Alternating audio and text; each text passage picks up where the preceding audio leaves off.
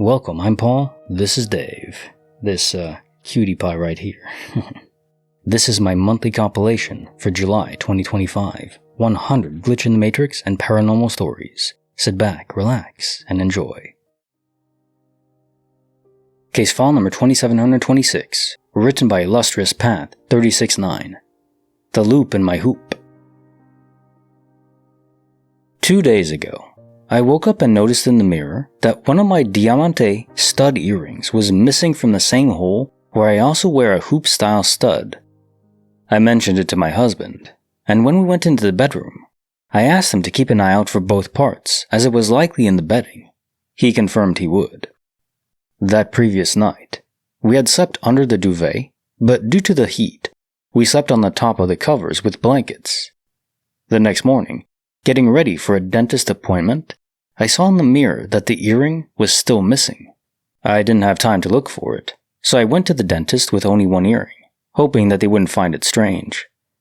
I had a busy day and went to bed again under the blankets, not thinking about the earring. This morning, I woke up, went to the bathroom, and to my disbelief, the earring had reappeared in my ear. I hadn't looked for it or found it. I immediately went to my husband asking if he remembered me telling him twice that I'd lost my earring. He confirmed he did, but stated he neither found it nor put it in my ear. I already have hoop-style studs in my ears, making it difficult to put the diamond studs in. I had to pin my ears forward and use a mirror to attach the backs. I've never sleepwalked before, and I don't believe I could manage such a tricky maneuver in my sleep. The missing earring couldn't have always been there, as there was no place for it to hide. The fiddly nature of putting it in means I would remember doing it, and I haven't searched the bed since I've been sleeping on top of it. I would also remember finding both parts if I had. Now for a hot take. I'm wondering if anyone else has noticed an increase in glitches lately? My experience coincides with the Iran-Israel bombings. I can't help but wonder if we've experienced the course-corrected timeline. What if a nuke or something equally devastating happened, and we've reverted or jumped to a different timeline? I know the Greys manipulate timelines to perpetuate the most stable one for the universe, and I believe a human group might also have this capability. Case file number 2727, written by King Slayer 14. Diamonds in the Sky. Roughly 15 years ago, late one night, I was in my backyard with our new puppy. Our yard was fenced, allowing her to roam, but she was small and could easily slip through, so I kept a close eye on her. I often spent this time stargazing and watching distant planes. A nearby VOR station meant we had a fair amount of high-flying commercial traffic. On this particular night, I observed what appeared to be a long, thin ribbon of shock diamonds, similar to those of a jet engine afterburner, moving north directly over my house. There was no accompanying sound, no strobes, nothing to suggest the presence of an aircraft. It wasn't exceptionally high, I'd estimate under 10,000 feet. The ribbon itself was quite long, perhaps 100 yards, and not overtly bright. I doubt I would have noticed it if I had not been actively stargazing in that precise spot. It was very subtle.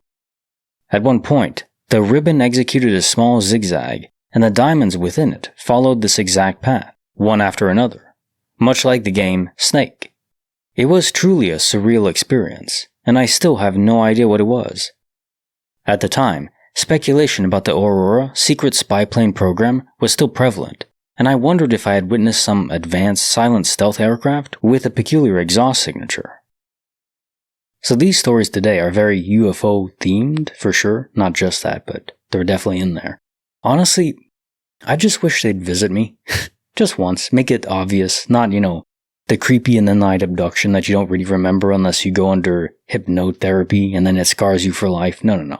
Just a little bit. I want to believe, and maybe if I believe strongly enough, my hair will grow back and I'll get to do the meme. Case file number 2728. Written by Anonymous. That's no moon, Dad. One day, in the middle of summer, probably 2012 or 2013, my father and I were driving to his friend's house, Gary, to show off the brand new, to us, Hyundai Genesis he had bought earlier that week. We had enjoyed a rather sizable smoke on the way there, When we pulled up to the street that Gary lived on, I noticed that the sun was fairly low on the horizon. This immediately struck me as odd at 6 p.m. in the evening in the middle of our North American maritime summer, especially seeing as it was bright as the noon sun. The next thing I realized was that I was staring directly at the sun with no pain or squinting of any kind. I thought I was hallucinating, honestly. Yes, I know people don't hallucinate after smoking, but here we are. We parked outside of Gary's house, and my father punched me in the arm and said, "Hey, check that out," pointing to the now moving orb of something. I knew then that whatever I was looking at was not a hallucination, or at least not one I was having alone. As we stood outside of the car, it was extremely silent, to the point I could hear the faint radio out of Gary's neighborhood bedroom window. The orb was moving quickly across the sky, and we both figured we were witnessing a falling space rock, but it never broke up, never made the sound of entering atmospheric pressure, and no tail. Whatever it was, had to be moving exceptionally fast across the sky, so we figured it was low, until it passed over the jet trail of a jet plane so high up we couldn't even hear it. The best description I can give is that it was perfectly spherical from our point of view. It was a glowing molten color, as if it was superheated steel from an industrial forge, with what I can only describe as an aura. Picture what something falling through the atmosphere looks like, around it, but no flame. And it made no noise that we could make out. I spent a good few weeks scouring, calling, visiting professors and universities across my hometown in hopes that I could find some backyard astronomers who could fill me in. No luck. Nothing on any meteorological databases in my country, and no mention of it on the news. To this day I think about it and go, what in the good fluck did I watch that day? Case file number 2729, written by Shiishking. Tag, you're it. I know this sounds wild, but I need to get it off my chest. Better the internet thinks I'm crazy than my loved ones, right? Here's the deal. Skin tags run in my family. They're like colorless moles that hang off your skin. Mine are super tiny, smaller than a pen tip. I've always had one under my breasts, one between them, and two on my neck. The two on my neck have always been on the right side. It's a habit. I'd absent-mindedly rub my fingertips over them or gently pinch and pull them while watching TV or reading. A couple weeks ago, the right side of my neck, where these skin tags are, really got sore. My tank top straps had been digging into them all night. I even remember telling my husband how sore they were and that I needed to finally get them removed, something I've been saying for years. He even checked them for me under his phone light and said they looked a little red, totally confirming their presence and location. Since they were hurting, I started messing with them a lot more. Then, a few days ago, I reached up to pinch them, and they weren't there. I was in the middle of something and just assumed I touched the wrong spot. Later that night, I reached up again and the area was completely smooth. Maybe I just messed with them so much they swelled and felt like bumps instead of tags. I wasn't sure. That's when things got really weird. I'm super strict about my skincare routine, morning and night, and I apply it all the way down to my chest. Imagine my shock when, as I was rubbing skincare into my neck, I noticed two skin tags in the exact same spots, but on the left side of my neck. If they'd been there before, I would have noticed applying skincare multiple times a day, but they had never been there before. I was floored. I grabbed my magnifying mirror and looked at both sides. For a second, I actually doubted my own reality, thinking I'd just gotten confused. So I reached up with my left hand to touch them like I normally would with my right, and it just felt wrong. You know how it feels when you're so used to doing something one way, and doing it differently just doesn't feel right? It was like trying to brush my teeth with my non-dominant hand. Plus, I have to really adjust my body to get my right hand in the right spot to touch them, the way I did when they were on the right side. So it couldn't have been that. And I'm sure some will hear this and think I'm stupid or losing my mind. Honestly, maybe I am. I don't know. I'm in my 30s, married to an engineer, 3 kids, a scientist by trade, so I'm a huge skeptic. I own my own home. I'm normal as hell. But this shook me to my core. I don't drink or do drugs. I take medication for seizures, Keppra, and a heart condition, metoprolol. neither of which are controlled substances or could cause this kind of confusion. I also checked all my skincare products. Not a single one can remove skin tags. They can only be removed by banding, freezing, or snipping, so my skincare definitely didn't make them disappear. The only thing I can think of that would cause me to mix something like this up would be a pretty large seizure. Anytime I've had one in the past, I've had significant memory gaps. I'm epileptic, but I haven't had a big seizure in at least 5 years. There are no signs I've had one. I would have bitten my tongue, fallen and injured myself, dislocated a shoulder, peed my pants, and projectile vomited, plus been in immense pain for days. There's just no way. I did end up telling my husband, and he confirmed that they were indeed on my right side and that he remembered checking them for me with his phone's flashlight when they were irritated a couple weeks back.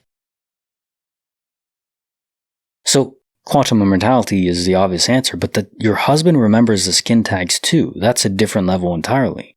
What could that even mean? I mean, did he die too and was transported to a different reality? I don't think it's a seizure related at all, as those are very hectic events that you just... I guess you can have minor seizures, but I've never heard of them altering memory, because you do have skin tags even now, but they're on a different side. I guess maybe it's possible? If you get a seizure, which is just blood in the brain not flowing properly, being blocked, can that damage a memory and force it to form in a different way? Maybe.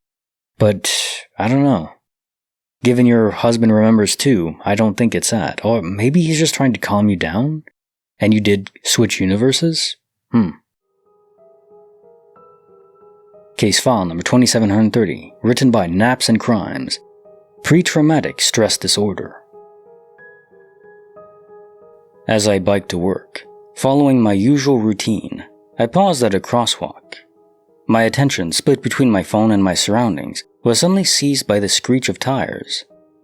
I looked up just in time to witness a red pickup truck blatantly run a red light, slamming into the rear driver's side panel of a black BMW.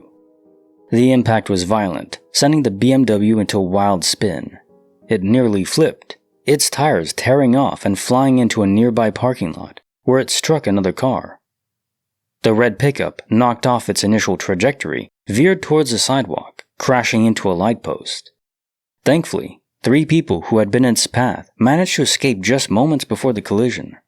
The scene was chaotic, a deafening crash, debris scattered everywhere. Yet a strange silence descended, broken only by a car alarm from the damaged vehicle in the parking lot. I saw the stunned faces of onlookers, and then my EMT training kicked in. Though I hadn't pursued it as a career, the class I took months prior proved invaluable. I immediately pulled out my phone and dialed 911, simultaneously instructing others to check on the driver, but to avoid moving them. I relayed everything I had witnessed to the female operator, providing as much clear information as possible. A man's shout, "There's a baby in the BMW," sent a jolt of fear and sadness through me, but I managed to maintain my composure. I looked up to get the street names, but when I looked back into wreckage, it was gone. The street was ordinary, boring. The 911 operator must have heard the confusion in my voice, as I think I muttered, "What the fluck?" I explained to her that I must have been mistaken, that there was no accident. She asked if I was okay, and I replied that I was just confused. I apologized, and right before I was about to hang up, the accident happened again. Every single detail was exactly as I had remembered it, perhaps even more vivid now that I was fully present. The 911 operator must have heard the crash over the phone, as she immediately asked if it had just been an accident. I confirmed, and she dispatched the police without delay. I remained on the phone with her for a few more minutes as we both tried to make sense of what had just transpired. We were equally bewildered by the situation, and ultimately decided to simply move on. I don't believe in the supernatural, and I surely would have dismissed this as a fleeting thought if it weren't for the 5-minute call with 911 logged on my phone. I stayed at the scene. The mother was quite beaten up, but the baby seemed okay when the ambulance took them away. The red pickup driver was clearly drunk. He tried to run and fight the people who held him back until the police arrived and cuffed him. Okay, this is one of the most lucid and clear examples of foresight. You're on the phone with the operator and then you turn around and it didn't happen yet, but it was just moments away. It's not far into the future, which is more unreliable, if you ask me, based on the many worlds interpretation, which I think is the most likely explanation for reality. That there's different universes based on possible choices or events that can occur. In short, anything that happens does happen, just in different variations of the universe. Anyways, the ability to predict very short bursts, very quickly into the future, is much more reasonable to me. It's like chaos theory, where if you try to predict the weather 5 minutes from now, very doable.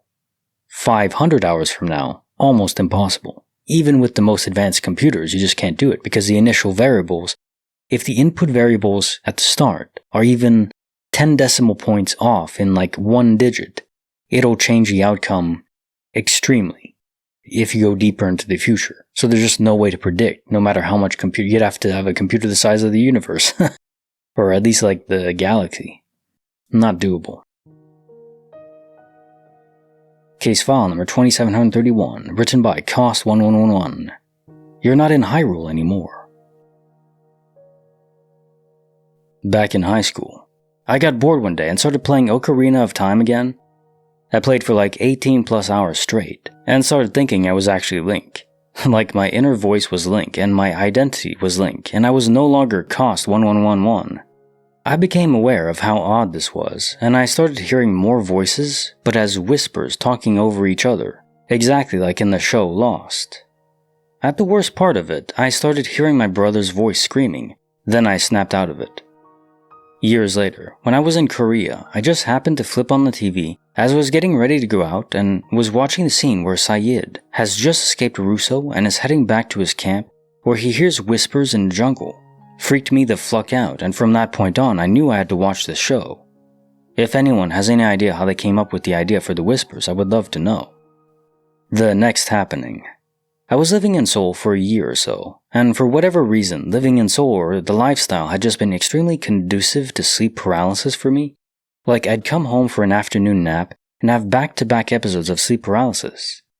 I knew what sleep paralysis was, so it didn't freak me out too much, but it'd get worse and worse each time I tried to continue my nap. On one such occasion, I think I'd woken up and had gone to walk into the living room.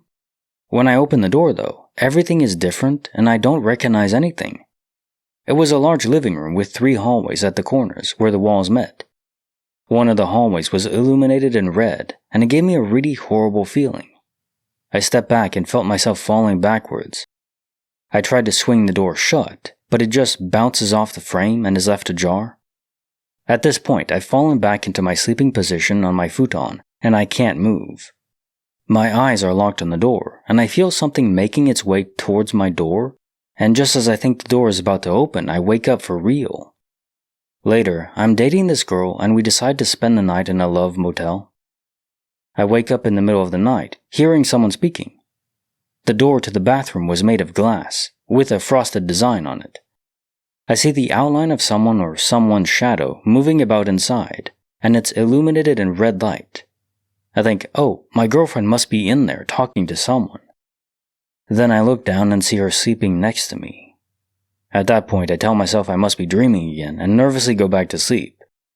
I'm never staying in a love motel again. I never played the Zelda games, but I should. I know I should. They're iconic in culture. And then you have this love motel that is ready for shadows. Imagine that spirits and ghosts have a hookup spot. I don't know what to make of that. Case file number 2732, written by Traffic Crush. Rear View Terror. My childhood home seemed to harbor strange occurrences. I recall one incident where I was around 5 or 6 years old, sick in bed. My room had dark, wood-paneled walls. I woke up to use the bathroom and, upon returning to bed, lay facing the wall. It began to swirl and shimmer. Then, inexplicably, I was seeing the wall behind me, as if it were a mirror. Years later, in a different house, another unsettling event took place. I was home from school, alone except for our cat, who was napping in the living room while I was on the computer. The back door opened directly to the basement stairs. It was nearing summer, so the main door was open, but the screen door was shut. I distinctly heard the screen door swing open and slam shut, followed by heavy footsteps descending the stairs. Assuming someone had arrived, I called out but received no reply. I walked through the kitchen to the basement stairs. The basement light was off, and that particular basement was always extremely dark, requiring the light to navigate. The screen door was still shut. I stood there, staring into the darkness for a few moments, before the hair on my neck stood up and a profound sense of dread washed over me. It didn't take long for me to grab my keys and phone and leave the house for a few hours until the others returned. Yeah, that Matrix theme, with the shimmer and the mirror, that scene in the Matrix is probably the most prominent one, the one that everyone remembers, and of course when he wakes up, spoilers, but at this point, if you haven't seen the Matrix, what are you doing? Come on now. That's just creepy as hell, and is the universe a simulation? That is a question, and I think so. Can't know for sure. Probably impossible to know from within, but I think so. Case file number 2733, written by Drizzle for Shizzle 1. Headlights in the Forbidden Zone. Our backyard opens up to a vast plain and a hiking trail, accessible only by crossing a nearby park. Road access is intentionally blocked to prevent vehicles. At the base of a hill lies an abandoned reservoir, vacant for years. However, recent reports link it to unusual, even UFO-related activity. One evening, after watching Blair Witch, I decided to play a prank on a childhood friend whom I discovered was easily scared. I suggested a walk to the park near my house.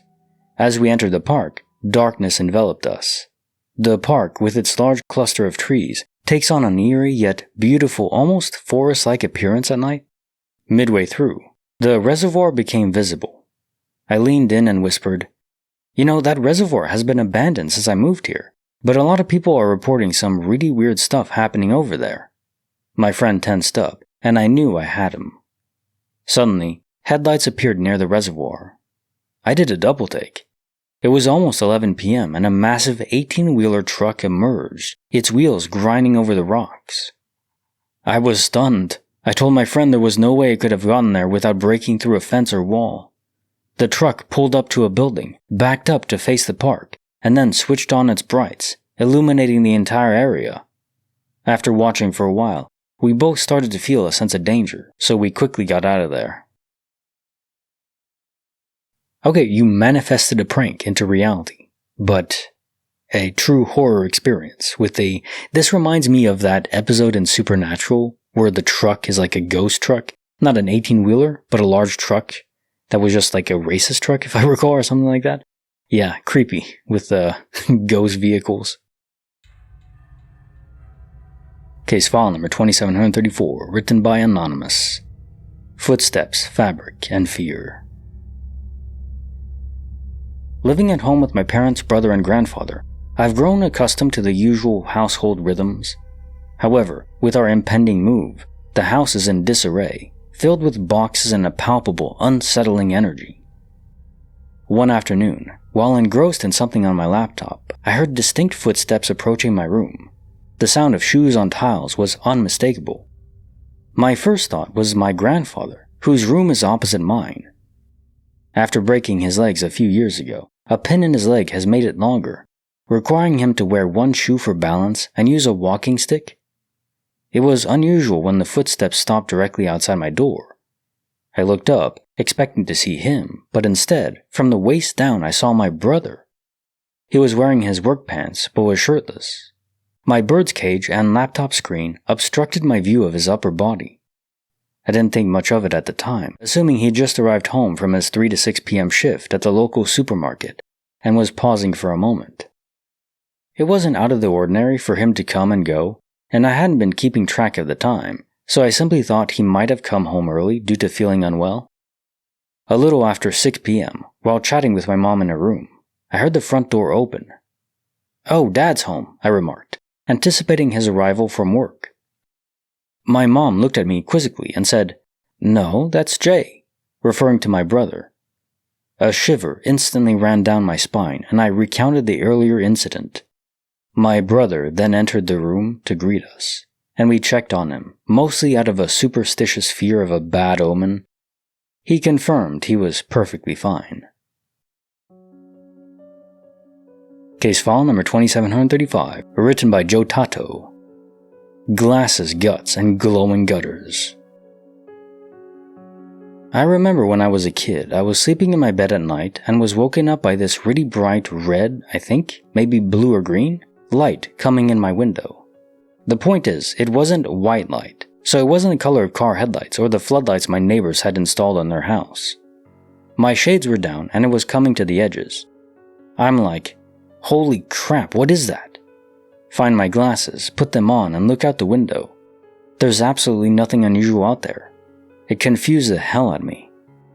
Keep in mind, I can't even remember for sure the color of the light anymore.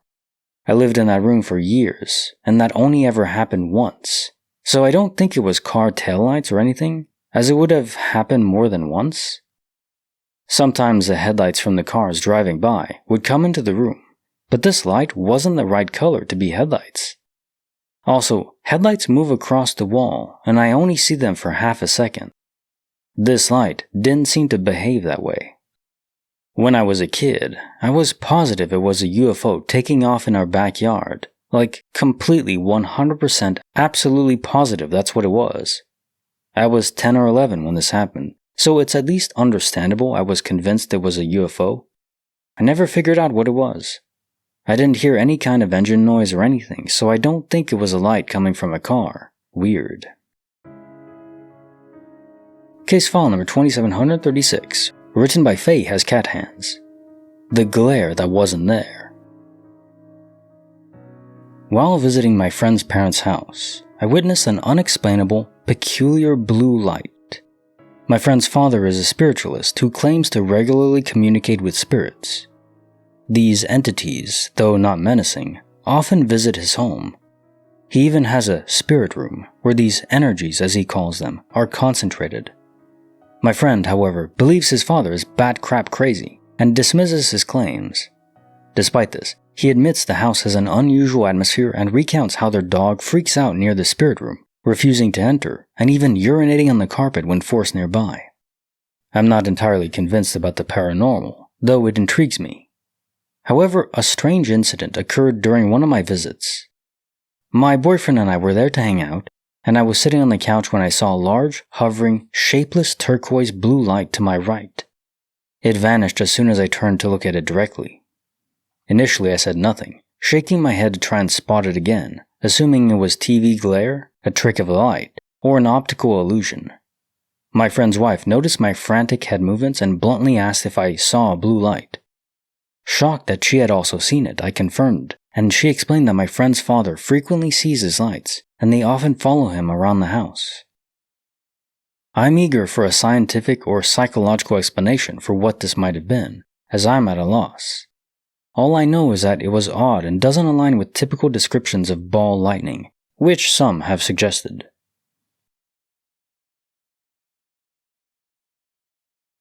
I think ball lightning is a real manifestation of normal physics, so that is real, but then what looks like it's just a concentration of energy. I'll call it spirit lightning. I think that's pretty cool. Case file number 2737, written by Predatory Hunter. Guestbook of the Dead.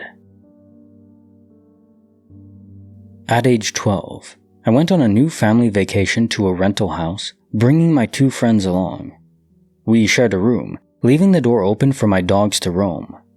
One night, while talking in bed, one of my dogs stared intently at the doorway for 3 minutes. An hour later, as we were falling asleep, the hallway light inexplicably turned on. I initially thought it was my brother, but after a minute it began flashing on and off rapidly before staying off. My friends and I, all awake, had witnessed it. We checked on my brother, who was sound asleep after a night out, which truly freaked us out. Back in bed, the lights cycled on and off about 5 more times before our door slammed shut forcefully. We were terrified, practically paralyzed, unable to move or sleep for hours as we tried to rationalize what had happened. We eventually drifted off. The next morning, my parents asked about the slamming door and flickering lights, and, as expected, didn't believe our explanation. Later, we found a guest book entry from a few months prior where a guest reported hearing a door slam in the morning and suggested checking for a problem with the door. We also discovered a booklet from the owners detailing the house's history. It mentioned that a child of a past owner had died in the house, and the owners believed the child's spirit remained. Unfortunately, we couldn't speak to the owners as they had moved away and rented out the house remotely. Case file number 2738, written by Saya V. Heirloom Ink and Government Stink. In 1999, my mother accepted a job helping a friend open a hotel, and I, being 15 or 16 at the time, went along to assist her. It was a small county, so small that it only had one elementary, one middle, and one high school.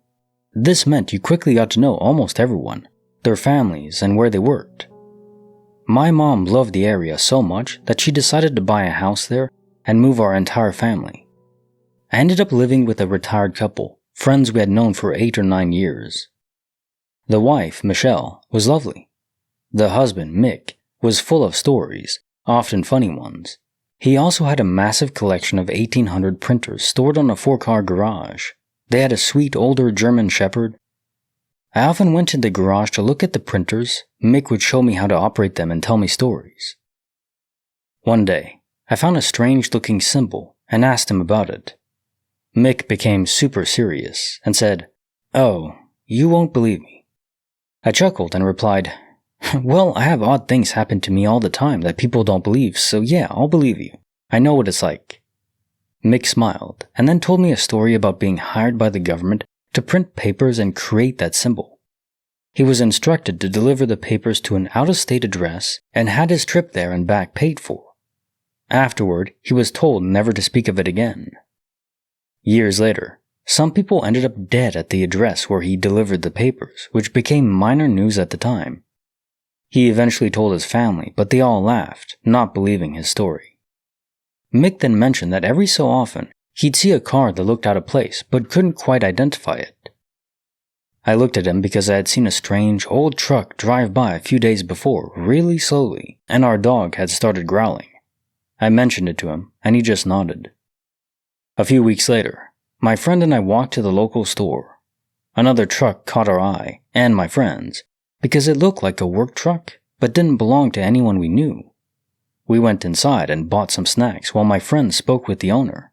A guy approached me with what seemed like an accent, almost too hillbilly for where we lived. He wore work clothes that some ranchers would wear, but they looked new, and his boots were new and he looked uncomfortable walking in them. There was dirt purposely smudged on them, not the natural dirt work boots acquire. He started small talk. "How are you?" he asked.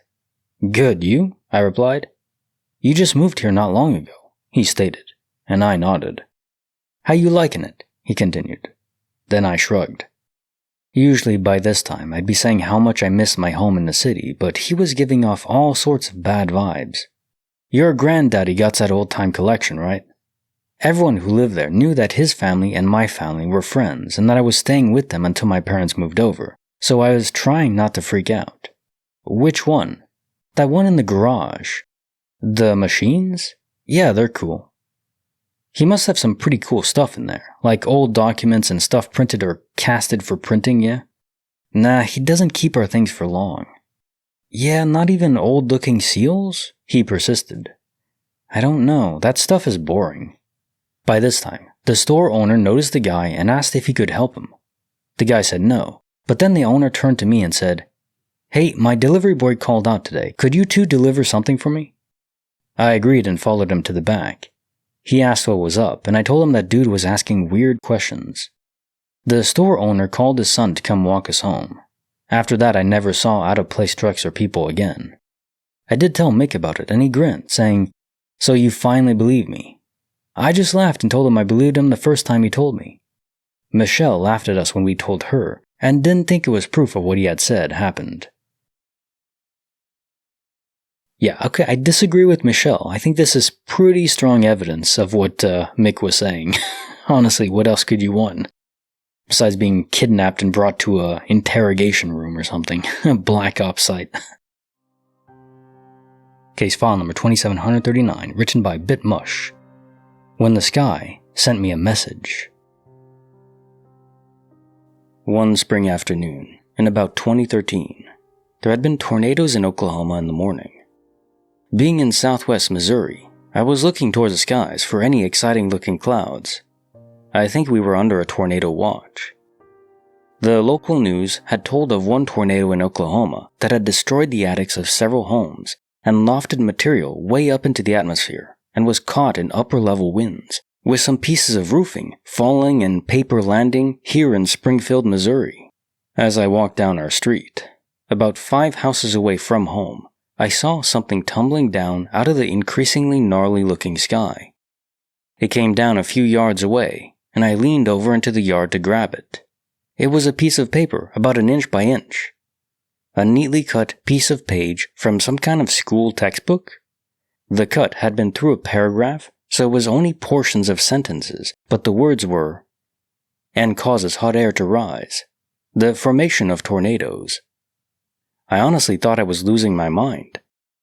I kept it with me for many years, until it disintegrated. It sounds just as ridiculous every time I retell the story, and I don't know what it means. Were the gods trying to warn me, protect me? If, after a tornado, I pick up a leaflet, or a book, or a page, or anything that resembles or has relevance to the tornado, I would start to question things. Yeah. Is it a message from the developers, simulations, my personal guardian angel? I don't know. But I think it does apply to me, because I'm the type that would go after, and I'm not a tornado hunter or storm chaser, like in the movie Twister. Those guys had a good job, though. A very intense job. Yeah, probably shouldn't go down that route. I'll stick to reading stories. Case file number 2740, written by The Fractal Potato. Just me, a sandwich, and a fatty mystery. On a Wednesday night, I made myself a chicken sandwich, heated up the breaded chicken in the air fryer, toasted the bun, had some crisp lettuce, and my favorite part, a ton of mayo. Opened the jar of mayo and we were just about empty. I got what I could out of the jar with a skinny spatula, threw the empty jar out, and grabbed an unopened backup jar from the pantry. Opened the new jar, and tried to tear the cardboard protective seal thing off with my teeth, but I've been having issues with my teeth lately, and it started to hurt. I thought to myself, "Hey, stupid, watch your teeth." So I grabbed a steak knife, stabbed under the cardboard lid in the middle, and dragged the knife towards the edge. I lifted the lid with the knife, but then the entire thing didn't come off in one piece. I had to grab the other section off with my fingers. Slathered on the rest of my mayo, cleaned up the counter, and enjoyed my sandwich. Nom nom nom. The next night, Thursday night, my son wants some fish sticks. I don't have any tartar sauce on hand, but no prob, I'll just make some. I go into the fridge to grab the almost full jar of mayo that's in there, but I can't find it for the life of me. What the heck? Oh, no? Don't tell me my dumb butt got distracted and put the mayo back in the cabinet instead of the fridge? I check the cabinet, and sure enough, there's the jar of mayo sitting on the shelf. Great. What a waste of money. That jar was brand new. Not to mention, I already threw the fish sticks in the air fryer. I figured, I'll take a look at the mayo. Maybe it's not too bad. I open the jar. The jar is sealed shut. I'm looking at a never-opened jar of mayo. What the actual fluck? I rapidly replay the last night's events back in my head. I emptied one jar of mayo and grabbed the unopened new jar from the pantry. I vividly remember feeling the discomfort on my tooth when I tried to rip it off with my teeth and switching to grabbing a knife. I even remember getting a little bit of mayo on my hand when I ripped off the bit of lid that was still stuck to the jar and licked it off. But I'm staring here at an unopened jar? I looked in the fridge in case I missed the newly opened jar, and this was just a backup jar that I also missed? Nope. I look in the garbage and see nothing crazy, but I decide to dig around a little bit to see if I can find anything. Then I saw the ripped lid of the mayo jar and holy hell, I suddenly fell faint. I pick up the garbage ripped lid and compare it to the sealed mayo jar lid. They are the same print. Then I look some more in the garbage and I find the empty jar of mayo. None of this makes any sense. I remember running out of mayo when making my sandwich. I remember grabbing a new jar from the pantry, opening it, trying to bite the lid and thinking better of it, ripping the lid off, tasting the mayo. But here I am looking at an empty jar, a ripped lid, and a sealed jar that I just grabbed, but no open container of mayo with a little gone from the top, from when I made my sandwich yesterday. What the hell?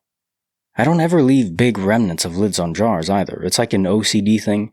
I like the entire lid removed from a jar, so it's not like I would have left some lid on there for a long time before I emptied it, and then took that lid part off just now and forgot I did it or something. So the ripped off lid from a new jar is in the garbage, but a sealed jar is all that I have around me? I took a picture to see if what I was seeing was actually seeing. I was. I just can't explain this, guys. Something crazy happened, and a couple of months ago, my son was in a bad car accident. He'll be okay, but was in the hospital for 2 weeks, still in recovery and needs another surgery, but ultimately, he'll be okay. But there are moments I almost feel the presence of other timelines where he didn't survive, and I'm living a completely different life. This Mayo thing almost seems to fall in line with that. So I too share that OCD about the remnants of the lid being left on. Like, you don't have to take it off, but I have to. Opening my vitamin D supplements, if I have to break it all off, because if not, it's not right. It's not perfect. It has to be perfect. But yeah, this is clear evidence of multiverse DOP. In a different universe, your Mayo was stolen and transported over here. I don't know why, but it was. The lid evidence in the garbage can means this switcheroo happened after the fact. So you, in that universe, had an unopened jar that was switched with the opened one, so he was like, what the hell? Did I open this? I never opened it. Wonder if they switched positions the same position, though. Yours went back in the shelf. Did yours that went to his universe go into the fridge, or was it opened but still in the pantry, so expired? Hopefully it was in the fridge in his universe too. Case file number 2741, written by Mummy to 4. Sirens, Mayhem, and one man reading a book. When my country experienced a massive earthquake that took lives, I had a newborn and 3-year-old at the time, and was at my parents' house alone when the quake hit. Dad had a lot of old carpentry tools, bricks, and other relics along the shelves. They were in the lounge above me. They all fell down during the violent shaking. I was thrown off my chair onto the floor. My daughter was in her bouncer beneath me, and I crawled over to pull my son from the other side of the floor where he was playing with his cars under me till the shaking stopped. As soon as the earth settled, I picked up my son, carried the bouncer, and ran out into the street. There were alarms going off, people running, cars speeding, and just mayhem everywhere. Oddly, a man walked past me nonchalantly, reading a book as if nothing had happened. My neighbor took me into her undamaged house until my mom came running past, and we waited there for several hours until my dad got home from work. Traffic was horrific for obvious reasons. To assess the house for structural damage, my dad was a builder. The house was habitable, but a write-off through insurance. What was the most surreal was Dad had taken a photo of the lounge that late afternoon after the quake. Where I was sitting, most of the tools had fallen down onto the chair, and if the force of the quake hadn't thrown me off, I would have been killed. My daughter was lying in her bouncer, and she had a clear circle where no tools had landed on the floor, and my son was also in another blank spot where he was clear of any falling tools and debris. Literally every other part of the floor had something on it. We were so fortunate. It's bordering on impossible. Also, Dad never put anything dangerous on the shelves again. Case file number 2742, written by Arlen Roy. One gust, one ladder, one insane save. Years ago, I used to do side jobs for extra money, painting, handyman stuff, build decks, etc. I had a side job painting a water tower about 30 feet tall, probably 10 feet in diameter. I had a buddy and his son helping, getting them a little extra money too.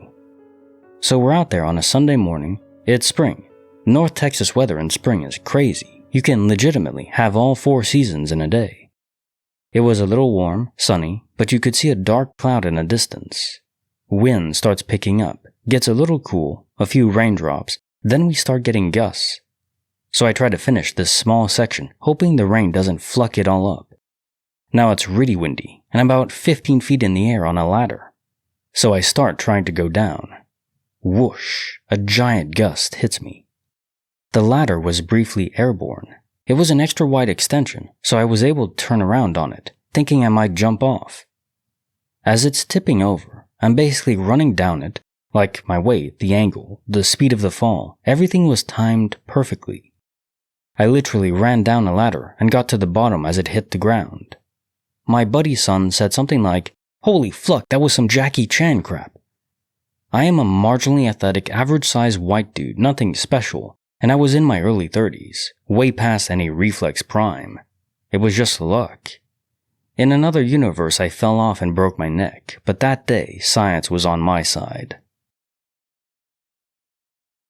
Yeah, so ladders are no joke. Even if you have a guardian angel watching out for you when it gets stormy, be careful. I had to pop a siding back on the house, and just going up like halfway. Man, there's some terror involved in that. I don't know how those construction workers that are hundreds of feet up, yeah, they're harnessed, but still, I could never do that. And I've jumped out of a plane, but it's different when you're very high up with the parachute. It doesn't feel as scary as when you're high up, but not that high up. You can still kind of see the ground. Case file number 2743, written by Penny Roll Wen, 1970. Last place, first cup. Where I live, there is a castle just down the road. The lord of the area still lives there. He's a bit younger than me, and our sons attended the local state primary school together and became friends. I became friends with his dad. He's a normal bloke, just knows who his ancestors were for 800 years. He gets invited to a lot of stuff, and was invited to take part in a local regatta in a rowing race. There would be him, the invitee, and he needed 2 more rowers. It was a paired relay. He asked me if I would do it. I said I would, but explained that I sail but don't really row. That was fine, it was just for fun. Another rower was found. We were to row the first leg together. The other rower and I only met on the evening of the race, and it wasn't until we were on the water that I realized he was taking this seriously. Bless him, he soon had to temper his expectations when he saw how bad I was.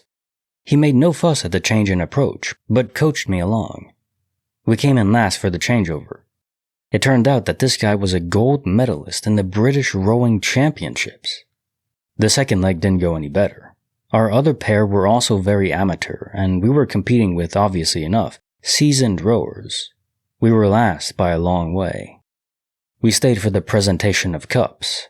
The Lord Mayor of the town was presenting these. By chance, his wife had previously been my teaching assistant, and there was a cup for the first boat that entered from a local town, not the town where the regatta was. There was only one boat from there, us. So let me repaint this picture.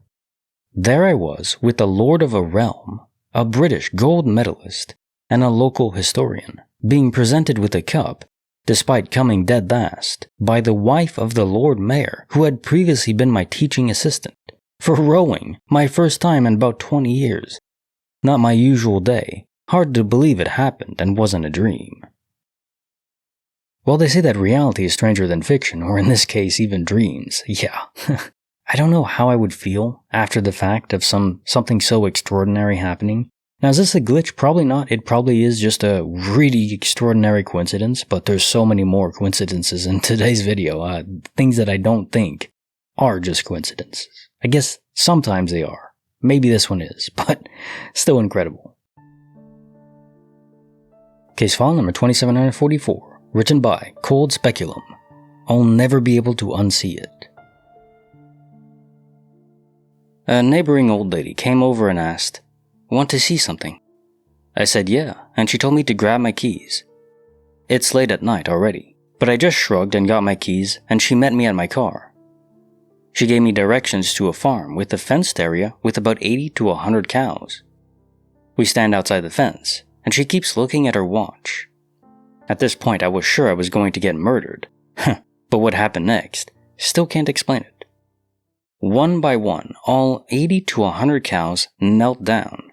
They stayed that way for maybe a solid minute or two, and then just got up and started roaming around all normal again. She got back in the car, and after I picked up my jaw, I got in and we drove home silently. When we pulled in, I asked her what the hell I just saw. She made the motion of zipping her lips and throwing away the key. I went back to the farm several times alone and never saw anything out of the ordinary. I even spoke to an employee for the property and probably looked like a complete psychopath asking the questions I was. She refused to acknowledge anything. This was over 25 years ago, and I still think about it.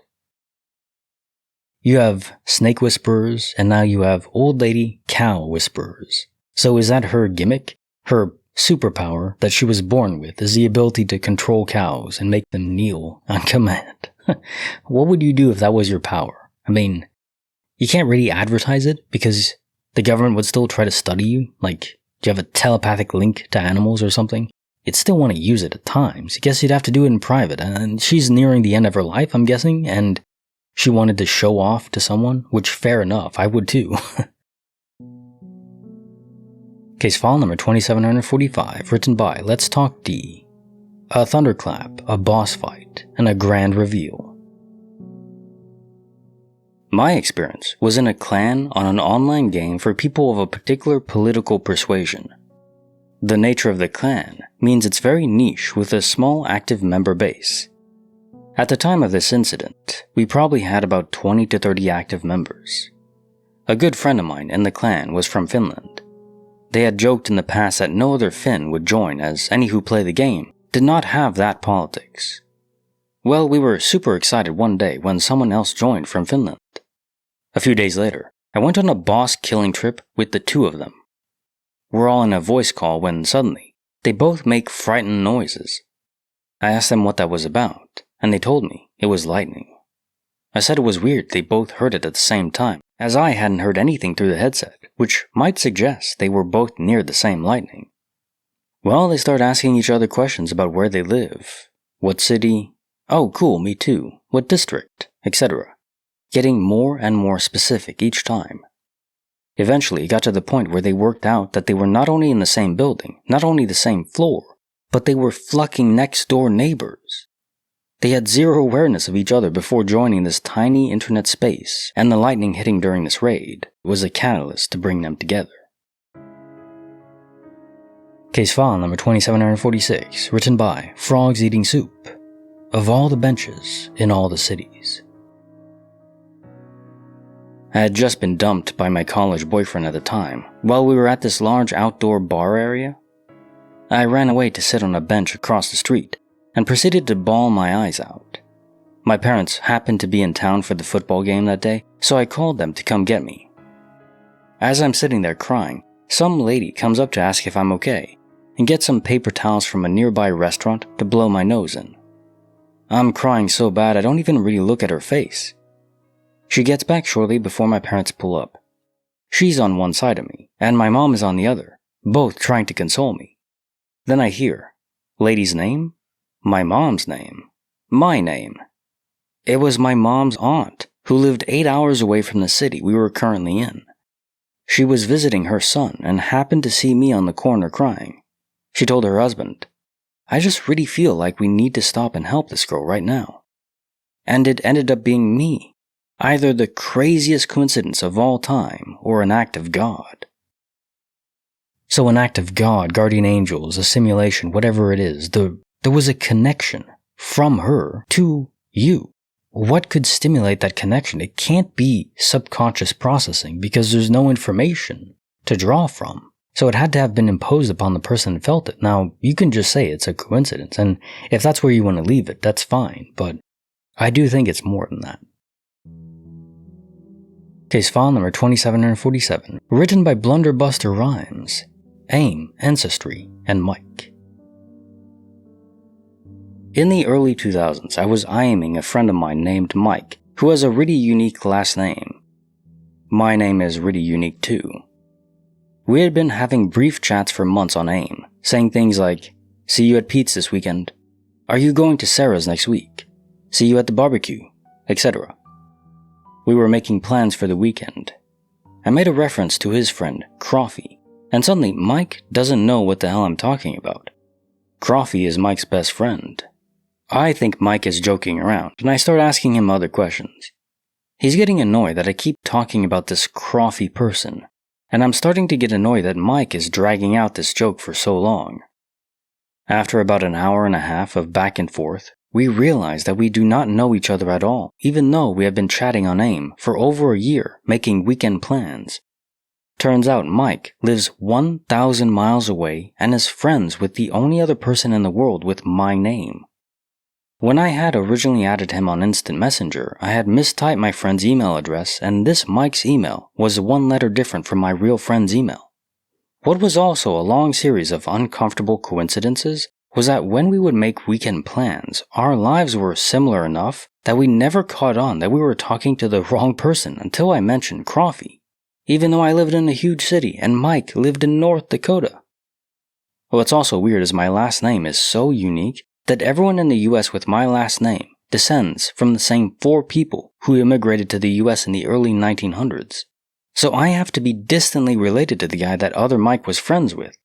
It was spooky to the point of being upsetting, and we never IM'd again. I grew up in the US and don't live there anymore. A few years ago I got a bunch of emails from some other friend of his saying, "Dude, how long have you been living in Australia? I just bumped into you last week." Because he had Googled my name and I came up instead of his friend. Yeah, I don't know what this is exactly, the relation to names being so incredibly uncommon. But as is the theme with this video, it's just all coincidences. Things that can't align so perfectly, or at least they can't always just be coincidences. Is someone pulling the strings, making, not a prank, but something incredible happen? Case file number 2748, written by Majestic Pen 8800. Forgotten book, and a random chimney. Okay, so it didn't happen to me. It happened to an old school friend from Wigan, who I'm still in touch with. In the late 1980s, there was a school trip organized, and back in the day, if it was an expensive trip, you would have to pay in book, and you would take your installments to the teacher, who'd take the cash and then sign the book. I should add at this point that my friend is incredibly dull, and there is no way that she would have made this up. She has got a distinctive but not unique surname, and thus her name was written on the front of her book, which was one of those small notebooks in the style of those issued by the UK government stationery supplier of the day, Banner. So the trip occurred, and once done, the book was thrown into the rubbish bin and forgotten about. Fast forward to the last few years, and one day, my friend's mom, who is a teacher in Liverpool, was presented with a book by one of her students. The reason being that it bore the same unusual surname as my friend and her mom. Apparently, they had been taking out a chimney in the student's house, and behind the old fireplace, they found a book with the aforementioned name on it. On close examination, it was clear that it was in fact the paying book from the 1980s school trip. Case file number 2749, written by Ziski843. Hot Wheels, cold case. As a first-generation immigrant to the United States, my earliest memories here date back to the early 90s, when my parents and I arrived. I was just 4 years old, and we had very little. My dad cleaned pools, and most of my toys were hand-me-downs left behind by other children.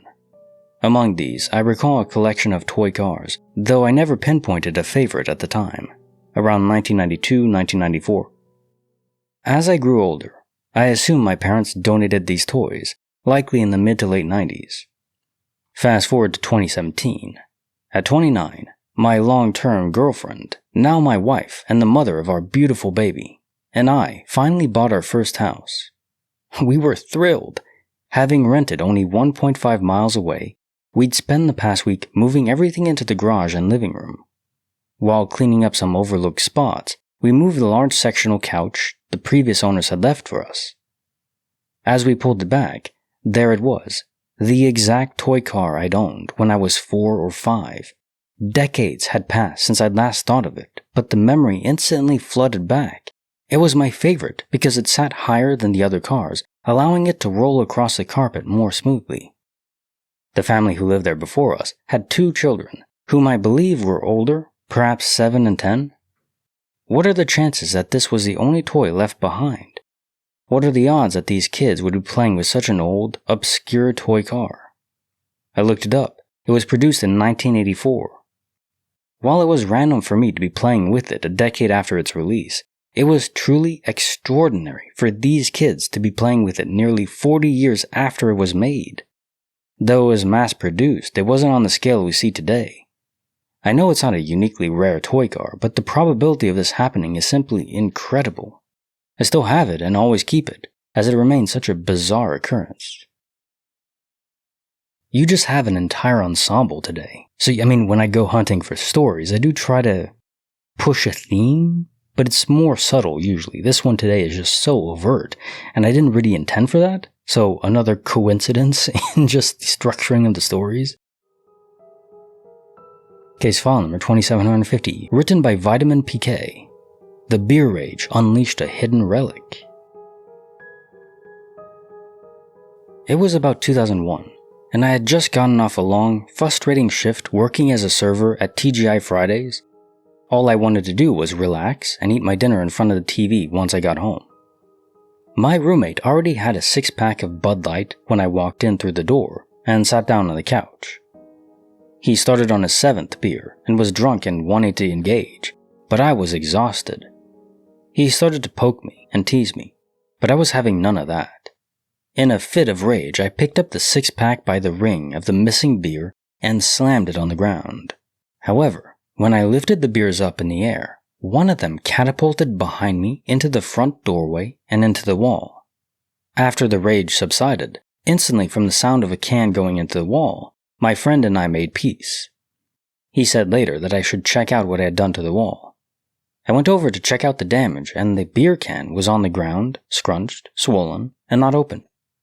There were bits of wall all over the floor. I cleaned it up and we had to laugh at the can, sharing all weird things like that, and wondered why it hadn't exploded. Here's where the weird part happens, though.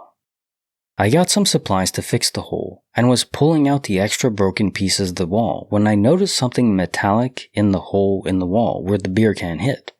I started pulling some broken pieces of wall out to figure out what the metallic thing was. I pulled it out with some pliers, and lo and behold, it was another can. An old 80s Shasta can, to be exact.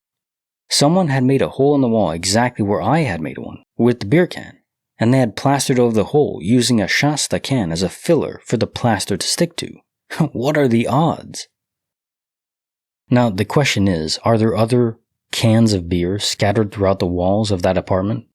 That'd be funny. Probably best not to try to examine that because they're not really worth anything, but it's a cool little Easter egg peppered about the apartment. Case file number 2751, written by Northern Overthinker. Out of all the car dealerships. About 10 years ago, my husband and I made friends with another couple on holiday. They were also from the UK, but they lived all the way down south, and my husband and I are up north, so about 5 or 6 hours apart. We met on a day trip, got chatting, and spent most of the day together. Said goodbye at the end of the day, and that was that. A few weeks after we got back home, I started a new job in a car dealership, and who were the first people to walk through the door on my first day? The couple was on holiday. Turns out their son attended a university close by, and they had come up to visit him, but they were waiting for him to leave to have a break in lectures, so just decided on a whim to come and look at some cars. So many different decisions that had to align to make that car dealership meeting happen. It makes me feel funny if I think about it for too long. Case file number 2752, written by Sabajenza. My deceased dog emerged from the fog. Context. I was still living with my parents and a girlfriend. We used to sleep in the back room with the window looking out to the backyard. I had a dog that was terminally ill. One of the symptoms was she used to get up and drink constantly, often until she threw up. Every night, we'd hear her walk across the porch and drink. Okay, so for obvious reasons, we had to put my dog down. Now the story. The night after my dog was put down, my girlfriend and I would still hear doggy footsteps on the porch and drinking sounds. It was faint, and we would hear it at different times. Subtle enough for us to both think it was just a phantom sound. Fast forward a few days, and it was a soccer World Cup. I live in Australia, so the games were on extremely early, 4 a.m. My work colleagues wanted to all watch the Aussie game together, so we decided to meet up at work early and watch it. This meant I was leaving for work early. It was unusually foggy that morning. So foggy I couldn't see the garage on the other side of the backyard. As I got into the garage, I felt something bump my leg. It took me by surprise, but was only soft. Then I felt another push. This time I almost fell over. I looked down and my dog is staring back up at me, emaciated, covered in dirt, but wagging its tail and happy to see me. My brain completely broke. I couldn't understand what I was seeing. Had my dog dug itself out of a grave to say goodbye? No, of course not. But this was really happening. She was jumping on me. Apparently, while I was thinking all this, trying to process, I was also involuntarily making a weird wailing noise, loud enough that my girlfriend and mom came outside to see what was going on. This confirmed it was really happening, as they also burst out in tears and completely freaked out. Conclusion. So after everything settled down, it turned out that unbeknownst to me, my dog had a doppelganger about 15 houses down from me. Exact same markings, just a lot thinner. Apparently, she dug her way out of the property and escaped the night my dog was put down. She was living under our house, and the noises we heard were literally her moving around. That morning, she had come out into the fog to greet me. I've been mugged, traveled, and had countless experiences since then, but that was the only time I can truly say my mind snapped. I literally just made a weird whine noise because I couldn't comprehend how this supernatural event was happening before my eyes. Literally could not process. So even knowing the explanation doesn't make it any less difficult to process. I mean, I think your dog had to have his soul transposed, or at least part of it, influenced the other dog because it was 15 houses away. Why would it come exactly to yours so soon after, too? No, there had to be a soul that was infused and drawn in to your location because of the love that your deceased dog had. And dogs are so loyal, it's incredible. Case file number 2753, written by Dan Andriano's Hat. The rock and roll cleric who never gave up the dream. When I was about 16, my then girlfriend and I were walking through a shopping center and passed by this guy who was sitting at a table collecting for some charity. He had long white hair and was probably in his 60s. He stopped me and told me that I looked like I played guitar, had long hair, and did in fact play guitar, just like every teenage metalhead in the 2000s, and that he was looking to start a band.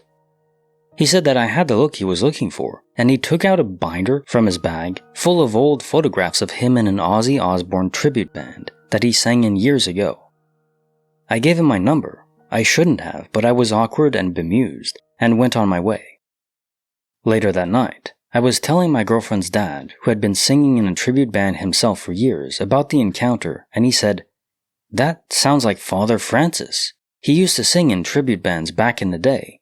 His shtick was that he was a priest, and he would dress up in the whole getup and sing Aussie songs. I thought it was a pretty funny coincidence." Fast forward to a couple years ago. I'm living down the country, and I'm getting out of the car to go into the local supermarket, and a car pulls up behind me, and a guy calls out to me, "Hey, you look like Nicky Six from Motley Crue." I absolutely do not, by the way. "Do you play guitar?" It was Father Francis again. He didn't remember me, but stopped me for the same conversation twice, 15 years apart, in two completely different parts of the country. Turns out he was living in the same town that I moved to, and was still on the hunt for some band members. I met with him a few times after that for coffee, had some long, interesting phone conversations with him. He had a very interesting life, and gave him lyrics to some songs that he was trying to figure out by ear. I told him to call me whenever he gets the rest of the band together. I stopped hearing from him suddenly, and found out that he had passed away not long after that. So rest in peace, Father Francis. Thank you for the best small world story I'll ever have. This is just a fun story, even though it has a bittersweet ending. Coincidences again, woohoo, yeah, sure, but it seems a bit more than that. It's like a connection between you and Francis, because you were engaging. I think if you had rejected his initial offering, it wouldn't have happened a second time. That acceptance forced the cosmic domino to fall in that direction. Case file number 2754, written by Nason Gibb. I guessed my way into math legend. One time, in high school calculus class, my teacher had a little game for extra credit. The game was to guess the area under a curve just by looking at it. We didn't get to see the equation, only the actual curve. My teacher put the curves up on the projector, and we have to write out answers down. Whoever was closest to the actual value got 1 point. Also, this was before we learned integrals, so I wasn't even able to use that to figure out the answer. Anyway, I'd been up the entire night before, and I was extremely tired, almost in a waking trance. I really didn't have the willpower or motivation to play my teacher's stupid game. Anyways, the first curve comes up. I just wrote down some bullcrap answer, wasn't even trying. Got it right. I was surprised, but I knew it was just dumb luck. Second curve comes up, and I do the same thing, just take a dumb guess. I nail it again. Third curve comes up, and this is where it gets just bizarre. For some reason, I decided to write down a bunch of decimals, like 3.7492 or something like that. I hold up my answer, and I got it right again, down to 4 decimal places. Purely just a guess. At this point, I was almost scared. I had no idea how the fuck I was doing this. I wasn't even good at math, I was just blindly guessing. This happens again and again, and the entire class is convinced that I'm either cheating, autistic, or a wizard. I believe I got something like 10 answers in a row. Many of them down to 3 or 4 decimal places. After that, the teacher was just too freaked out, and just gave me a bunch of bonus points on the next test. The story of my lucky streak spread around school, and by the end of the day, I was getting weird looks in the hallway. After that day, I never was able to do anything like that again. This is so powerful. Not exactly foresight, you just have knowledge you shouldn't have. Maybe less usable, because this never happened again, but that knowledge doesn't just materialize from nowhere, right? You could say it's your subconscious mind taking over, piloting the vessel. But where did the subconscious mind get the answers? Did you really just know it all? Is it that we're all so smart, we have all the answers baked in there in our processing center that is not consciously accessible? For some reason, just trusting your gut went to another level? I don't know, but it's awesome. Really wish it would always work.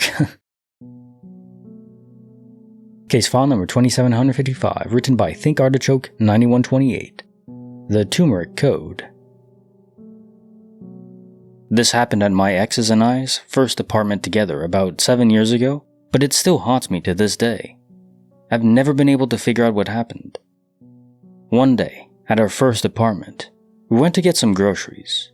While we were there, we got the usual stuff that we needed, and he pointed out that their turmeric root was on sale. We ended up getting one as we both were curious on how to cook with it and prepare it, etc. We head back with our groceries and bring everything inside. But as we're putting everything up, I noticed that we didn't put the turmeric up and can't find it. So we both went out to my car to make sure it wasn't under the seat or anything, but no sign of it. We just decided that it may have fallen at the store or we left it there after checking out. Flash forward to a couple months later when we get home from another grocery run.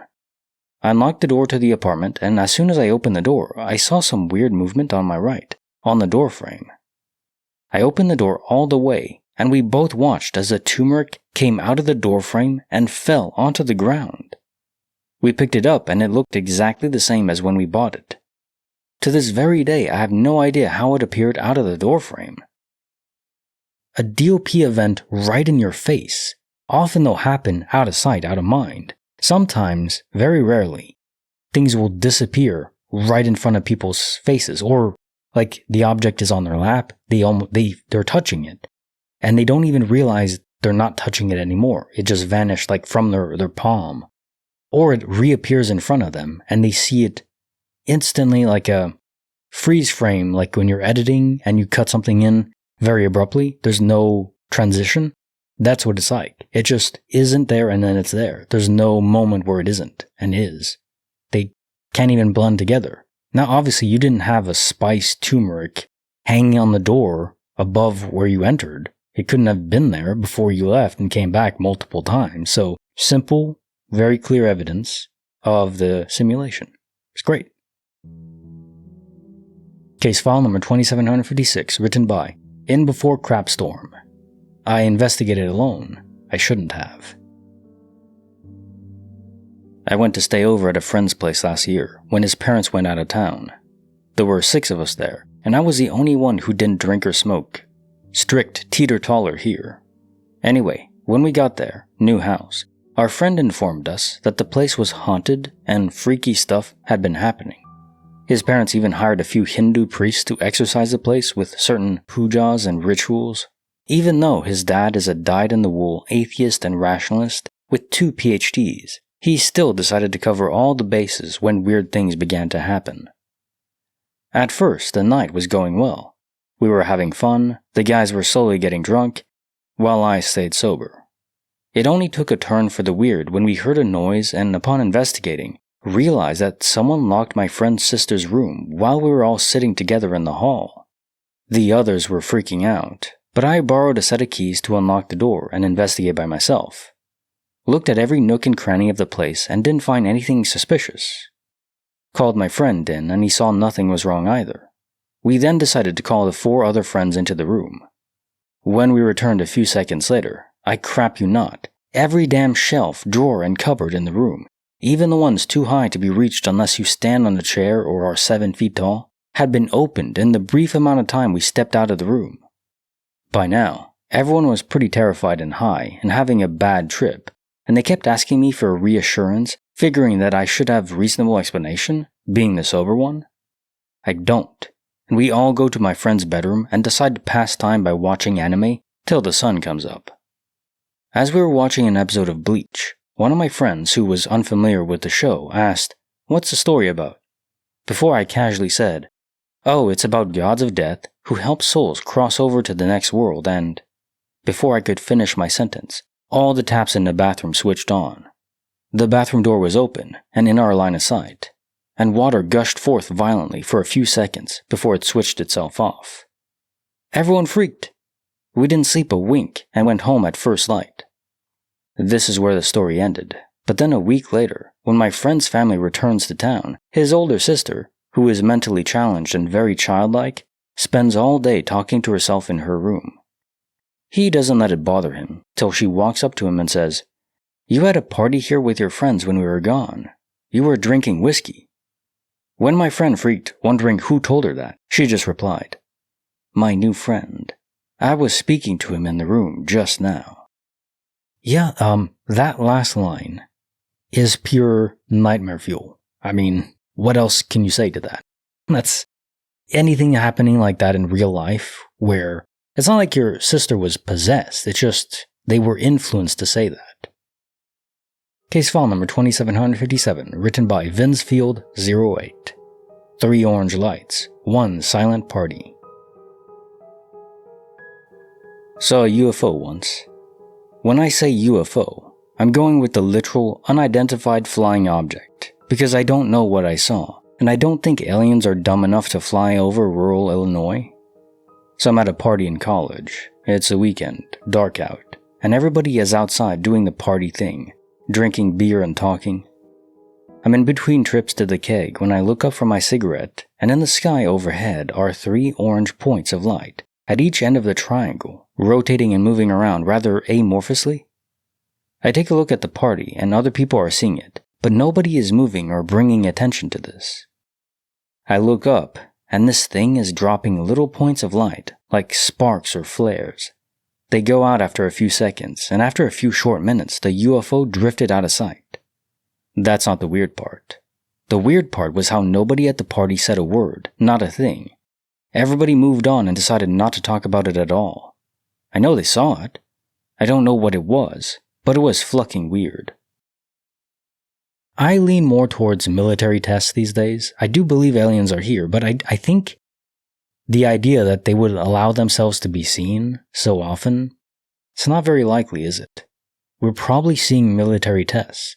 Maybe even aliens giving the military, certain governments, that level of tech and allowing them to test it themselves. So it is alien technology being used by our own governments. Something like that. Would explain why we're able to see it, because aliens smart enough to reach us would be so far advanced, not just in technology, but you'd think in discipline, in strategy and tactics. We wouldn't be seeing them unless they wanted us to, or it was our own incompetence. Case file number 2758, written by Professor Dog. The wrong turn that should be impossible. Happened about 2 years ago around Christmas time. It was around 10:30 p.m. The girl I was dating at the time lived way out in the country in a small town. We're talking less than 2,000 people. She worked about a 45-minute drive away and didn't drive, so I picked her up when she was off. The road was simple, although it was twisty and turny with lots of hills. You just followed the road to get there and back, only 3 turns. I picked her up and we're driving back. At one point, you have to drive through a military base. There is a really large hill that you go up first. As we were driving up the hill, I looked up to my left and noticed a house with Christmas lights hung up.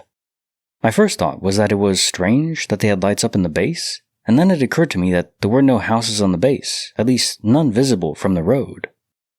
The house was also very overgrown, to the point that it would be difficult to get in the door with all the trees and vines and tall grass. It was also behind a chain-link fence. It was so close to the fence that the porch was only a foot or two from touching the fence. The fence was probably about 6 foot high with no gate. I pointed it out to my girlfriend. She thought it was weird too. We got to the top of the hill and realized we were nowhere near the base. We ended up on a small back road miles away from the base. Discussed it with some friends when we got back, who said we must have taken a wrong turn. The next day in the daytime, we checked out the route, and it couldn't have happened. We would have had to turn a good 5 miles early to get to that road, and it didn't have the giant hill that you go up before the base.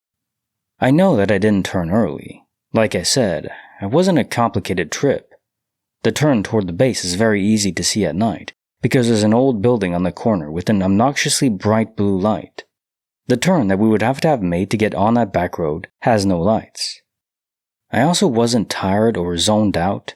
The route was notorious for lots of deer being around who would jump out. The speed limit was low through the base, and you had to be careful of other servers as well, due to not being able to see over the hill. You had to be alert. Case file number 2759, written by Stickman What the Fluck. Cartoon physics, real world terror. Okay, I know this will sound so flucked up, and believe me it is, but I swear to Christ I saw a stickman. I was walking from the gas station to my house. At the time, it was the only place near my house where one could acquire snacks. Next place was Walmart, about 20 miles up the road. It was about an hour walk to and from the gas station, but I didn't mind. I did this every day.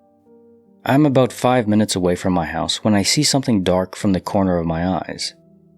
I look and at first I didn't see anything, so I just look back and keep walking. But I keep seeing it, and every time I turn, it's gone.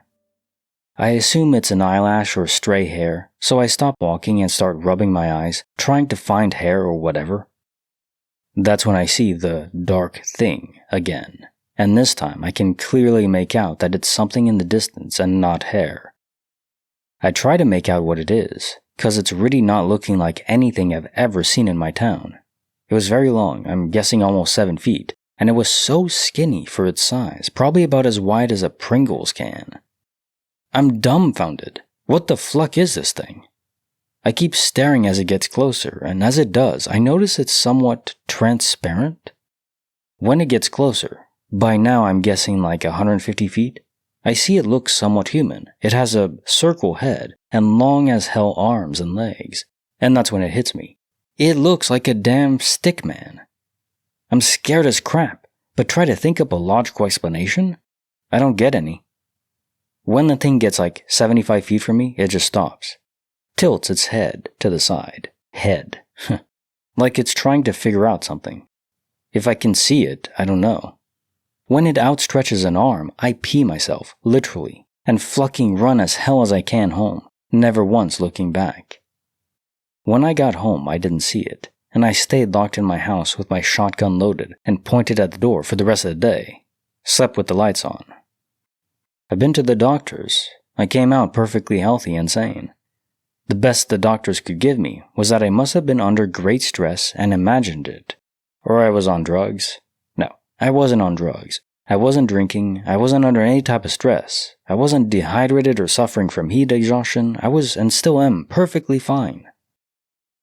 Yeah, reminds me of that game, Outlast. I think it's more like a Slender Man, Faceless Man, but the Stick Man is basically the same principle in terror, but just thinner.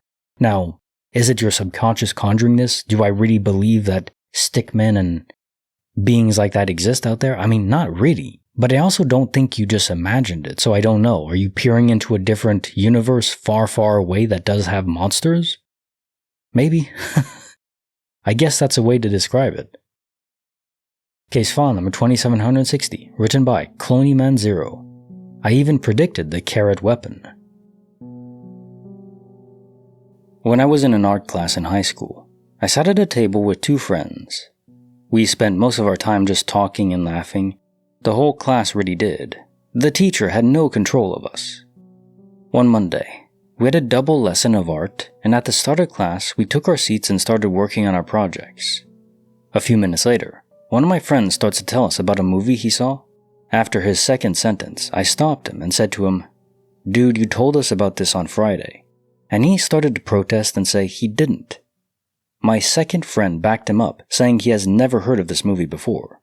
I then said to him, "Impossible, you told us this in Friday's art class. You were sitting right there, and you said you watched this awesome action movie that was completely over the top."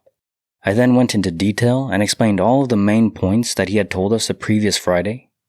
The part where he had used a carrot to fire a gun. The part where he had intimacy with a woman while guys with guns poured in through the doors and windows.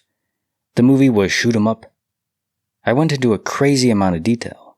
He then informed me that it was impossible because he only watched the movie the night before. We then tried to explain how I knew exactly what he was going to say and worked out that we hadn't even spoken to each other that day until that point in art class. A few weeks later, I rented out the movie and I had definitely never seen it before.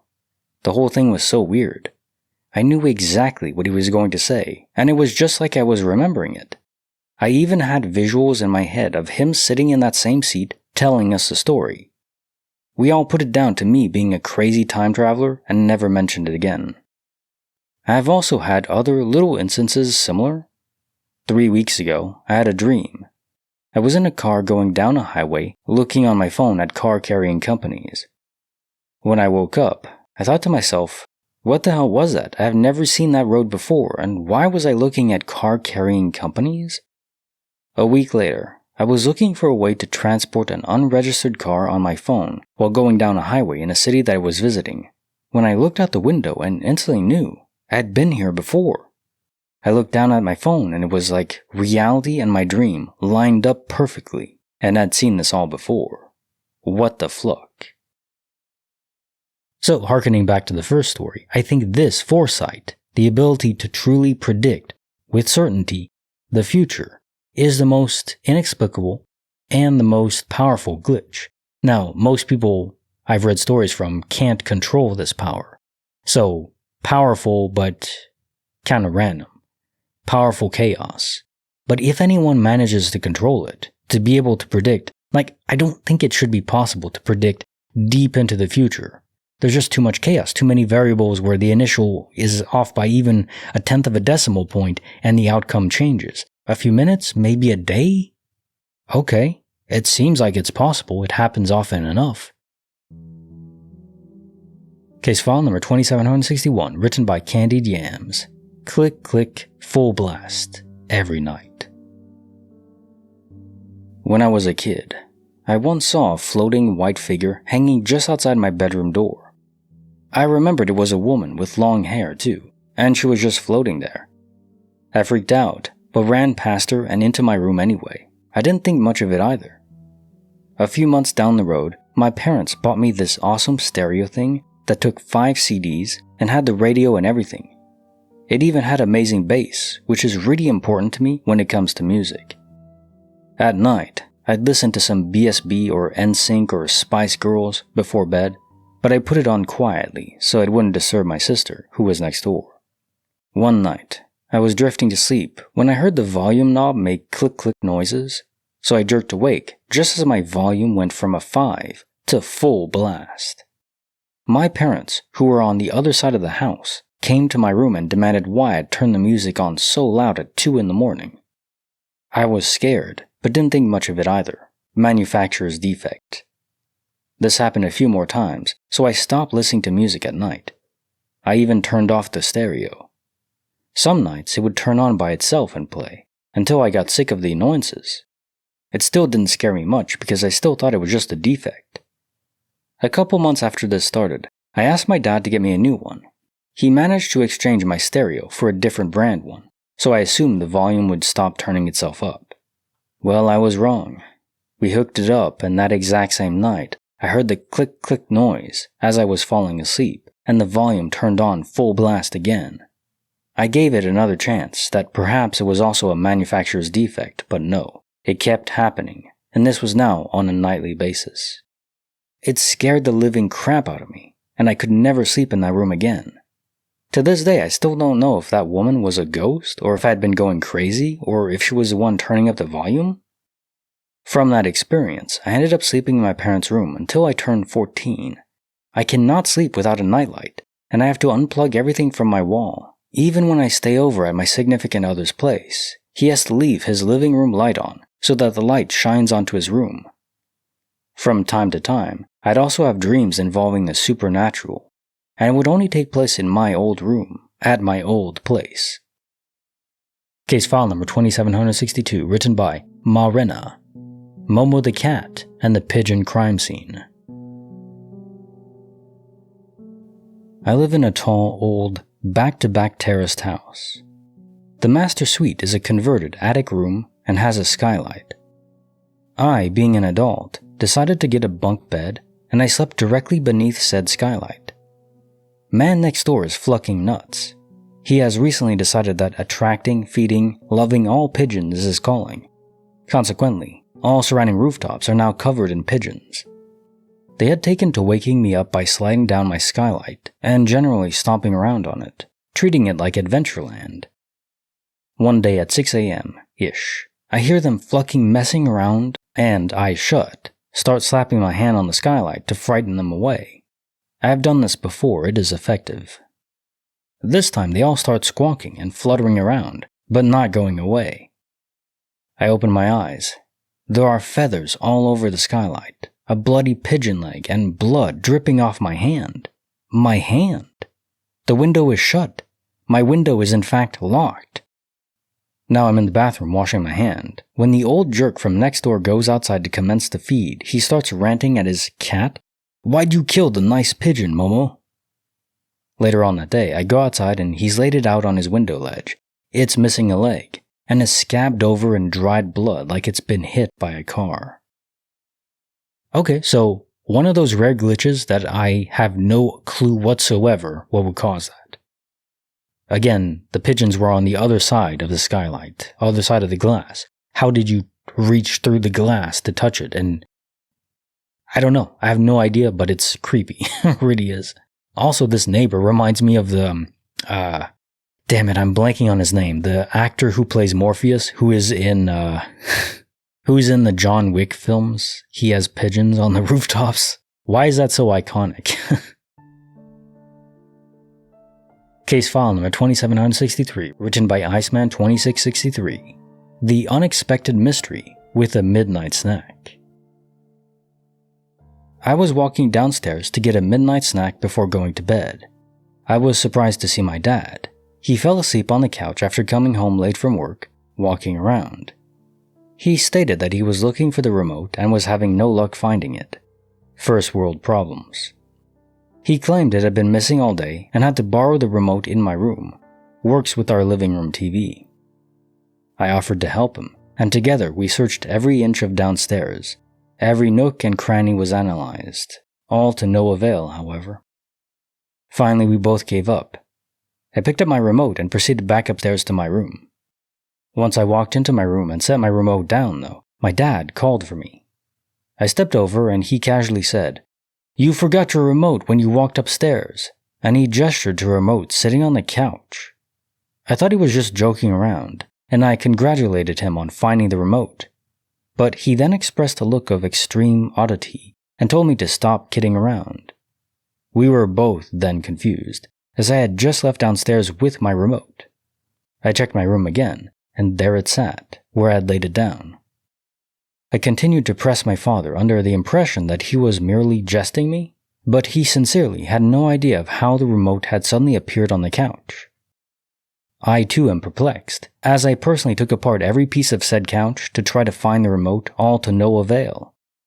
I don't feel that my father played a hand in this, as he was so genuine in his defense that he did not set it on the couch, and is not known to pull pranks, especially so late at night when he just wants to go to bed. Case file number 2764, written by Rasputout. Same day, same questions, same confused teacher. When I was in primary school, I had 2 days that were the biggest deja vus ever, or something glitched up in reality. The second day was a mirror copy of the first, from how my mom woke me up, to the conversations I had with my friends before school, to what we studied in class. For the most part, I didn't think about it much and just thought we were rehashing stuff in class, and the conversations were on the same topic by chance. But it came to an odd climax during a game we played in class. It was called Shootout, where 5 students line up and the teacher asks a fairly complicated, for a 4th grader, question on any topic. The first person to answer gets to stand back. Then it continues until the last 2 people are left and the loser has to sit back down, and then a new round begins.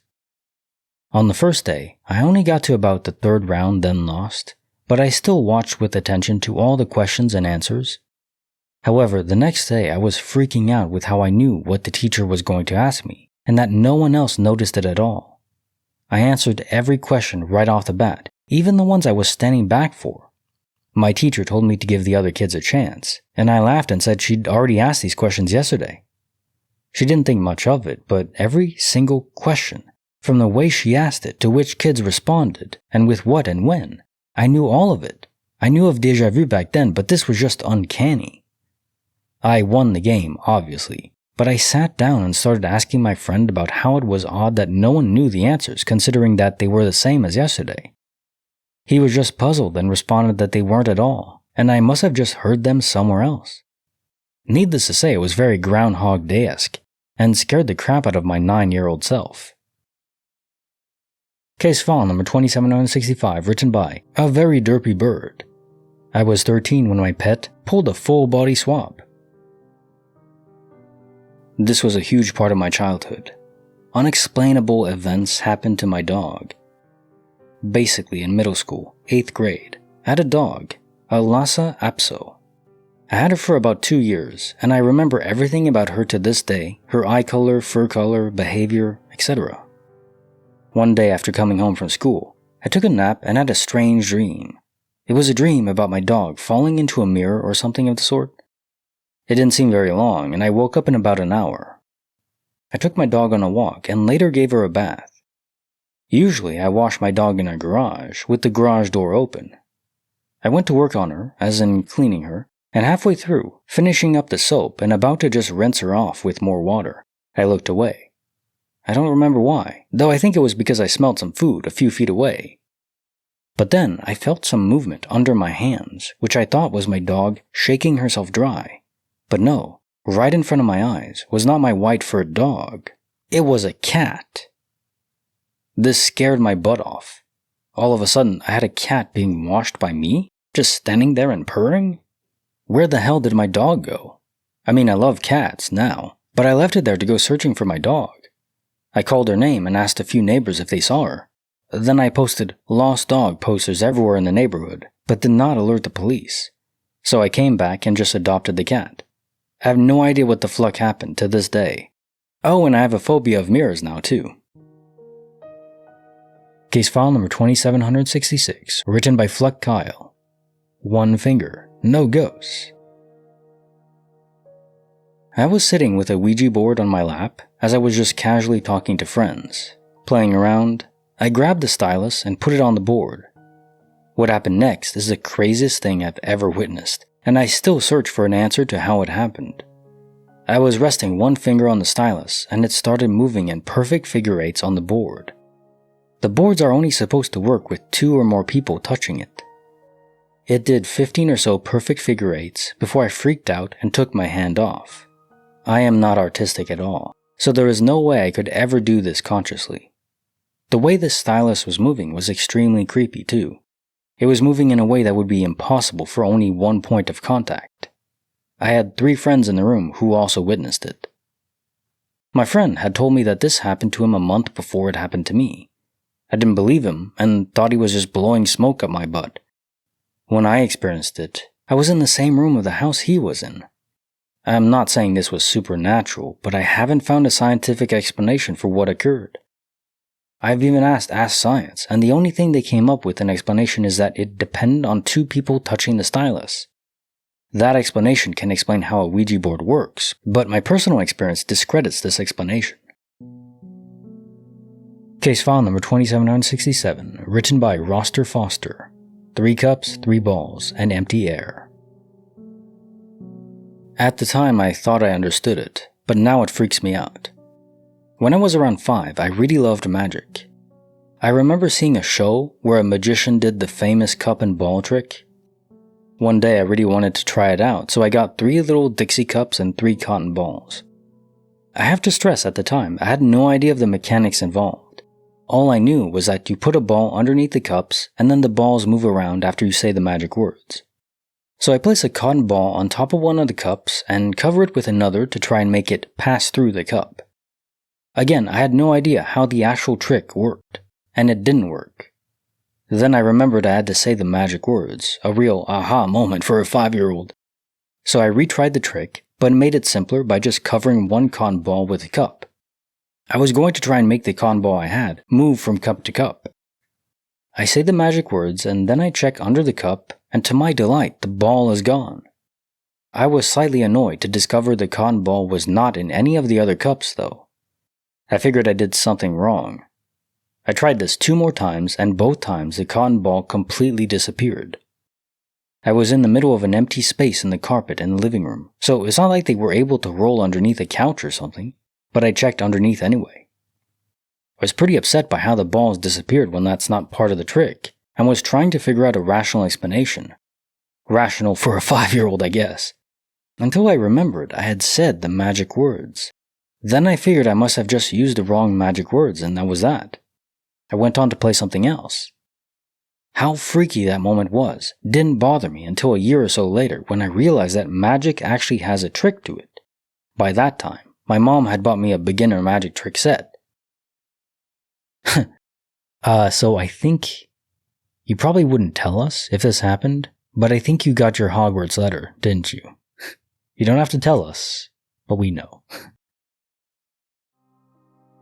Case file number 2768, written by Mystic Wright. What if the ninja you lost was still watching you? I was with some friends for a drunken college night at one of those places with go-karts, batting cages, mini-golf, skating rink, arcade, etc. At the beginning of the night, I used a spare quarter in one of those coin-operated machines to see what kind of little toy I would get in those plastic egg containers. It was a little blue ninja, and I carried him around all night. We were playing mini-golf, and I was pretending the ninja was fighting one of my friends. I dropped him during one of his ninja flips, and he disappeared as soon as he hit the ground. Lost, but I don't care, it was only a quarter. A couple hours later, we headed back to my car to go home. I got into the driver's seat, and before anyone else got into the car, I picked up my half-full drink sitting in the cup holder and took a sip. As I'm putting my drink back down, there he is, stealthily sitting in my cup holder, waiting to attack. No clue how he got there. And so he hasn't left my car since, and is currently sitting in my rearview mirror, watching over everyone. Yeah, this is a fun little play on expectations, right? Is the ninja actually alive, a little toy? Probably not. But what if a guardian angel was involved? Who knows? Maybe it's a symbolic representation of your guardian angel, so keep it around.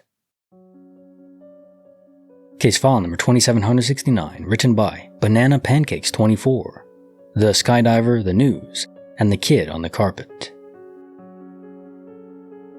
The afternoon sun streamed into the living room, highlighting dust motes dancing in the air.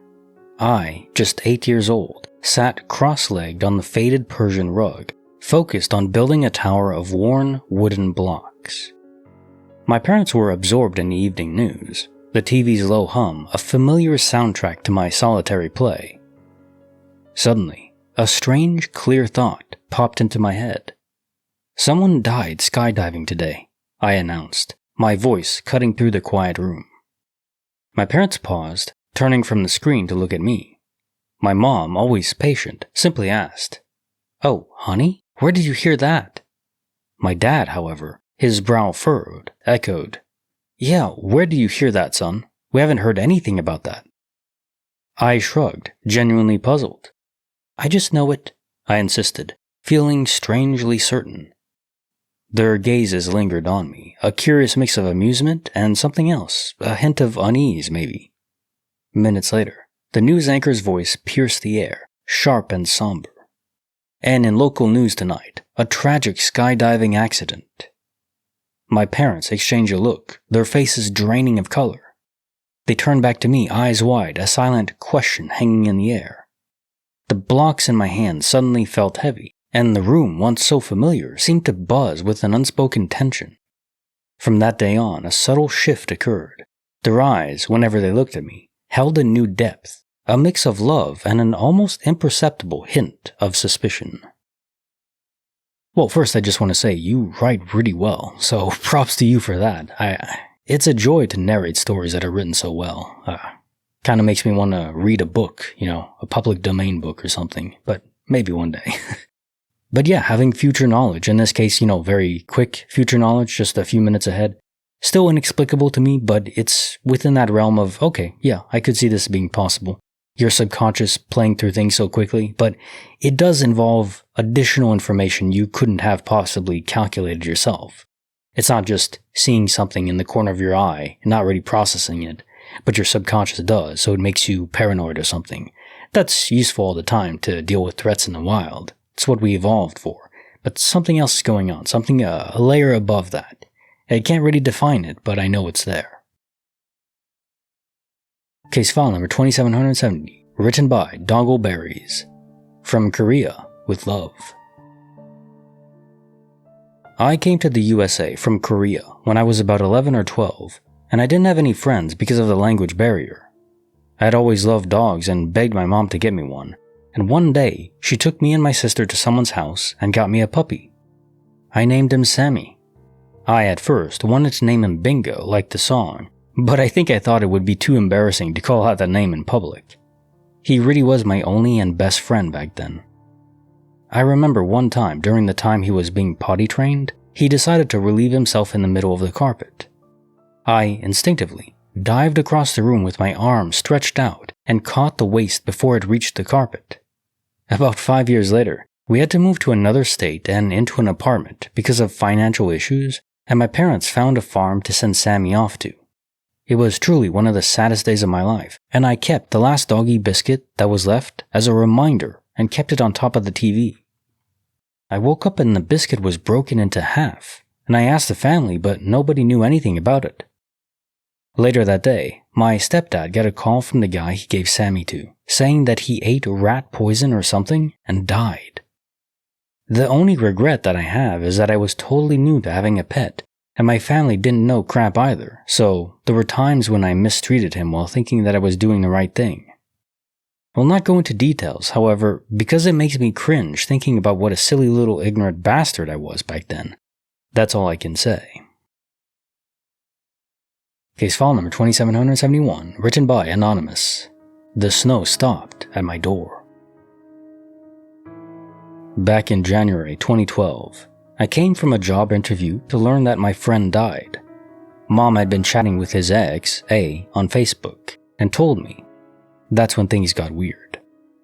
He loved snow, and it had started snowing that day. The following week was his viewing. That night, my boyfriend stayed over because my mom was giving us a ride. Boyfriend was asleep, so he didn't notice that I had woken up from a terrifying nightmare at about 5 a.m.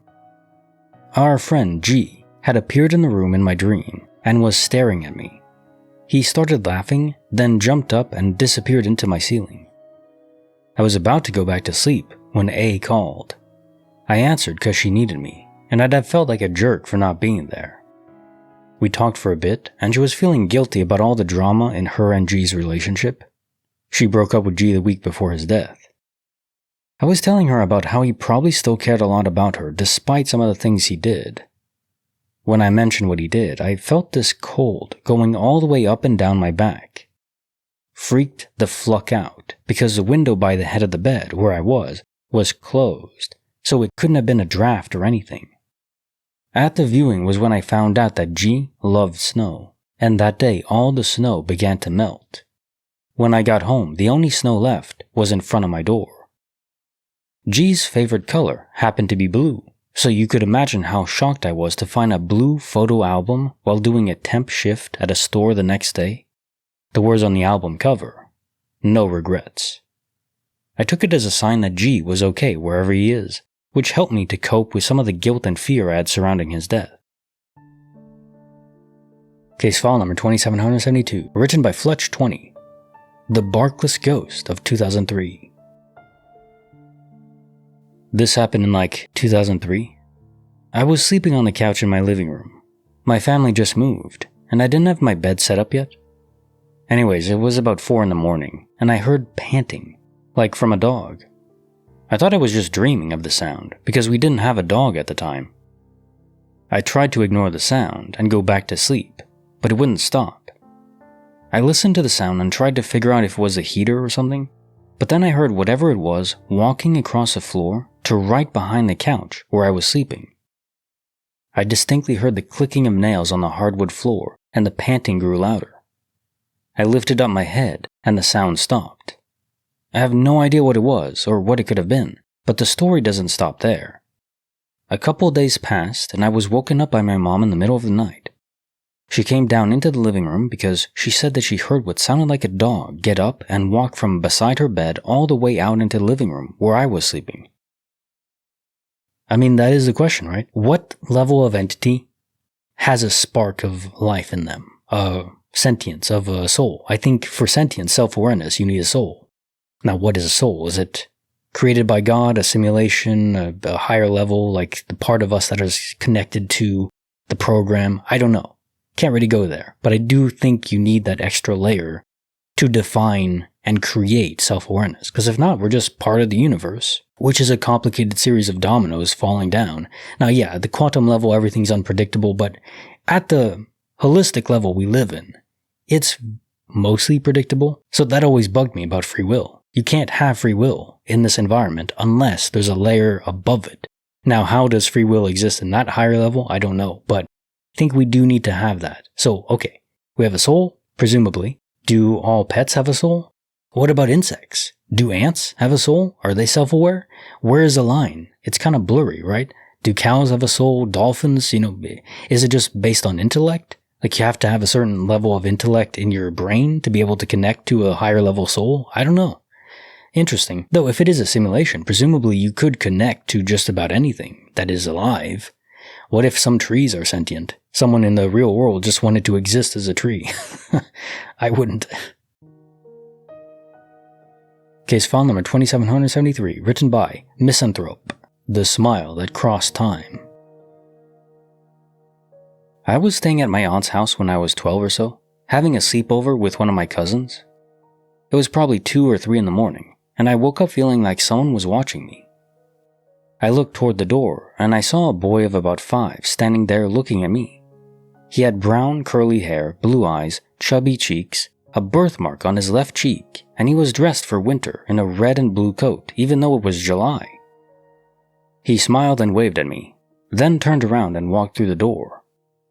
I told my aunt about it the next morning, and when I described him, she got this terrified look on her face and went to get a picture of a boy who looked exactly like I had described.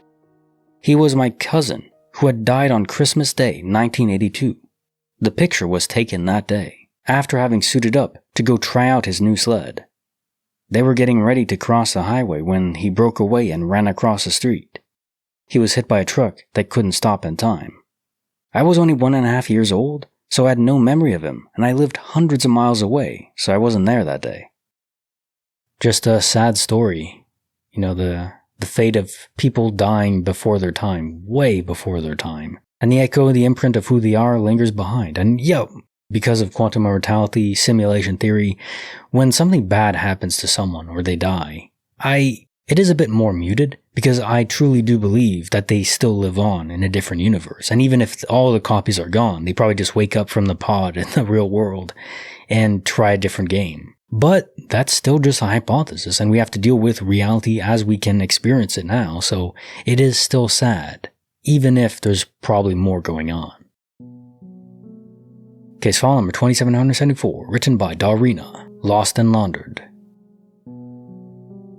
One time, I'd lost my DS in my house and could not find it anywhere. I asked my mom on several occasions if she had seen it, because I thought she had picked it up and stored it away somewhere, but she said she hadn't seen it. A week passed and still couldn't find the console. I wasn't too concerned though, because I knew the last place I had it was in the house, and there's no way it could have been stolen or elsewhere. I figured it would turn up. About 2 weeks pass, and I kind of forget about the DS because I get loaded down with school and work and don't have a lot of time for video games. I come home from class one afternoon and my mom tells me she put a laundry basket in my room with laundry. I had to put it away. I go up to my room and start putting the clothes in their rightful place, when stuck between the clothes is my DS. I get excited and call down to my mom. "Oh, you found my DS, where was it?" Because I was genuinely curious where I had left it for 2 weeks. She calls back up to me. "What? I didn't find it?" I was confused. "So you didn't put it in my laundry basket with my clothes for me?" "No, I didn't." I have no explanation as to how my DS had turned up in a basket full of freshly laundered clothes, considering I use that basket all the time for my clothes and never saw it there the past 2 weeks. Other laundry had been in it. Also, my mom doesn't pull pranks or act stupid to get a laugh, as it's not in her nature. It was just really odd. Always have to have one classic DOP event in these videos, right? I wouldn't say it's a mandatory thing, but it's kind of funny. It's hard to go without at least one. Case file number 2775, written by Briu 1337. The Final Buzz. Nerd Glory Achieved. I'm quite the nerd, so naturally I did a quiz bowl in high school and at the community college I went to. The community college was notoriously not that great at quiz bowl and hadn't advanced to the state finals in quite some years. So in my freshman year, we had a pretty solid team, but seeing that the defending state champs were in our division, we really had our work cut out for us. Fast forward to the final meet of the regular season, and we beat the defending champs and another team to put us in a tie with the champs, to see who would represent our division in the state tournament. With about 15 seconds left in the tiebreaker game, the moderator starts reading the last question. The thing is that on the previous question, I buzzed in early and got -5 points for giving an incorrect answer, which put us down by 5 points, meaning that the last question is do or die. If we lose, it's my fault. It's a physics question where you're supposed to manipulate the equation d equals half at 2 to solve for a. About halfway through the question, I know it's time, so with only part of the information given, none of which was enough to finish the calculation, I buzz in and blurt out 300 meters per second squared as time expires, which was the correct answer. The defending champions were pissed. The coach complained, but the moderator contended that I had gotten the answer right and had buzzed in before the time had expired. So we got the win, and eventually went on to finish second at state that year. There simply was no way for my brain to have calculated that answer. Again, hearkening back to that subconscious, the higher level, you can have crystallized information imparted into your brain, where it's just knowledge, right? And then fluid intelligence can be boosted by the subconscious too. What is doing that? Is it a guardian angel just giving you an advantage because you need to win the tournament or go on to the state championship? I don't know, something is interacting with your subconscious in these instances where people are just suddenly geniuses, but only for a small amount of time. Case file number 2776, written by Autumn Theory. Chicken, pork, and existential dread. My dad and I were in the truck on the northeast extension of the Pennsylvania Turnpike once, coming up to the Lehigh Tunnel, which is probably about 1/8 to 1/4 of a mile in length. Traffic has slowed down prior to the tunnel, leaving us stuck to crawl through the tunnel at a few miles an hour. We just assumed there was something past the tunnel, causing the holdup. However, halfway through the tunnel, traffic turns into one lane, but awkwardly, not as a well-defined passing situation. As we reach the choke point, we finally see what's causing the backup.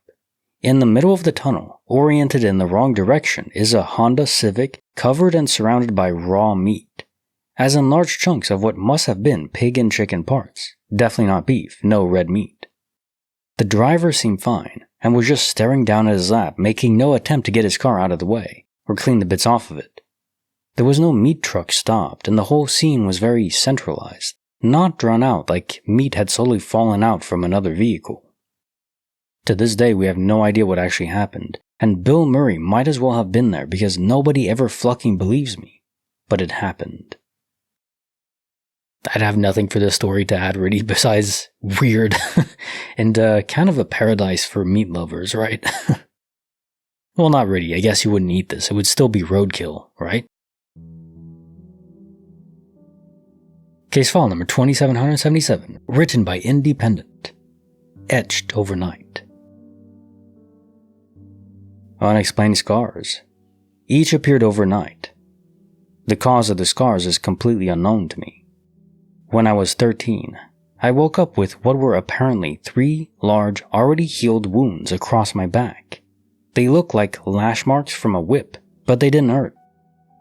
When I was 19, a circular wound about the size of a quarter appeared just off center of my spine overnight. They didn't hurt. At 30, a tear in my skin was about 5 inches long in my inner thigh. It hurts every day. I've been to dermatologists to get an idea of what was going on, and all they can tell me is that it's just normal scar tissue. The last one, the tear, is much more like a classic stretch mark that children and pregnant women get. The first 2 sets of scars are raised like welts. The scar tissue was raised up above the normal skin, though had receded in the past decades or so, leaving behind only slight discoloration, consistent with a wound. Okay, aliens? Dare I say? I wouldn't want to look into those scars if there's anything implanted. Ugh. Case file number 2778, written by Noises. Why we don't do bunk beds anymore. We had recently moved into our house, and my brother and I were sharing a room, even had bunk beds. It was a basement room, and lacking carpet made it perfect for, it's your guy's duty to deal with the puppy at night. One night, shortly after heading to bed, the pup starts to whimper a little. Thinking nothing really of it, I rolled over and put my hand down to pet him. He whimpers a bit more, and I assume it caught my brother's attention, causing him to look over too. Why the dog started whimpering became rather clear. There was a large blue person standing in our room. It was kind of see-through, but lit.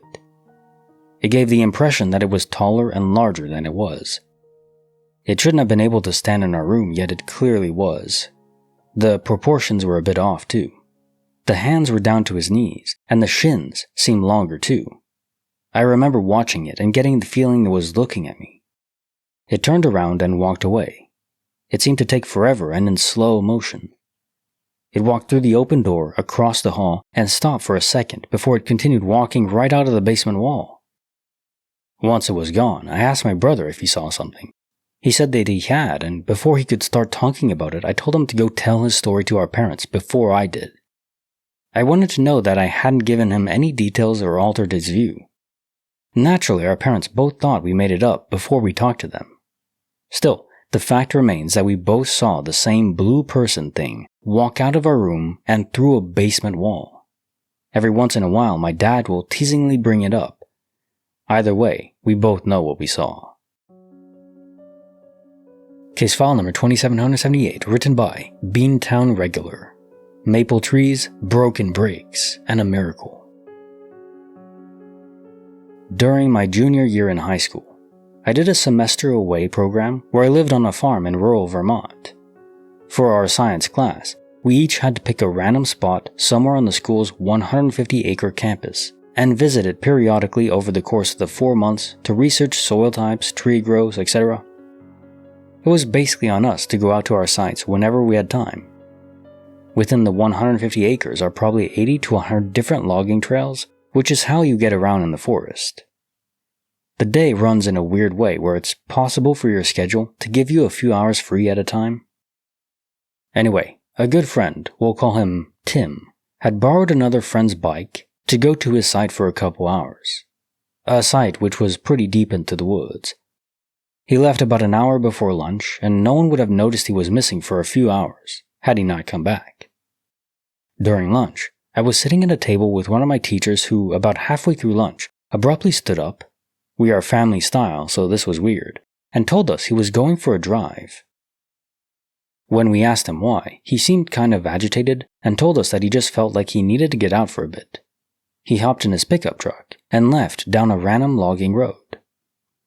He found Tim in a ditch 2 miles into the forest on that one same logging trail. He'd been going fast down a hill and the brakes had shot out, propelling him into a tree.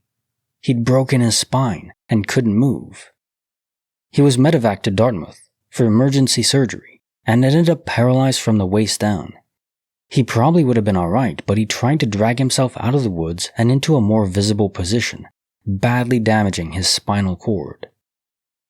He said that he was going to keep trying to drag himself towards the school. If our teacher hadn't had a fucking bizarre impulse to drive slowly down one in a giant network of logging trails in backwoods Vermont in the middle of the day, he most likely would have quickly, at least, become paralyzed from the neck down. The fact that he had such a terrible feeling and made such a seemingly arbitrary decision has always just struck me as inexplicable. Yeah, what else can you say besides miracle? A guardian angel led your teacher, infuse that panic inside them where they don't have a clue what's going on. It's almost like in Harry Potter when he takes Felix Felicis, the luck potion. It's like the guardian angel programs into them exactly the knowledge they need to have luck, I guess, to find this kid that would have been paralyzed or even maybe died if no one had reached him in time. So it wasn't fully perfect, obviously. Didn't get there enough for full recovery was possible, but still, sometimes you just have to wonder. Case file number 2780, written by Sexy Kitty. The Purple Lighter and the Promise Kept. My best friend passed away almost 6 years ago. A few weeks before she passed, we were hanging out at her place, smoking and watching movies. I was using a mini purple Bic lighter, purple being my favorite color, as well as hers. She took my lighter, and when I asked for it back, she said I could have it when she was done with it. Every time I saw her after that, I'd ask her if she was done with it, and she would still refuse to give it back. She was from Illinois, and we were living in Florida. When she died, some mutual friends, my 2.5-year-old son and I, drove up to her hometown for the funeral, and we spent almost 2 weeks up there, visiting with her family, going to all her favorite places around town, saying our goodbyes. The day before we were leaving to come back home, I wanted to go back to the cemetery one more time, since I knew it would be a while before I was able to come back. I had my son with me. We parked the stroller, I sat there and talked to her while my son ran around playing. I spent maybe an hour just sitting there, talking. It was time to go, so I put my son back in the stroller, and I went to stick the diaper bag back in the storage compartment underneath. Something purple caught my eye. I reached in to see what it was, and my breath caught in my chest as I pulled back my hand and was holding my purple lighter. It was most definitely not there upon my arrival to the cemetery, yet here it was, laying in my hand. I started crying all over again.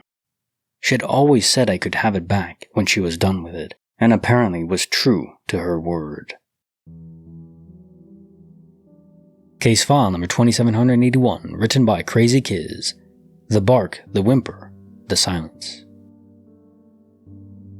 I was 15, My family and I live near a canyon, so noises outside at night are pretty normal. One night, my entire family went out and I was home alone. I'm on the computer just watching YouTube when my dog starts barking loudly for no apparent reason. Slightly annoyed, I walk into the other room to let my dog out into the backyard when she just stops barking and starts whimpering like she's scared. Kinda freaked out now. I slowly open the door, and the blinds in front of our backyard window are wide open. Closed them, and decided to let my dog outside, thinking she still just wanted to go out or something. I leave for a minute or two, and she starts barking crazily again. I think there's someone outside, so I go into the other room and tell my dog to get inside. She runs to the door, but then just stops at the edge of the room and stares at me.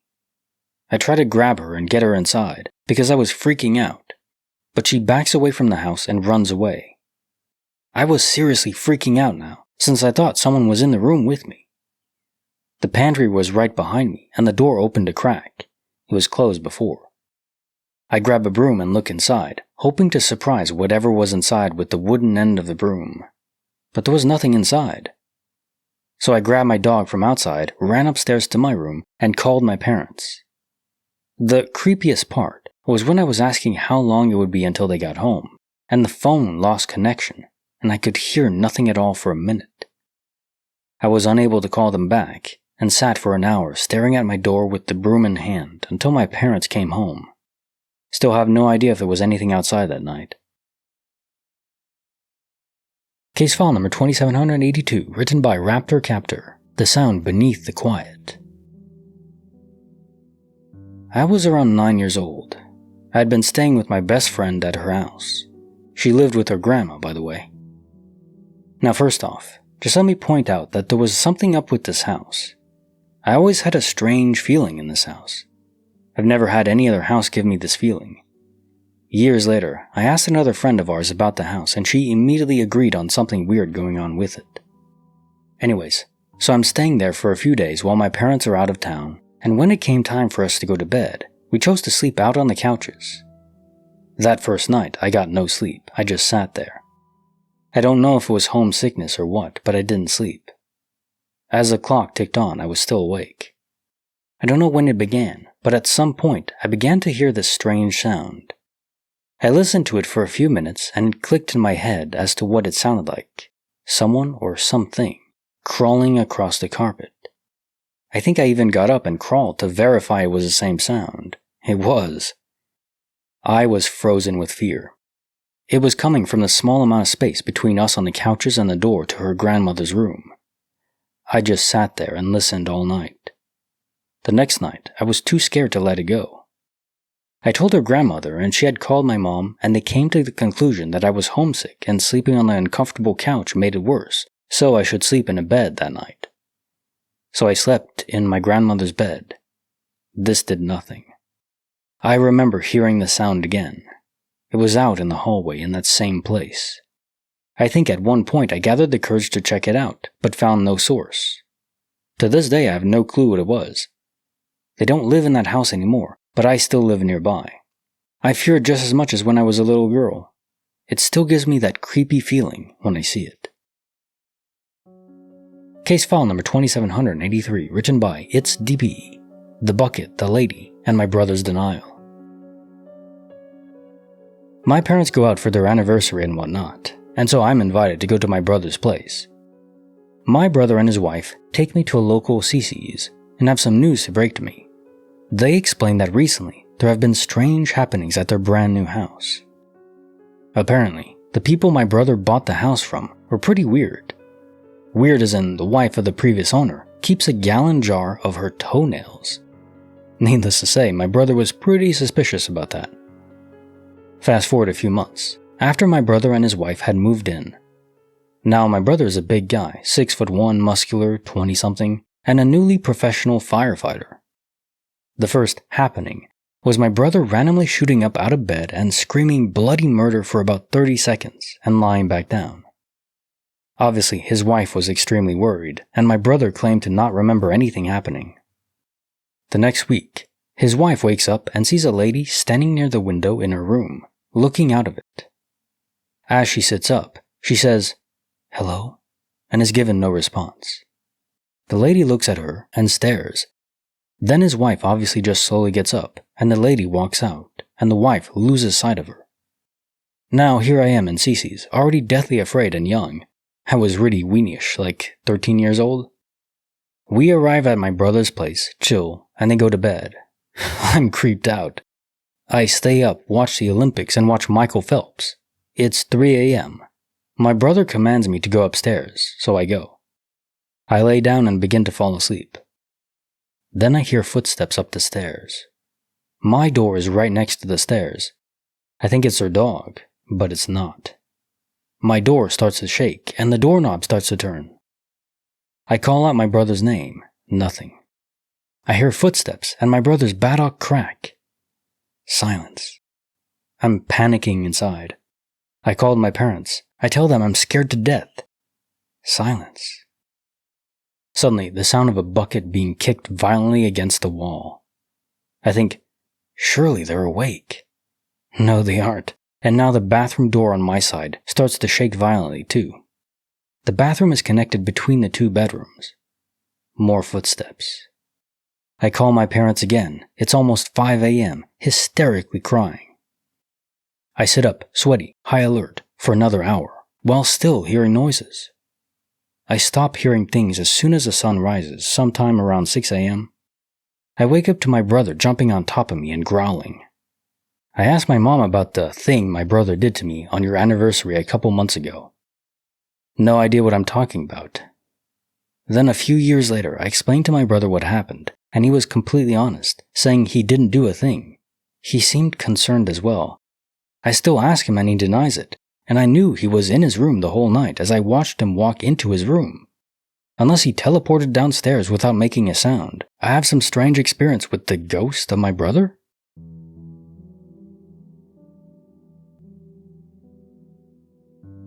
So, my parents built their house in Utah when I was 16. Its construction phase left a lot of bad memories with me. My dad used my sister and I as unpaid heavy labor.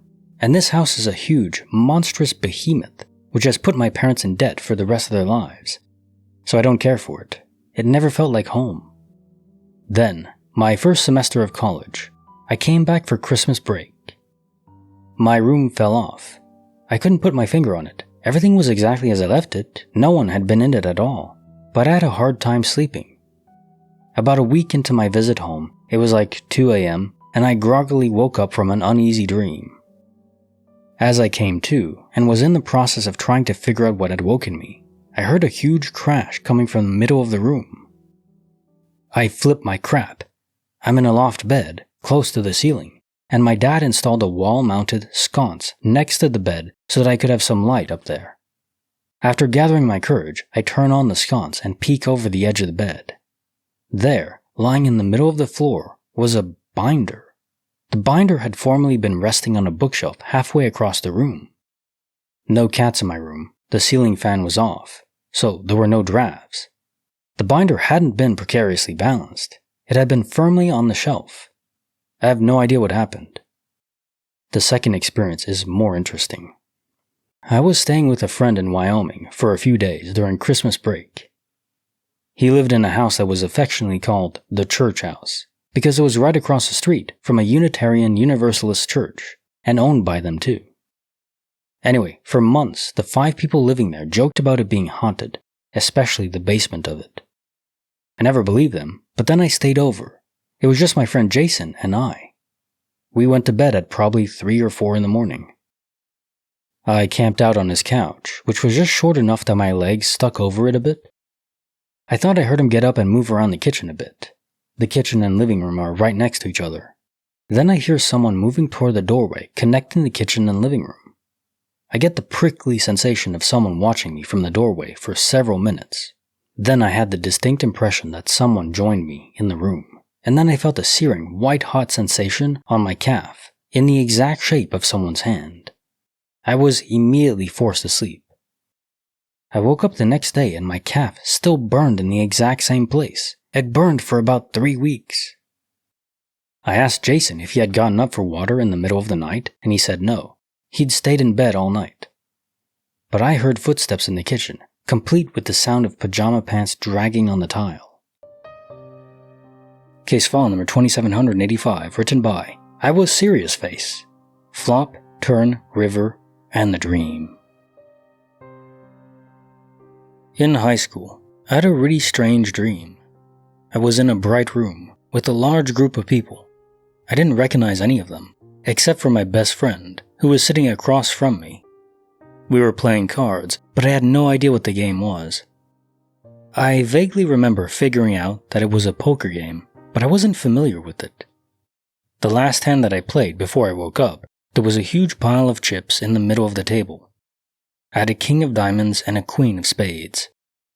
I played the hand normally, and everyone showed their cards at the end, because it wound up being a situation like Casino Royale, where everyone had crazy hands. I woke up feeling confused about why I had such detail in a dream about something so mundane, as my dreams are usually pretty blurry. 5 years later, I was in college, playing Texas Hold'em with my friends getting drunk, as we did from time to time. We were playing in a room we didn't normally play in because we had more people than usual. The cards came out, and I had a king of diamonds and a queen of spades.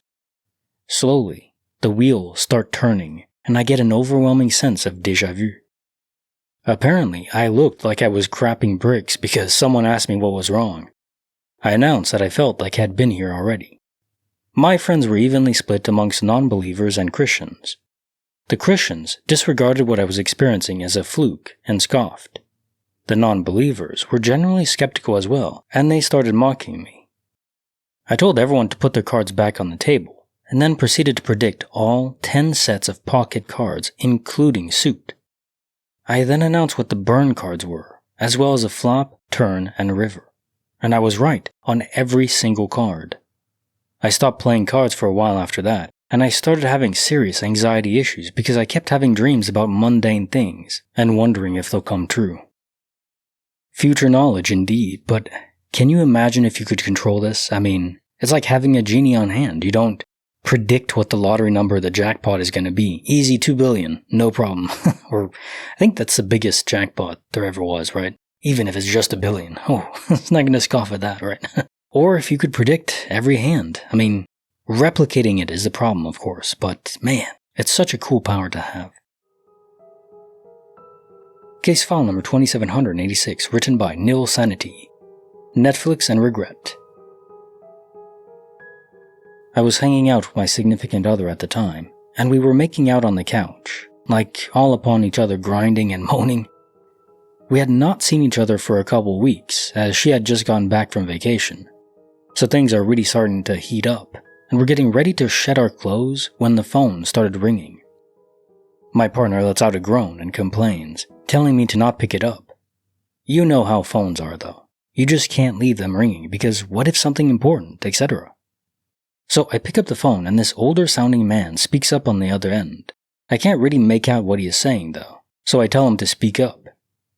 At this point, my partner, probably because she was annoyed that I had picked up the phone and stopped our makeout session, hit the speakerphone button on the phone cradle.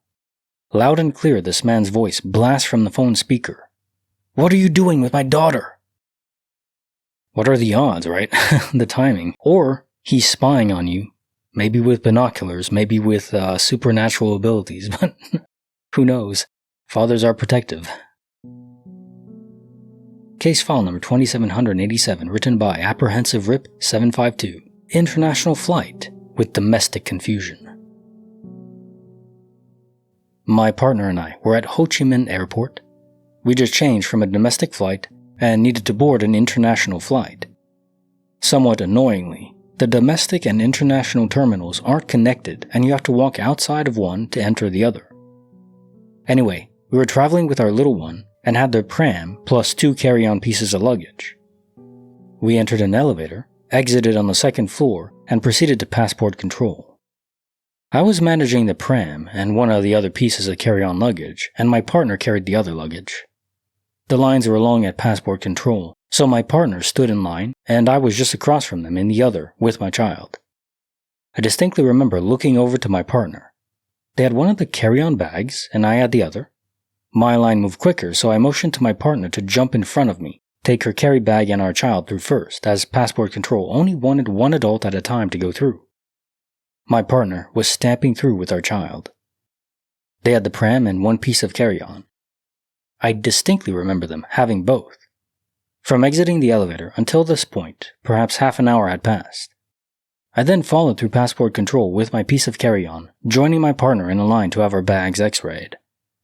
At that point, I looked down and asked my partner where her carry-on was. We just looked at each other. It was gone. We couldn't believe it. How had it disappeared?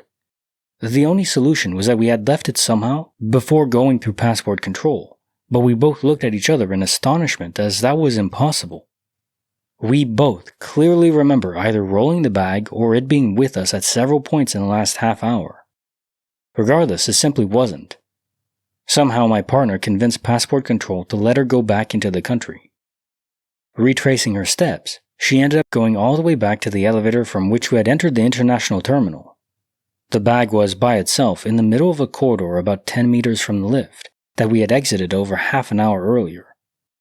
Hundreds of people would have passed by it, and yet it was simply there in the middle of the corridor. We distinctly remember having the bag with us at multiple points since exiting that lift. Why would we have exited the lift in the first place and just left the bag in the corridor when we both had the pram and the other piece of carry-on luggage with us? Case file number 2788, written by Hannah P. AirPods, Lies, and Airport Bathrooms. I was traveling with AirPods, and after going to the bathroom in the airport, my open backpack toppled over. I put everything back in, but my fanny pack was open as I was leaning over. Once on my connecting flight, I couldn't find my AirPods, realizing they must have fallen out in the bathroom. I ripped apart my fanny pack and my backpack, even asking for a second set of eyes from my husband. They were gone, and I was miserable as the plane had no TV, and we were stuck on the plane waiting to be de-iced for 2 additional hours. The Find My Device app showed them last connected at our Airbnb in Barbados. I looked in my belongings again, once we were home, and confirmed they now belonged to the airport. Okay, hold your socks. Fast forward a month later, and I opened up my fanny pack to pay for gas, and there were my AirPods, front and center. What does this mean? Yeah, we always get DOP stories. I mean, those are just as common as bread and water, which isn't to say they're bad. I love bread and water. Well, I know, it's bread and butter, not bread and water. The bread and butter of glitch stories, there you go. But let's just say this one was very expressive, because yeah, what the fluck. Case file number 2789, written by T-Boner6969. The Pitter-Patter of Terror. I was using my computer in my basement in high school. I heard the sounds of something fall, and then immediately after, the pitter-patter of small footsteps down the hall. I knew it was my little brother spying on me, or generally trying to screw around. When he was younger, he would often lie in wait and pop out and ambush me with Nerf guns. I waited a minute for the imminent attack, and nothing happened. I then called out his name and that I knew he was down there, so he should come out from hiding. I didn't hear any response, so I rounded the corner out of the basement computer room and snooped around the hall and rooms trying to find him. I couldn't find him, and I thought that was pretty weird, so I ran upstairs. I doubted he was up there because I didn't hear him run up the steps. I saw my mom and said to her, "Tell little bro nice try." She looked at me and said, "What do you mean? He's been asleep for a while now." That immediately weirded me out, so I went to his room to check on him. He appeared to be sleeping. I shook him and said, "Hey, nice try down there. What were you doing, spying on me?" And then I realized he was legitimately asleep, and I had just woken him up. He has been sleeping and I really woke him up. No kid is that good of an actor. My mom came in and got all mad at me for waking him up. I was pretty shaken by this realization, so I just said okay and went back downstairs. Case file number 2790, written by Krasno Lutek. Mirror, mirror in the steam, who's that lady in my dream? To bring you up to speed, my father died when I was young. Several years after that, my mother married into another family, and I got some stepbrothers and sisters. Shortly after moving into the house my stepfather and his family had been living in for years, I was sleeping one night and had a dream. This was very shortly after we moved in, certainly within the first month as I recall, but don't know exactly when. So in my dream, I am in the bathroom. It was a correct rendition of the shared bathroom that all the kids who lived at home used. Some of my new stepbrothers and sisters were old enough to have moved out. In my dream, I get out of the shower and I'm about to scrub my teeth, dry off my hair, and generally primp myself up into the 13-year-old hormone-raging male pile of gorgeousness I was. But the mirror is fogged up, so I have to clean it off. When I clean it off, there is a ghostly image of a very stately older lady with what I call old lady blue hair, just her head and shoulders. She wasn't in the mirror, but rather appeared to be standing behind me, which would have put her in the tub. I remember in my dream turning around and seeing nothing, but she was there in the mirror's reflection. She wasn't frightening or menacing, but in the dream I knew she was a ghost, and I wasn't scared, but the hair was standing up on my arms and on the back of my neck. What I call douche chills. Not that I know if women even get that, but whatever. So she was just there, staring, smiling gently, head sort of tilting side to side. Nothing happened, end of dream. Fast forward to the next day, when I got home from school. Shortly after we moved in, my mother had been cleaning up around the house a bit. My stepfather had been a widower for a bit, so things needed tidying up. Not maid-like cleaning, but things like going through the attic, garage storage, etc. So at any rate, when I got home from school, there on the table in the living room was a new picture that had been freshly framed. It was that flucking woman I had just dreamt about the night before. What the fluck? I froze in my steps, and here came douche chills again. Turns out it was my stepfather's mother, who had been deceased for several years. My mother had found it in the attic during her cleaning up, and decided to get it framed for my stepfather. The hair was identical, the eyes, the lines on her face, everything. It was her in every way possible, no doubt. As an adult, I almost have to convince myself that I must have seen this picture before. Perhaps it was on the kitchen counter or something, after my mother found it, but before she took it in to have it cleaned up and framed. I don't believe I did, however. The dream I had is as clear in my mind as it was over 30 years ago. Yeah, cases like this just go to prove 100% there's more going on than we know, because you never saw that picture before. I think we all know that. You know that. It's just what you have to put out there because, yeah, otherwise there is no rational explanation. I think it's still rational to say your mind's able to access additional information. We just don't know how. It's pretty cool, though. Case file number 2791, written by Drowning. Neptune's Prank. My favorite ring, an amber ring that my mom gave to me, unfortunately was swept away by the ocean in the summer of 2021. I was so upset about it that I cried a little bit at the beach that day. Fast forward to 2025. I have a tiny basket that I keep in my bathroom that has all my piercing jewelry in it, plus some random odds and ends. I was digging through it today, as I often do, to change out my nose-piercing jewelry. Lo and behold, there's my amber ring that I lost in the ocean. I was so confused. I've dug through this basket of jewelry countless times. I've even dumped it out to find a specific nose or belly button ring, and there isn't that much stuff in it. I would have come across the ring by now. Anyway, I'm very happy that my amber ring is back, but still completely perplexed as to how it got there. Case file number 2792, written by Adelaide 499, The Stainless Steel Shuffle. I'm an inpatient pharmacy technician at a rural hospital in Texas. I was coming back from delivering medications at the inpatient rehabilitation center and got into the staff elevators. The elevators are two stainless steel standard hospital elevators side by side. Another pharmacy technician was coming off her break and she got on the same elevator as me. We both got on the left side elevator cab on the first floor. I tell her I have to drop off some medications to the ICU, which is on the third floor. She tells me she'll just ride with me, and then we'll go back to the pharmacy, which is on the second floor, together. Well, we drop off the medication to ICU and go back to those same staff elevators. Again, we both got on the left side elevator cab. It's important to note that us pharmacy technicians habitually use a left side elevator cab because that is the closest elevator cab to the doors of the units. We do multiple rounds delivering medications a day, and we always use the left side elevator cab because it's the most efficient.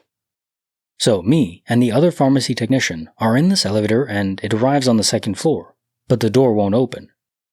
We can both hear the mechanical whine of the door trying to open. It only moves the tiniest bit before shutting again. Doesn't open enough to see out or even stick a hand out of it. We call the house supervisor in a panic, and as she's about to call the fire department, the door opens and we both run out before it can shut again. We were only stuck for about 10 minutes, but it was enough to rattle us. We both turned around, and to our complete confusion, we came out of the elevator cab that was on the right. We both are 100% positive we use a left elevator cab because that is the cab we always use. We never use the right side cab. It's an unspoken rule between all of us. We can't make any sense of it. The right side cab elevator now has an out of order sign on it.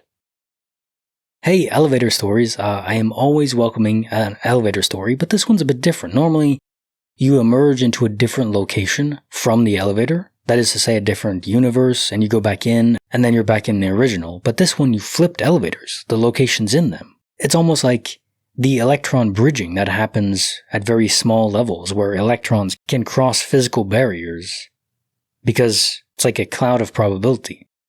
When you're inside an elevator, maybe something similar is happening. I don't know how, but it seems like that's what happened. You were in a cloud of superposition, of probability, and you emerged on the right side instead of the one you were in originally.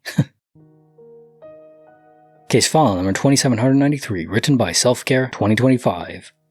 The Girl, the Manual, and the Impossible Timeline.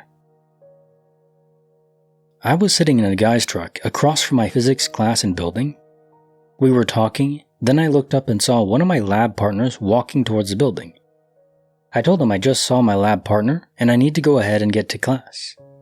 Mind you, he never looked over towards her as he was still looking at me.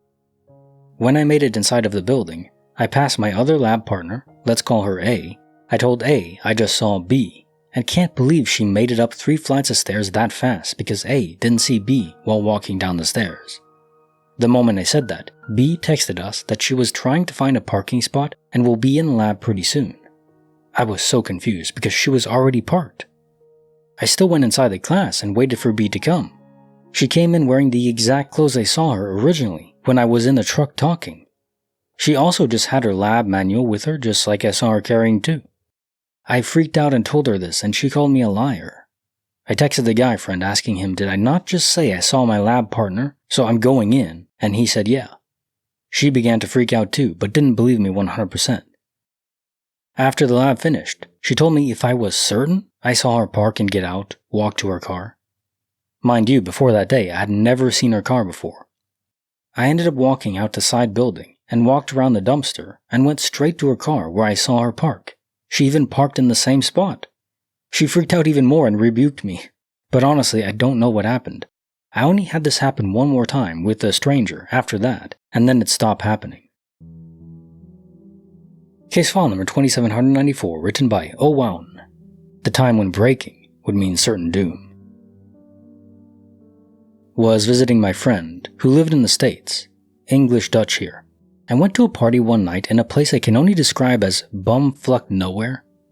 I wasn't drinking for antibiotical purposes, so I was a designated driver for the night. No big deal. Americans drive automatics, it's not even driving really.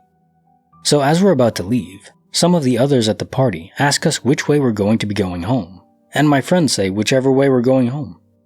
To which they all reply, you should probably go the longer way, but we weren't really having any of it. They then told us to at least not stop until civilization. Slightly curious as to what was going on, I turned to my buddy and asked what was all that about, to which he replied, don't worry. I didn't not worry, but we left all the same. Driving along this winding road, trees either side and no real lighting aside from what was coming from our car, the tarmacked road was full of potholes and was wide enough for one car. If and when another did pass, both cars would be off the road if you catch my drift. So as we round this corner, we see this thing lying across the width of the road. I slow down to get a better look, and can see that it's a person. Worried it might be dead or bleeding or something, I slow down next to it, when my friend tells me, "Don't stop driving." The way he uttered those words sent chills down my spine. So without saying a word, I maneuvered the car off the road, through the ditch, and around the lifeless body. As we pull off and check in the rearview mirror, the body sits up, stares at the car as 4 or 5 other people come out of the bushes, staring at us as we drive off, stupidly fast for such a small road. Later learned they weren't spirits or ghosts or yetis, but modern-day highwaymen. Still scares the crap out of me. Yeah, okay, not supernatural or paranormal, just one of those stories I put in there because, remember, human beings have the capacity to be so much worse than even the worst demon that could possess someone or the most angry ghost. Just be careful. People are nuts. Case file number 2795, written by Anonymous. Tea, Talk, and Tissues. When I was 12 or 13, I was sitting on the top of my stairs reading. It was quiet in the house. My mom was in her room reading as well, and my dad and brother were not home. It was a bright, sunny spring day out. In winter, my grandma passed away from cancer. It was painful, but it was her time, and our family had been moving on as well. My only regret is that I did not get to say a proper goodbye. I was too young, and I had not experienced death yet, so I couldn't really grasp the situation and couldn't fathom saying goodbye. When I sat on those stairs, I heard someone talking to me. Grandma was an immigrant to Canada from England in the 1960s. "Hello, Jesuits, how are you?" And a huge conversation broke out. For 20 minutes I talked with this woman without lifting my head from my book. I never got up to see who I was talking to, I just accepted that I was now talking and did so. I didn't feel anything, like I was numb for those 20 minutes. We discussed my school, life goals, my friends, and after a while, she said, "Well, it was nice to see you again, goodbye." And I said goodbye as well. And that was it, silence. I sprung up to realize no one was there, that I was talking to no one. It couldn't have been in my head. I heard the echo of the sound bouncing in the stairwell that I was sitting in. I heard the voice move around, I heard footsteps and movement. But no one was there. No one was ever there. My mom was still in her room. I went from calm to curious to terrified in seconds. I let out a huge scream, freaked out, and ran into my room, too scared to leave again. Well, until dinner time, of course. I still to this day believe that my grandma visited me and gave me this chance to give her a proper reply. But I'm not scared to remember this. It doesn't give me chills. To remember the moment actually calms me and makes me feel better. I know there's a rational explanation out there, and that I likely just fell asleep and dreamed, but I'm much more at peace with the supernatural reason. Case file number 2796, written by Carlos, 19-1297. Mother knows best, usually. I was still in university, but visited my parents every weekend. This time, though, I had some free days from school, so I decided to go early. I don't remember exactly if it was Wednesday or Thursday, but it doesn't really matter. Only that in that specific day, my parents were supposed to be out of town to a city which is about 4 hours drive away. So imagine my surprise when I opened the front door and see my mom just standing there, a couple of steps away, right next to our guest room, looking straight at me. It caught me off guard, of course. However, as much as this feels like a ghost story, her presence did not inspire any sort of fear within me, as if it was actually her. As I'm standing there, a bit baffled and concerned, since there was no car in the garage, which meant my dad left without her for some reason, I ask her why she is at home, and why is the front door locked. Our home has a big yard, so usually the front door is always open. Instead of getting a response from her, she opens the guest room door and walks in, leaving me even more shocked. All of this happened in just a couple of seconds. There were no long stares or anything like that. She looks out the door and tells me, with a gesture of her hand, to follow her. I walk towards the door, not concerned but curious, actually. My mom and I always had a super close bond, and we both love animals and wildlife, so I thought she was being playful and going to show me a surprise of some sort. She's done that kind of stuff before, like one time I got home and in the most casual of ways proceeds to tell me that she got in a swamp to rescue over 20 alligator eggs since the owner of the land was going to crush them. Moving on, as I get to the guest room in just a couple of seconds, she's somehow not near the door, but rather across the room, which made no sense since I walked faster than she did and would have catched onto her. This did unsettle me a bit, but the next thing happened too fast for me to really think about it. As I saw her across the room, she was already entering a restroom that we have there, and as she entered, she again popped out the door just to gesture for me to follow her. I again did. The biggest surprise came when I got in the restroom and found out she was not there. In fact, I was all alone. The restroom had no other way out, not even a window. As I'm standing there, everything I just witnessed in a couple of seconds just started sinking in. Why did she not talk to me? How did she get across from the entrance of the room to the restroom faster than I got to the room, if I clearly walked faster than she did? I got out of the room and into my room, where I just sat in my chair and called my parents. They were indeed together, in the city. I just laid back and played Xbox, because really, there was not much I could do. Case file number 2797, written by Ponu. Hair moved, tree shook, soul left my body. My boyfriend at the time and I were out house sitting for his parents one weekend. I was about 19 or 20, so there's no mistaking what happened. It was roughly 10 p.m. on a Saturday night. My boyfriend is playing a video game in one of the bedrooms. I'm in the living room reading. Nothing spectacular. The house is fairly large, but not overwhelmingly so. So I'm sitting in a chair in the living room, reading. There's a fake tree behind me that fills the 3 feet of space between my chair and the wall. There's a side table to my left. Everything's normal. Until a gust of wind, air, spooky crap blows past my face. My hair moves. The tree behind me shakes like a fucking gust of wind from nowhere just blew through its branches. And then something bangs into the wall. I immediately get the fuck out of there, run to the bedroom where my boyfriend is playing games, and just start crying because I have no idea what the fuck just happened. I finally calm down, then we adventure back into the pit of that evil place to investigate. All doors and windows are locked, tight, sealed shut. There's barely even a breeze outside. There is nothing in the area around the chair to even slightly explain the thud I heard on the wall behind me. House sitting was officially over. For the remainder of our relationship, I never set foot in that house again after dark, ever. Case file number 2798, written by Nelson13, From Duluth to Damnation. I go to college in northern Minnesota, Duluth. While there, I met one of my best friends, let's call him Jesse. Jesse's brother, Mitch, and roommate, Nick, live about 2 hours south of where we go to school, in Minneapolis. One weekend, me and Jesse decide to go visit the two of them because they're both 21 and have some pull in the city, so they could get us into bars. When we get down there on Friday afternoon, and they say instead of going out tonight, we're going to investigate some paranormal stuff at a house their buddy just bought. Apparently they're huge into ghosts. So it's like 2 or 3 on a Saturday morning, and we head over to this house. Me, Jesse, Mitch, and Nick all head into this guy's basement. Well, crawl space, rather.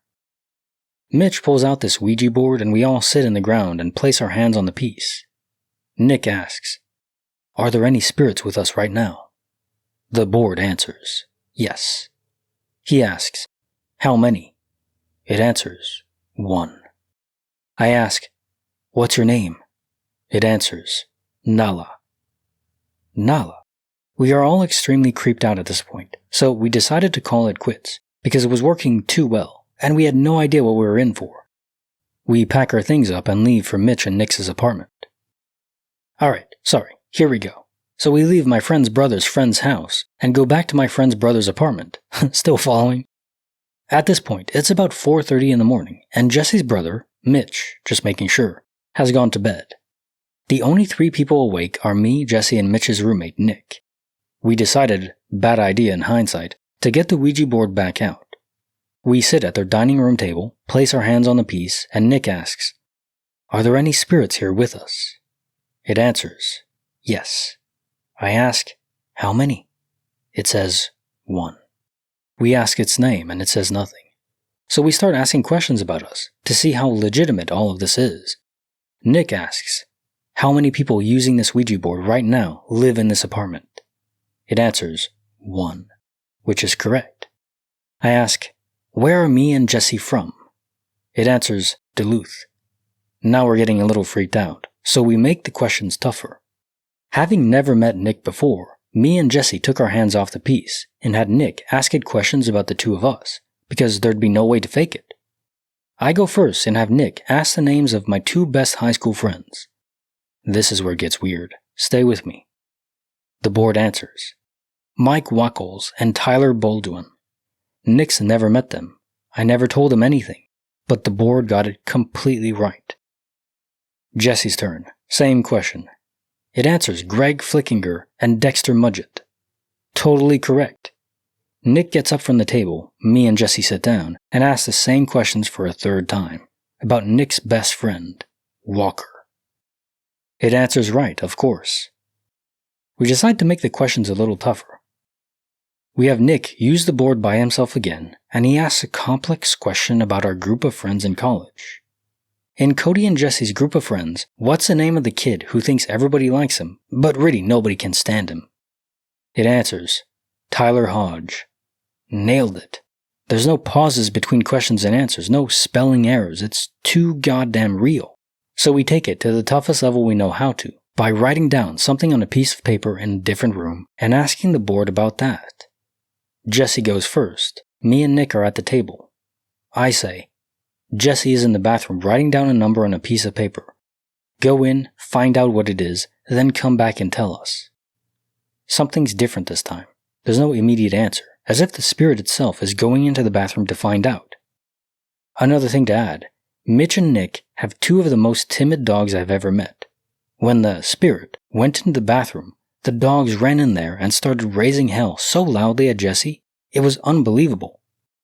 After a few more seconds, the board answers, 7. Jesse brings the paper out. 7. We're shaking now. It's my turn. I go in and write down a letter. They ask the question. Same thing. Not immediately. The dogs start to attack me. The board answers, K. I bring my paper out. K. 2 for 2. Nick goes to the bathroom, writing down a letter and number combo. Same thing for a 3rd time. The board answers, R4. Nick reveals, R4. Finally, we're getting too scared. We ask, who are you? The board answers, Nala. We realize it's the same spirit from before. Nick asks, did you follow us from my friend's house before? The board answers, goodbye. Often in these paranormal stories, it's really the ending that seals it and just makes your soul go cold. I mean, just answering goodbye, Nala, come on, what are you trying to do? Trying to scare them, really? Because that's what would happen to me. Just answer yes, I'm friendly, don't worry. I don't mean you any harm.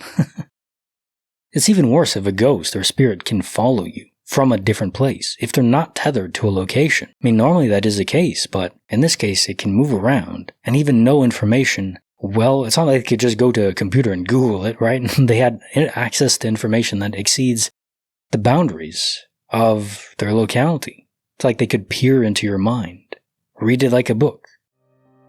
Case file number 2799, written by It's All on Me, When a Hunch is Guaranteed. I will often get this knowing feeling about something, and the knowing feeling has never failed me. The most recent instance of this was when I knew exactly what my professor's husband looked like. I was in class, just watching her speak, and I got this vivid image in my mind of a man who I knew was her husband, and her 2 children. I purposely analyzed this mental image, which I just knew was right, so I could compare it to a picture later. Keep in mind, I had never seen a picture of this professor's husband. She had never described him. When I later searched her on Facebook, I looked through her albums and saw a picture of her husband. He was literally exactly how I imagined him. His face, skin tone, height, build, hair color, and even haircut were the same. I also knew, through what I imagined, that her boys were blonde. This kind of stuff happens to me all the time, but I'm only right when I get a knowing feeling. Sometimes I'll look at a person and get these weird images flickering through my mind. Once, a family friend told me in passing how she bought a new townhouse. Well, I got an intense image of that townhouse, what side of the street it was on, and how far down it was. I never confirmed this with her. A year later, my family visits her in her new townhouse, and I tell my dad, it's going to be on the left, halfway down. It was all exactly how I imagined. I was completely right. So, to what extent does instinct transcend our available information? Because you have this all the time with the subconscious. It picks up things we aren't consciously aware of. It's like, it has its own filtration system. What gets to us, the conscious experience we know as us, is really a tiny, tiny, tiny fragment of all the information being processed by the subconscious. But still, if your subconscious never got that information at all, like what your teacher's family looks like, well, it doesn't matter if it's filtered or not, it was never there to begin with. So, somehow, some people's brains can process information that they shouldn't even have access to. Who's giving it to them? How is that subconscious stealing that information from the universe? I don't know. But I wish I had that power. Case file number 2800, written by The Man Right There. Texas night, strange lights, 0 answers. I'm in Texas. At this point, I was passing through the Brownwood area, driving with some friends. Someone points out an abnormally bright light blinking on and off. Odd. It's a plane, satellite, weather balloon, whatever. No worries. I hear, whoa, it moved. Again, I ignore this. People overreact to dumb crap. My other friend has started watching by this point, and starts making commentary about, seriously, what the fluck is that? So here's what it would do. Blink, blink, blink, disappear. Maybe 1 or 2 seconds later, reappear nowhere near its original spot. Blink, blink, blink, disappear, rinse and repeat. It moved absurdly fast, or seemed to, looking up into the night sky. Once I actually saw it disappearing and reappearing, seemingly instantaneously, I thought it was weird too, so we pulled over. More people pulled over when we did, and we all muttered amongst ourselves, what is that? No one knew, of course. As we watched it, some other odd behavior occurred. It stopped moving and would blink, blink, blink. Another light appeared next to it. Blink, blink, blink. Another. It made a perfect row of rows across the sky. Then they all went out, and no more lights. Dyes Air Force Base is vaguely near here, over 70 miles. But that's all I can really figure this was. I can't explain what it was. I've never seen anything exactly like it again. If anyone knows what the fluck that would have been, cool. I've been wondering since I was a teen. Case file number 2801, written by Crusoe. No pain, no scar, just pure willpower. When I was 7, I was out playing, fell, and when I caught myself with my hands, my right hand landed on a small, sharp pebble, gouging a hole in my hand, which had a little flap of skin hanging off. It was sore and tender, but not super painful. It really was a small little divot carved into the pad of my palm. Again, at the time, I had a precocious occupation with the paranormal, reading books about ghosts, PSI, etc. So I simply thought, well, let's see if this works. I want my hand to be healed. And I made up my mind that it would be healed, and then decided to check on it later. I avoid looking at the palm of my hand for most of the day. After lunch, I decide to look at my hand, and I can no longer find the wound. There is no pain, no hole, no flap of skin, nor scar. It was just like it never happened. Case file number 2802. Written by Sucks at Social Stuff. Evidence of Alien Biology 101. I suck at social stuff too. This happened back in late 1997. I was doing my regular morning routine, which involved shaving, crapping, and taking a shower. Everything was going normally, like a regular workday. But once I finished my shower and started to dry off, I noticed something odd on my left forearm about 2 inches up from my wrist. There was what looked like a hole. It was about 3 to 3.5 millimeters in diameter and about 2 millimeters deep and perfectly round. It looked as if the volume of a baby aspirin was subtracted from my skin. I was a little freaked out by this, so I checked the towel I was using as well as the shower tub to see if there was any blood, but there wasn't anything. I went back to my bedroom and checked the bed and sheets and found no sign of blood anywhere. I was fascinated by this hole and would often stare at it trying to figure out how it occurred. I touched the skin at the base of it, which was bright pink but completely dry, with a toothpick, and it felt very sensitive but not painful. There was no scab. It healed up over the course of the following 3 or 4 weeks by filling up with skin. The hole got shallower every day until it filled in perfectly and now feels smooth. The only telltale sign is that the skin where the hole was is a little lighter than the surrounding skin. Nothing like that had ever happened to me before or since, and I don't know anyone else who had had something like that happen. The day I found it, I showed it to a colleague at work, and it seemed to freak him out more than me. So, we all get wounds sometimes that we don't know how it got to. Like, I have a scratch on my elbow down here. You can't see because of my hoodie, but I don't know where I got it.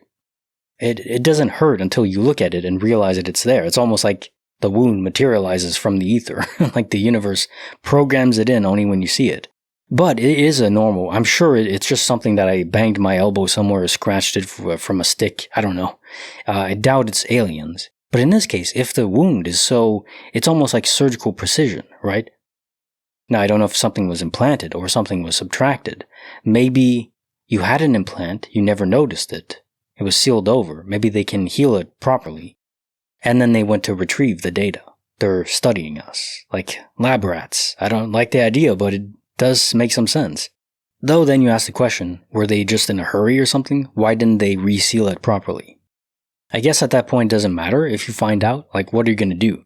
Even if you know for certain it's aliens, you can tell people, but who's really going to believe you? And even if they did, what can we do about it? I mean, is there any defense against that? I don't think so. If they're that advanced, maybe it's best we don't know for sure.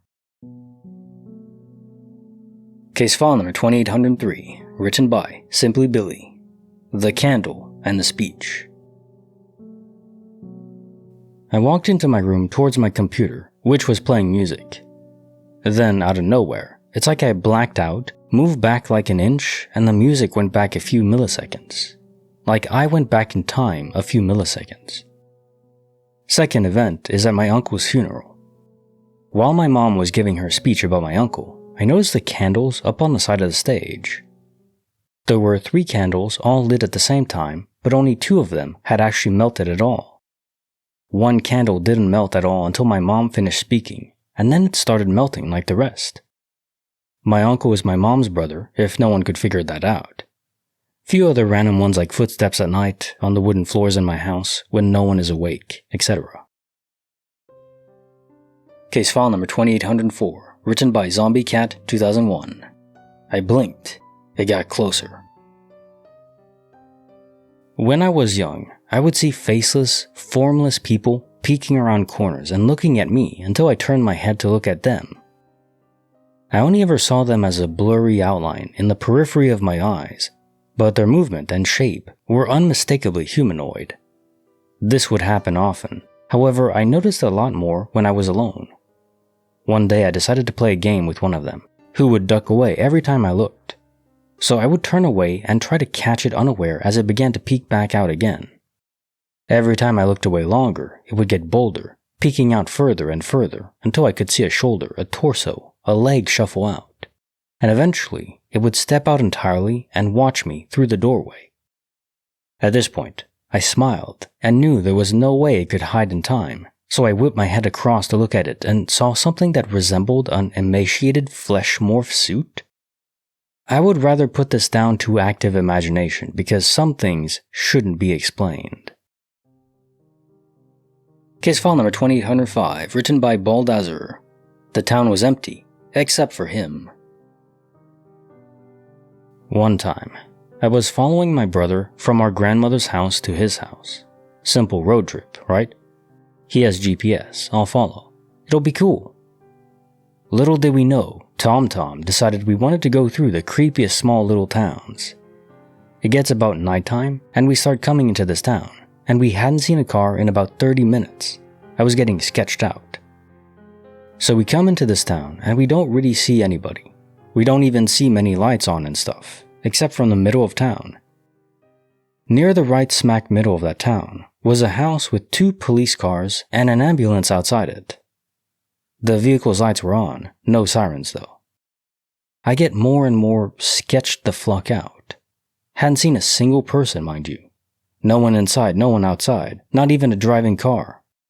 Until the last streetlight in the town, and a man is crouched down in the streetlight, shirtless, crouched, eating something from his hand. I hoped it was a sandwich. We get out of that town and my brother calls me and instantly asks me if I was sketched the fuck out as he was. And I was. He was. We all were. It was terrifying and zombie-esque. I was not ready for it. I cannot fathom what happened in that town to be that creepy. It scares the balls out of me every time I think about it. Oh, and then my brother said Tom wanted us to turn around. We missed the turn. Yeah, GPS will sometimes route you through to places that really aren't populated well. I mean, there are plenty of towns in the US that don't have a lot of people in them. But still, if it's large enough, and it doesn't seem completely abandoned, like all the buildings are decayed or something, I don't know. Could the man you saw just be hopped up on, substances? Maybe. But it's still creepy, and I wouldn't want to go back. Case file number 2806, written by Dinkelberg.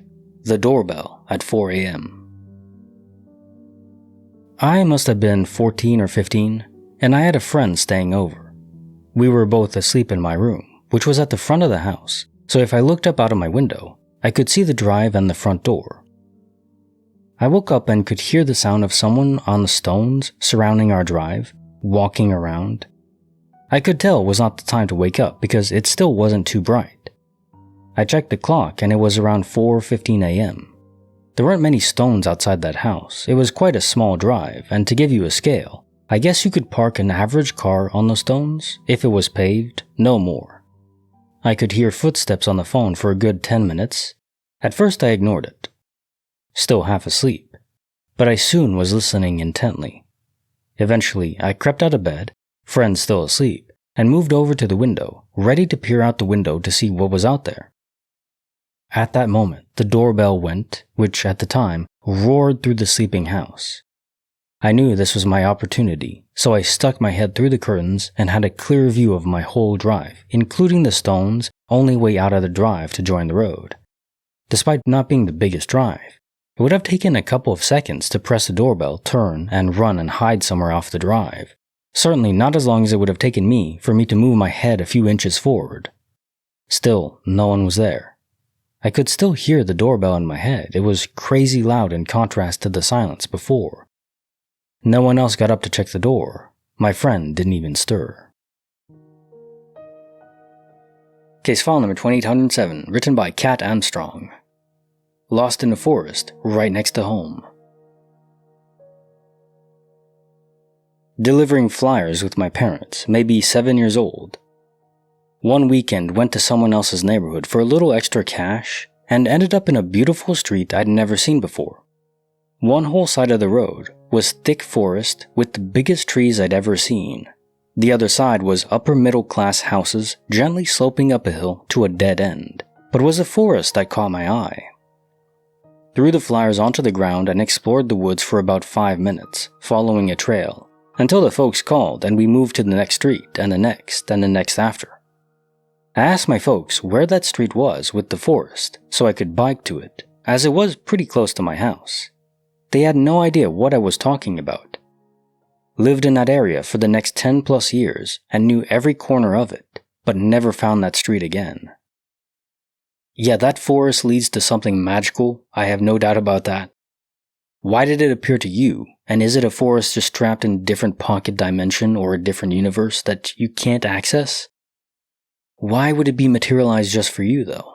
I don't know. But it does remind me that I've had experiences similar to that, where, as a kid I would go out on my bike all day long. Pretty much, it wasn't a rule, but I would go out during the day and just have to be back home before the streetlights came on, really, and even then, sometimes after that.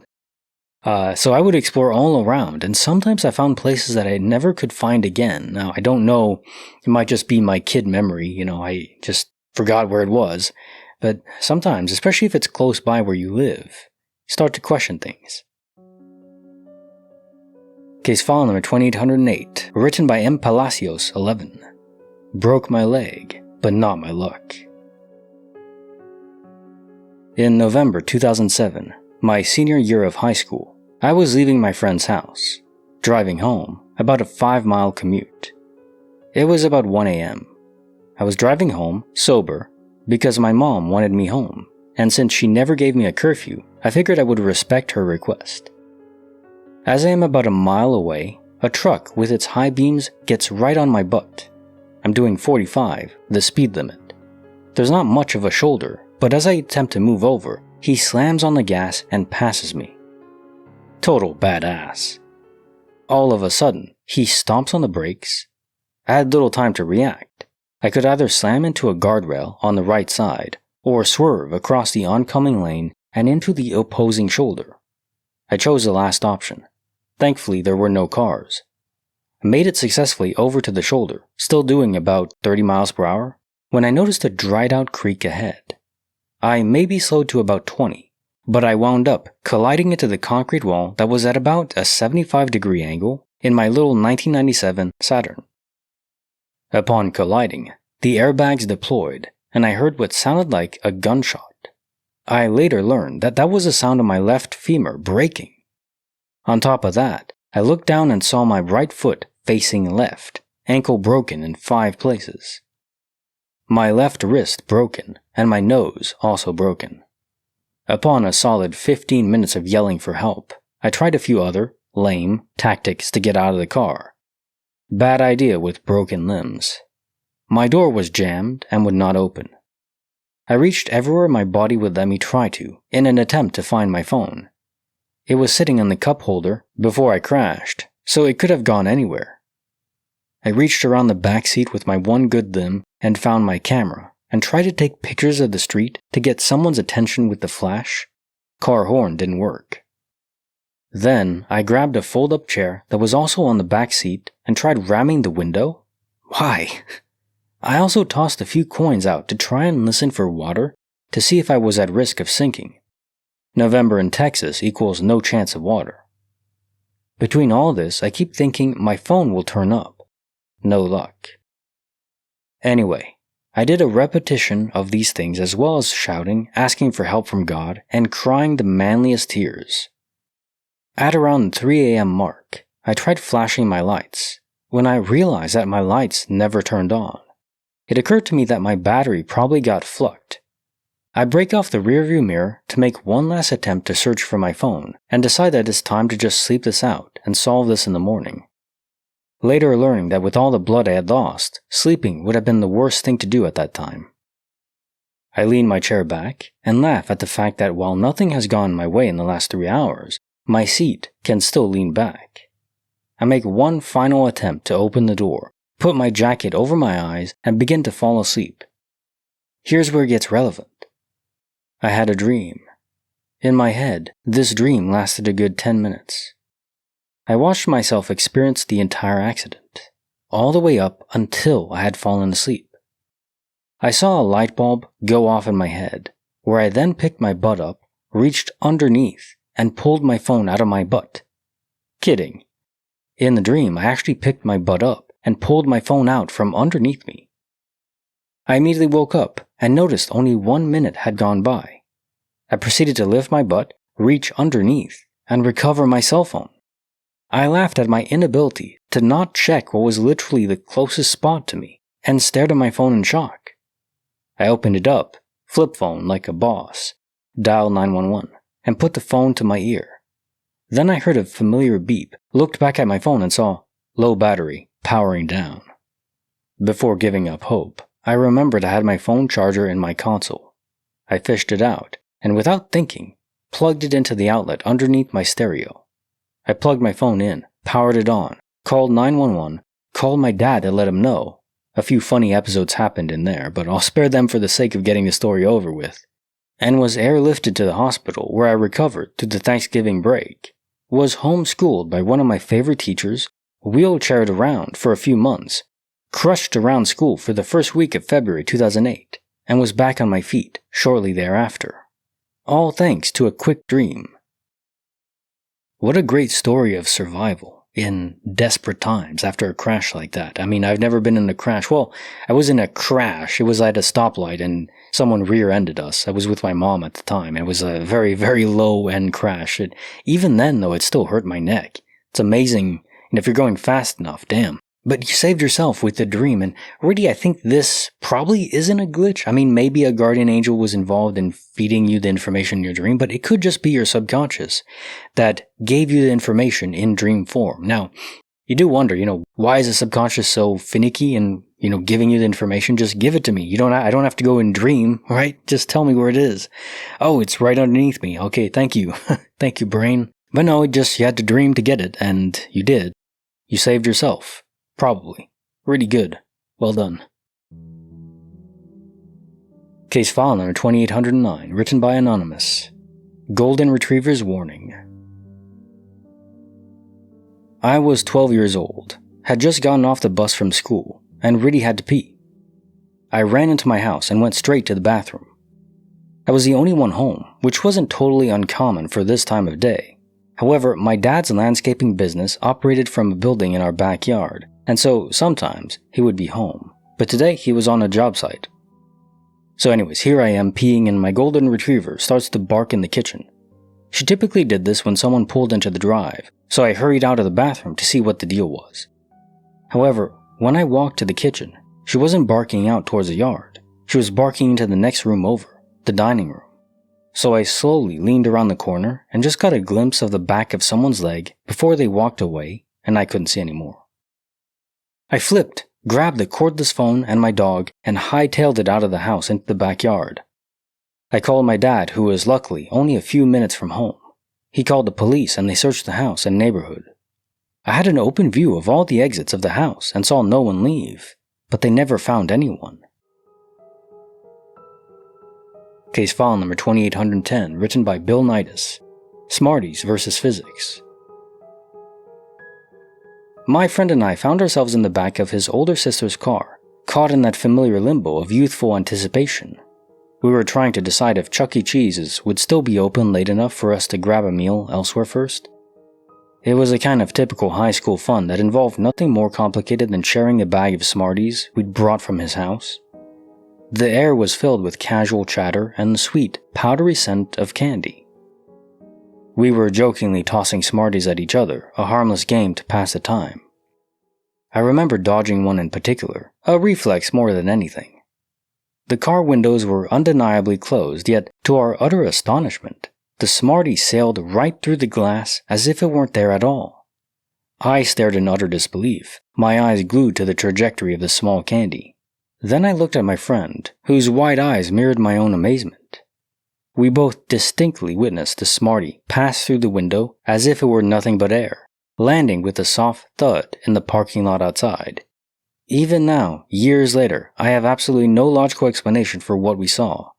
It's a memory that remains vivid and perplexing, difficult for me to fully accept because it simply makes so little sense in the confines of our known reality. There are singular small events like this, instances where things happen that just cannot be explained by any rational means, that we know because it just defies the laws of physics. A Smartie, even though it's small, cannot pass through a window. There's magic tricks. Someone walks through a window or sticks their arm through it or something like that. Now that's a trick. This isn't a trick. No one's pulling a magician's prank on you or anything in the car, right? So no.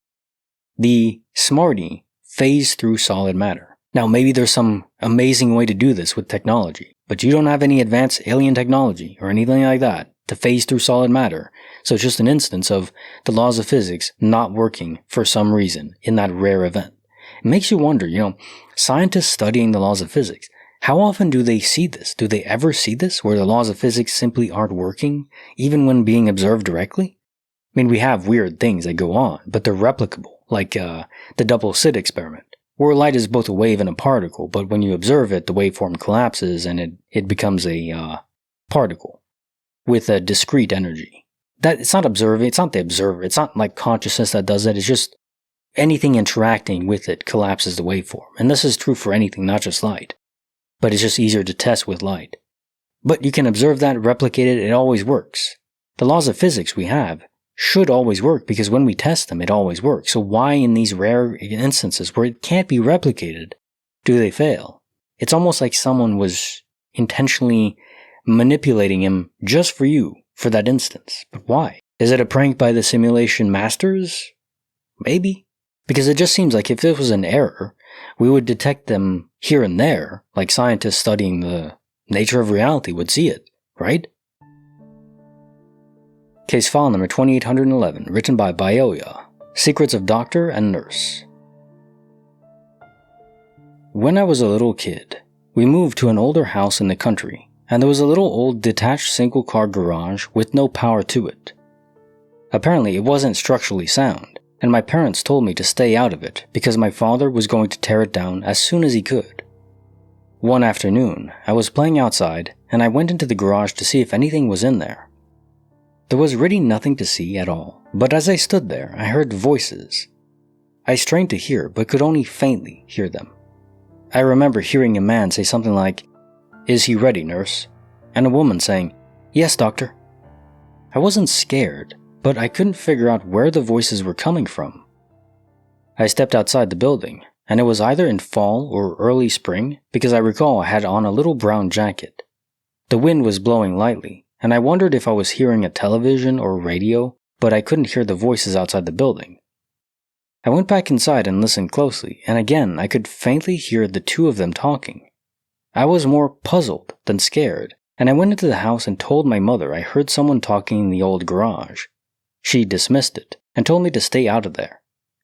My father tore the building down a couple weeks later, and that was the end of it, except I have always wondered what it was. Case file number 2812, written by Broken Phoenix. My cats are evil, but maybe my kitchen is too. I am convinced that my apartment's kitchen is haunted. I see things staring at me when I first walk in there. The cabinets above the counter will not be fully closed sometimes. In order to cope with this scary crap, I have convinced myself that it's just my cats being evil and stupid. Whatever. So, not even a week ago, I was in the kitchen cooking dinner for myself and my significant other. I heard him unlock the door, open the door, relock it with both locks, step on the squeaky spot in front of the door, sit in his chair, rocks the damn squeaky thing, and doesn't say a word, which is unusual. I'm just talking away from him. Finally, I turn around to see what the hell he's doing, sitting in his chair and not changing his clothes before dinner, and he's not there. Whatever. Figured he was in the bedroom changing, and I didn't hear him. As I turn back around, he walks in the front door, takes off his shoes, and starts talking to me about his crappy day. I ran to the bedroom, and no one was there. I will remain convinced it was my cat, because I will be living here for another year regardless. But oh god, I'm scared of my kitchen if I can't see my cats. Case file number 2813, written by Pandorama. We were like cats that night. I was leaving a festival and heading to a cabin with a group of people when we decided to stop in the middle of butt-fuck nowhere, British Columbia, and sleep because it was late and everyone was tired. A friend and I decided to sleep on the roof of the truck because it was nice outside and we don't see the stars much in the city. We were talking about how in our old hometown we used to see weird things flying in the sky, but passed it off because we live near an airbase. About 10 minutes later, we both noticed a tiny red dot in the sky, looking about the same size as if a plane was going by in the far distance. We would have thought it was just that, except it started to fly sort of downwards in a very, very awkward, sporadic, glitchy zigzag-like movement. We also noticed it was very faintly changing colors, but in a very soft way, like the colors were fading into each other. We watched it until daybreak because we kept scaring ourselves and couldn't sleep. I love road trips. Case file number 2814, written by Glassa. The floor shook, then a smile. I was sleeping at my sister's house to take care of plants and animals for a week. I could tell you a lot of crazy stories. We even thought the house was haunted. This is what made me believe her when she said her house was haunted. I woke up in the middle of the night. You know those times where you wake up and are perfectly awake and not sleepy at all? It was one of those. Suddenly, I started hearing the sound of someone stomping with very heavy boots, and it was on its way to the room I was sleeping in. I could feel the bed and floor shaking as it was stomping towards my room. I knew my sister always had a crowbar under her bed, so I grabbed that and wait, scared the fluck, as the thing is coming. The stomping stopped in front of the door. The doorknob turned. Her cat pushed the door open. What I saw at this moment made me believe in ghosts and everything related to that. There was something floating. It kind of looked like a face. It was pure white. I could see through it. It stared at me as I was standing there paralyzed. It was slowly floating towards me. I could not move or breathe because I was frightened. It got roughly close enough that if I could move, I would have been able to touch it. It smiled at me and vanished. I did not sleep for the rest of the night. I sat in the living room with every single light in the house turned on. I returned to my apartment in the morning and never slept there again. I just went during the day to feed the animals. Case file number 2815, written by Fishing Incorporated. This wasn't a normal Sunday at church. I'm an atheist at this point in my life, but I grew up in a Catholic family. We went to church every Sunday, and I went to Catholic church class as well. So one Sunday, my dad was going to drive me to class, and at the time I couldn't remember if that day or the next weekend that we didn't have class, but I was pretty sure it was the next class that we had off.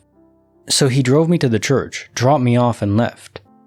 I went in on a side door which leads to a hallway and a staircase, which led to the floor our classroom was on.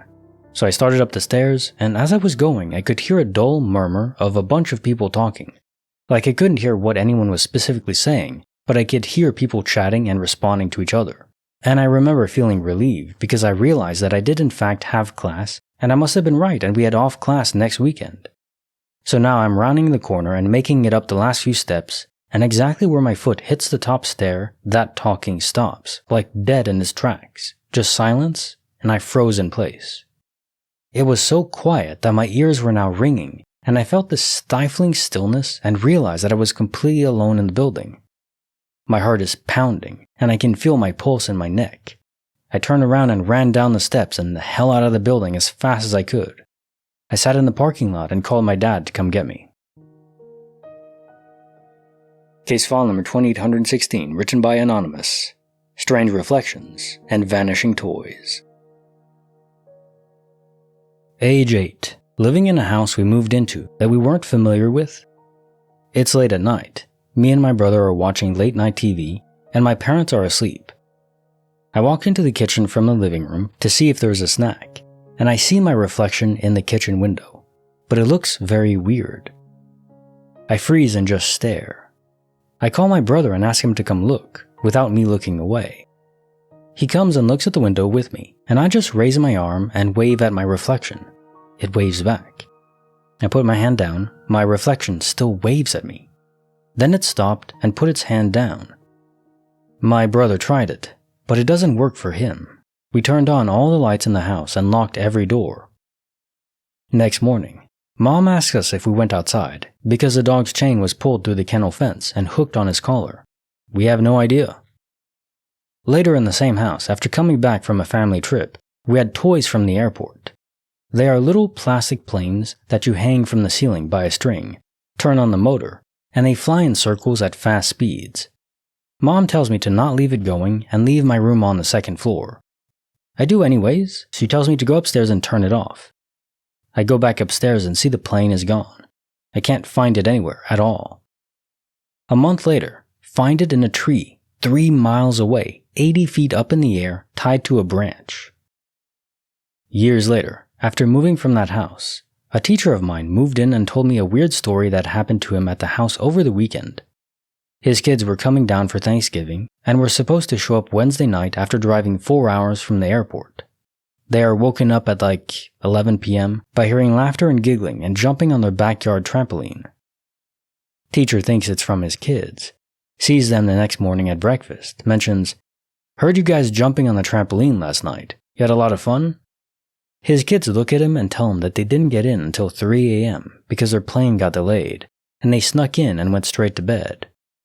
All I can say is, I truly believe that house is a nexus, portal, wormhole, whatever for weird crap to happen.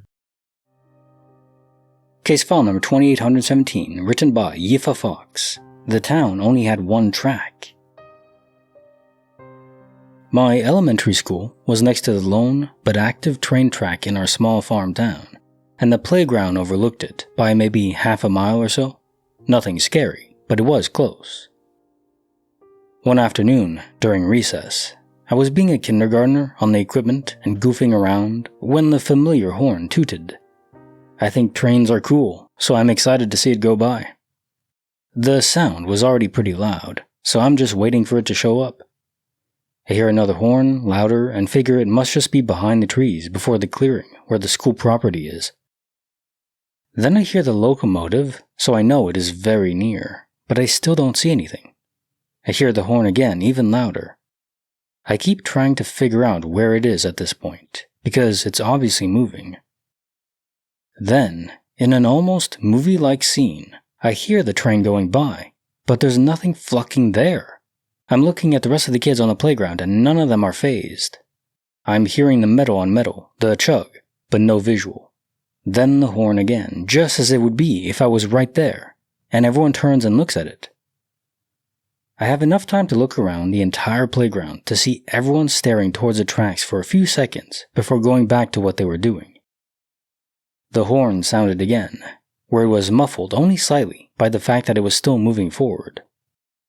I've been at a loss for 20 years as to what the fuck that was all about.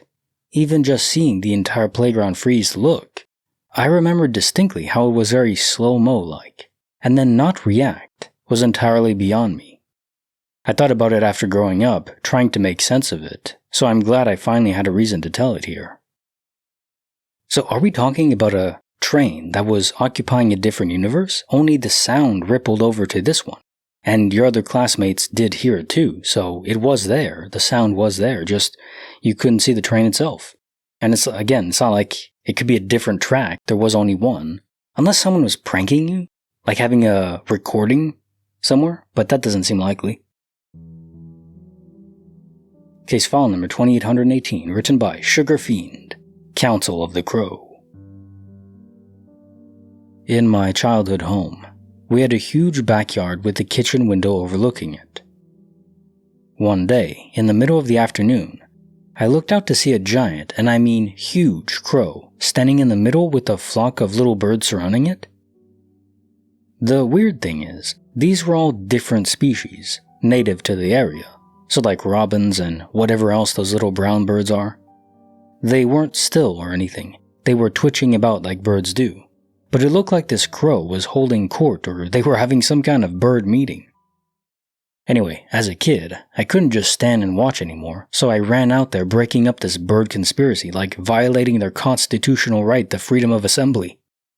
Bonus, as they all scattered, this one bird hopped under a hole in my fence so he couldn't fly away. At which time I took the opportunity to mess with him, totally thrilled by the fact that I touched a real bird. Anyhow, I still have no explanation for what I saw that day. I know that's not normal bird behavior. If anyone could shed some light on this, you will solve a childhood mystery of mine for 15 years. Case file number 2819, written by Exit Only. Why I'll Never Trust a Peaceful Breeze Again. This was when I was 6 or 7. Before we cut down the tree in our front yard, the roots were uprooting brick walls. It was rather large, with branches hanging higher than I could stand up at the time. I was looking out the porch window and saw a single leaf seemingly hovering vertically in midair. It was kind of windy, so the leaf kept spinning in a circle, like a little top spinner toy. I was mesmerized by it for what felt like an hour. All the questions in the world of what amounts to, what the fuck is going on out there? The viewpoint I had at the time only let me see the foot of a blank space underneath the leaf. The roughly 6 to 8 inch leaf dancing alone in the air, and probably 2 feet of blank space above it. Curiously, it finally hit me, as I finally snapped out of my visual splendor and decided to go outside. I slid the porch window open, and was so fixated on the leaf that I didn't see anything else. It wasn't until I got within about a foot or two of it when I decided to look up. What nearly made a young me crap my pants was the sight of those 4+ foot, looked bigger than me, spider webs with a rather large spider right in the fucking middle. Before that, I had seen some National Geographic or Discovery shows about these crazy types of things in some of those Spiders of the Wild specials or whatever, but never did I expect it in my front yard of all things. Here's the kicker. The web was standing upright and parallel to the house frame, or perpendicular to the ground, if you would. I can understand the support from the ground up to the tree branch, which was probably 7 or 8 feet from the ground, but on the sides to form the rest of the disc, nearest from the point of the middle of the leaf and web, was at least 6 feet to the nearest bush or wall to the left. On the right, probably double that. What does that mean? I don't know how the heck a spider could make a disc like that without having a bunch of bushes near it to create anchor points. Needless to say, when I finally looked up, saw the entire web, I booked it straight back into the house and slammed the window and door closed. I looked back outside to see if the spider was following me back in, but all I could do was watch the leaf spin a bit more until I processed what I saw and freaked out some more. Closed the drapes and did something else, don't remember. Funny thing is, when everyone else got home, no one mentioned seeing any spiderwebs. I didn't mention it to anyone at the time, and never mentioned this to anyone else before for that matter. So when I wondered why no one else mentioned seeing it, I looked back outside the next day and found no trace of spiderweb or that leaf. Anything to do with spiders freaks me out. I actually don't try to kill them if they're in the house because I know they're useful. They kill mosquitoes and other nasties, but they're just creepy. It's not their fault. They just look creepy. And this one that has mastered the art of building giant webs, maybe, was it even there? Case file number 2820, written by Geoland Fraser. A shatter heard around the house. When I was 16, I was sitting alone in my room when I suddenly heard what sounded like a glass object shattering somewhere in the house. It was loud, sharp, sudden, unmistakable. The kind of noise that makes your body jolt.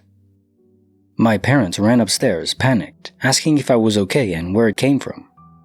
We all searched the house top to bottom, checked every room, every window, every mirror, every light bulb.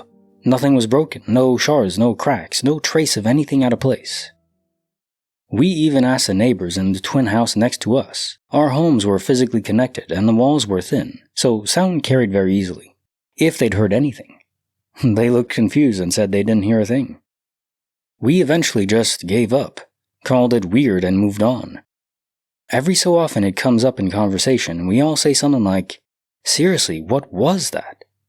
But even now, 6 years later, it's still on the back of my mind. I've never found a logical explanation. No glass ever turned up missing or broken, no prank, no critters, no plausible theory. I still wonder if something broke that night, just not in a way that I could see. Case file number 2821, written by L. Maries. The toy that shouldn't exist. When I was in kindergarten, 1991, my teacher called everyone to the carpet and got us to sit in a circle. She said she found an alien on her doorstep and she wanted to show us.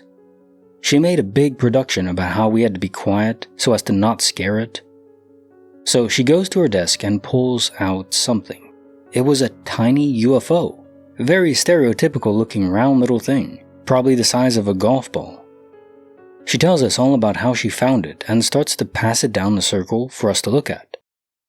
It made it about halfway around and all of a sudden it lit up, blinky lights, and took off right out of one kid's hands. It flew around the room while my teacher scrambled to catch it. She promptly stuffed it back into her desk, said it was scared and needed to be alone. To this day, I have no clue what this thing was. I thought it was a weird kid dream that I confused with reality as a small child, but I asked my best friend years later when we were teenagers. She was sitting next to me that day, and she verified it really happened. I searched online and could not find any toys that matched. I even went as far as to try and locate my old teacher, but she moved away years and years ago. Well, this was 1991, so the extent of toy technology, or just device technology, wasn't that great? So, did she actually find an alien device? Okay, I don't think she did. I want to believe she did, but I don't think she did. It would be so cool. But come on, it's not like, would alien children have toys? Probably, right? Would alien children be curious and want to mess around with stuff all the time, and their parents would just want to give them something to occupy their time, maybe? Did an alien accidentally leave their children's toy on the doorstep of your teacher? Although, if that was the case, the teacher's reaction to bring it to her class is a bit odd too. Everything about this is odd, but I want to believe. Case file number 2822, written by Atomic Radio. I ran to the closet in both worlds. I used to keep a dream diary since my mother was all into that crap and encouraged me to do it. I remember once I had this really graphic dream. In the dream, I was in a square Asian-style room with the sliding thin paper wall things with a raised fireplace in the center and a little outer room around the outside. I came in a door and to my left was a closet. I got nearly to the other end of the room before I began to be chased by a serial killer. The killer was covered in ropes, and my only way to escape him was to run clear around the room, avoiding him all along, and hide in the closet. In the closet, I hid there for ages, next to a random expired person I found inside, until the killer left. A few years later, I got my very first game system, a PS2. I was trying out scary games and saw a game called Fatal Frame 2. I bought it and tried it out. It was an alright game. Then I got to this room. The room was an exact replica of the room from my dream, complete with a small closet alcove, raised fireplace, Asian decor, etc. I was already freaking out since I remembered the room, but got even more scared when an encounter started. It was an encounter with the Kusabi, the rope man. The way to survive the encounter is to run into the closet alcove, just as I did in my dream. And as you run into that alcove, you encounter one of the game's other ghosts right there where I'd found the expired person in my dream. Ever since, I was totally hooked on the Fatal Frame games. I eventually snagged Fatal Frame 3. While moving through the house, you can open a map and see a basic floor plan of the massive house and area the game covers. While playing the game, I was struck by something incredibly strange, so I had to go check it out. I went all the way across the house and found myself in the room I'd seen on the map, a room with a movie projector used to play a creepy movie. Behind the projector screen is an alcove containing supplies. I think of a stone mirror, but maybe a film. I couldn't figure out why it bothered me until several months later. I was going through some old projects I'd done back in high school. I was drafting and our final assignment was to design a dream home with certain requirements, including a home theater, and from my draft of the house, it was an exact replica of the in-game map of the theater section of Fatal Frame 3. So yeah, ever since I'm hooked on Fatal Frame.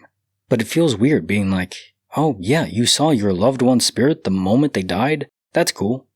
I foresee video game encounters. Well, your last line describes it well. Other people predict the future in reality, and you just predicted in the video game, which is, not the best superpower, but hey, at least you have one.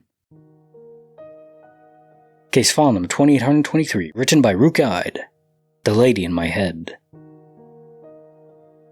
I was around 28, and I'd been through a bad relationship, so my daughter and I moved back in with my mom while I got myself back on my feet. Incidental. My little sister had moved to a different town around the same time, which was about a 2-hour drive away from where my mom lived. She had a very young son, around 2 years old, and was 9 months pregnant when she found out her husband was cheating on her and he left her for someone else. She totally fell apart, and this triggered her labor. She had no one else around her to help or look after her son, while she had the new baby, and the husband was gone. I managed to get a friend to drive me straight up to her, without any thinking or time to even pack a bag. This is sort of relevant.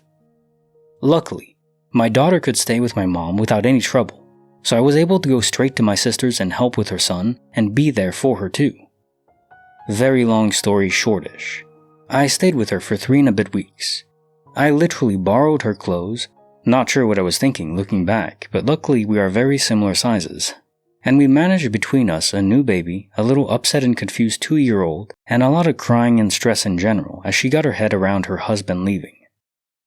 I had a plug or ear stretcher that I'd had in my ear the day I went up, and it was quite unique in that it had a picture of a spiritual or religious figure on it that was quite unique to find on that kind of jewelry. All my jewelry tends to be unique or a bit out of the ordinary, and a lot of it comes from sites where people handmake it or they have custom things. This was one of my favorites, and I never took my stretchers out without putting a different one in, as they heal ridiculously fast. And this is the same with all my piercings, so I subconsciously check up on my stretcher, and my nose stud in particular, quite a lot through the day, and normally have spares in my bag somewhere when I go away just in case. But as I didn't pack a single thing, I had no spares this trip. My sister's little boy was fascinated with this plug, and so he would look at it a lot, staring closely at my ear, and tell me he could see the lady in my head, which made us laugh. This became our little routine, particularly in the morning and at his bedtime, every day that I was there. When I left to go back to my mom's, my sister had washed and tumbled the clothes I turned up in, and all was good with the world. We said goodbye, and I got a taxi to the local train station to go home. On the taxi ride, I subconsciously felt my ear to fiddle with my stretcher, and it wasn't there. Also, the hole it should have been in felt different to how it normally felt, almost like it hadn't had anything in it for a while. This was weird in of itself, as I checked it a lot, and my nephew had said, "Goodbye," to the lady in my head, and did his usual point and poke when I said goodbye, so I knew it had been right there before I left. I checked the seat and the top I was wearing, and then called my sister and asked her to check around as it might have fallen out when we were hugging. I checked the taxi again when I got out, left my forwarding details with the driver in the vague hope someone would find it on the seat, and or my sister would discover it in her hallway. My nephew had an eagle eye, so if it was there he would spot it. When I got back to my mom's, I put another one in as soon as I got in, but the hole was very tight and I had to overstress it to get the plug in, which was fast healing even for me, but I didn't overthink this. Fast forward around 2 and a bit years, it had never turned up. I had been a bit sad, as I couldn't get another one, but it had no sentimental value other than it now had become a lovely memory of my nephew talking to the lady in my head. I had searched my clothes again a few times and resigned myself to the fact that it must have fallen out in the taxi somehow. At this point I was around 30-ish and still living with my mom. Getting on my feet didn't go as planned. I was up very late, 2 a.m.-ish, working and typing up a long piece, so was pretty tired. And something fell from the ceiling, or at least from above me, directly above my head, and bounced off my head and then bounced and rolled across a desk, just a little, then stopped about 6 inches away from my laptop. It was a stretcher. I figured it must have somehow popped out of my ear. As I say, I was quite tired, so I felt my ear, and no, the current stretcher was still there. I picked it up and immediately dropped it again. It was the lady in my head stretcher. After inspecting it, taking pictures of it, and sending them to my sister, freaking out a bit, and then checking it all over again in the morning, it was definitely the stretcher I had lost in a town 2 hours away more than 2 years ago. I still have it, and my now 18-year-old nephew still remembers it. I've never worn it again, though. This is an extra layer to DOP, coupled with a spirit. Could spirits maybe have the ability to generate space-time wormholes? We haven't had a portal story in a while, but I'm wondering if they could influence their creation. So a space-time portal is created, and it actually messes with your ear too. It advances the time a bit in that localized area, which is why even though your ears normally heal fast, this one healed even faster than normal, because it intersected that and accelerated time a bit. And then of course, still goes through space, so it ported back to you in the future 2 years later. Kinda trippy, and what's the point in doing that? I don't know why a spirit would want to, but it seems like what happened. Case file number 2824, written by Reith Vasune. Pick me up, mommy. My family has always been a little odd. My dad's side in particular. He'd have some interesting interactions with paranormal experts in the past, psychics telling him he's gifted or ghosts are attracted to him, and he's even got some really convincing stories of ghost and paranormal experiences. I grew up always a skeptic and believing what was logical, while simultaneously doing my best to see it from his perspective because, well, he's my dad. Sometimes it was just so hard to believe that sort of thing, you know? I was about 7 or 8 when my dad brought home the doll. My younger sister loved stuffed animals and dolls, and the thing was instantly assimilated into her vast toy collection. What separated this one from the rest, though, was that it was battery operated and would say special catchphrases when you squeezed or moved it. Now, this is the mid-90s, so this is by no means a technological masterpiece. Basic, cheap as hell speakers and faulty wiring galore. So a few years go by of hearing the catchphrases, "Pick me up, mommy," "I love you," "Tee-hee-hee." After a while, my sister inevitably loses interest in the thing. My dad decided to keep it as a keepsake of our childhood. It's still saying the catchphrases years after he'd bought it, so he feels like there's something unique about it. Fast forward 16 years into the future. I'm 23 now. He's had the thing locked in the chest for more than a decade, taking it with him whenever he moved. It still talks. Here's the kicker, though. It triggers itself. We were having a typical conversation last year when we heard it from the other room. "Pick me up, mommy." He smiled. But what makes no sense, no one's changed the batteries in it since he bought it. It's a little easier for me to believe him now. Case file number 2025, written by Be Kind Rewind. Footsteps, Spanish warnings, and poker. During my junior year of high school, I temporarily moved in with my uncle, aunt, and cousins. My aunt's parents, from Peru, lived in the basement. The door to the basement was right across from my bedroom door. One night, my aunt's mother, who only speaks Spanish, opened my door and started exclaiming something at me in Spanish. Not only was it startling, but it was completely out of character for her to do anything like that. She seemed really pissed. The only thing I got out of what she was saying were the words kitchen and noisy. Eventually, she left frustrated and went back to bed. The next morning, my uncle came up to me and asked me to be more considerate of the grandparents because Rosa complained that I was walking really loudly from the kitchen to my bedroom several times in the middle of the night. I told him that I went to bed really early and never got up through the night, but was awoken by Rosa in the middle of the night. I left for school, and halfway through the first period, my uncle and aunt summoned me to the office to pick me up. My cousin had passed away in the middle of the night. When we got home, Rosa told my aunt that after she tried to ask me to be more quiet, it kept happening, and she waited until the noise was in the kitchen so she could confront me again. Only, as she turned the corner to the kitchen, all the noise stopped, and no one was there. She immediately ran downstairs and told her husband that a spirit was visiting the house, going from the kitchen to my room.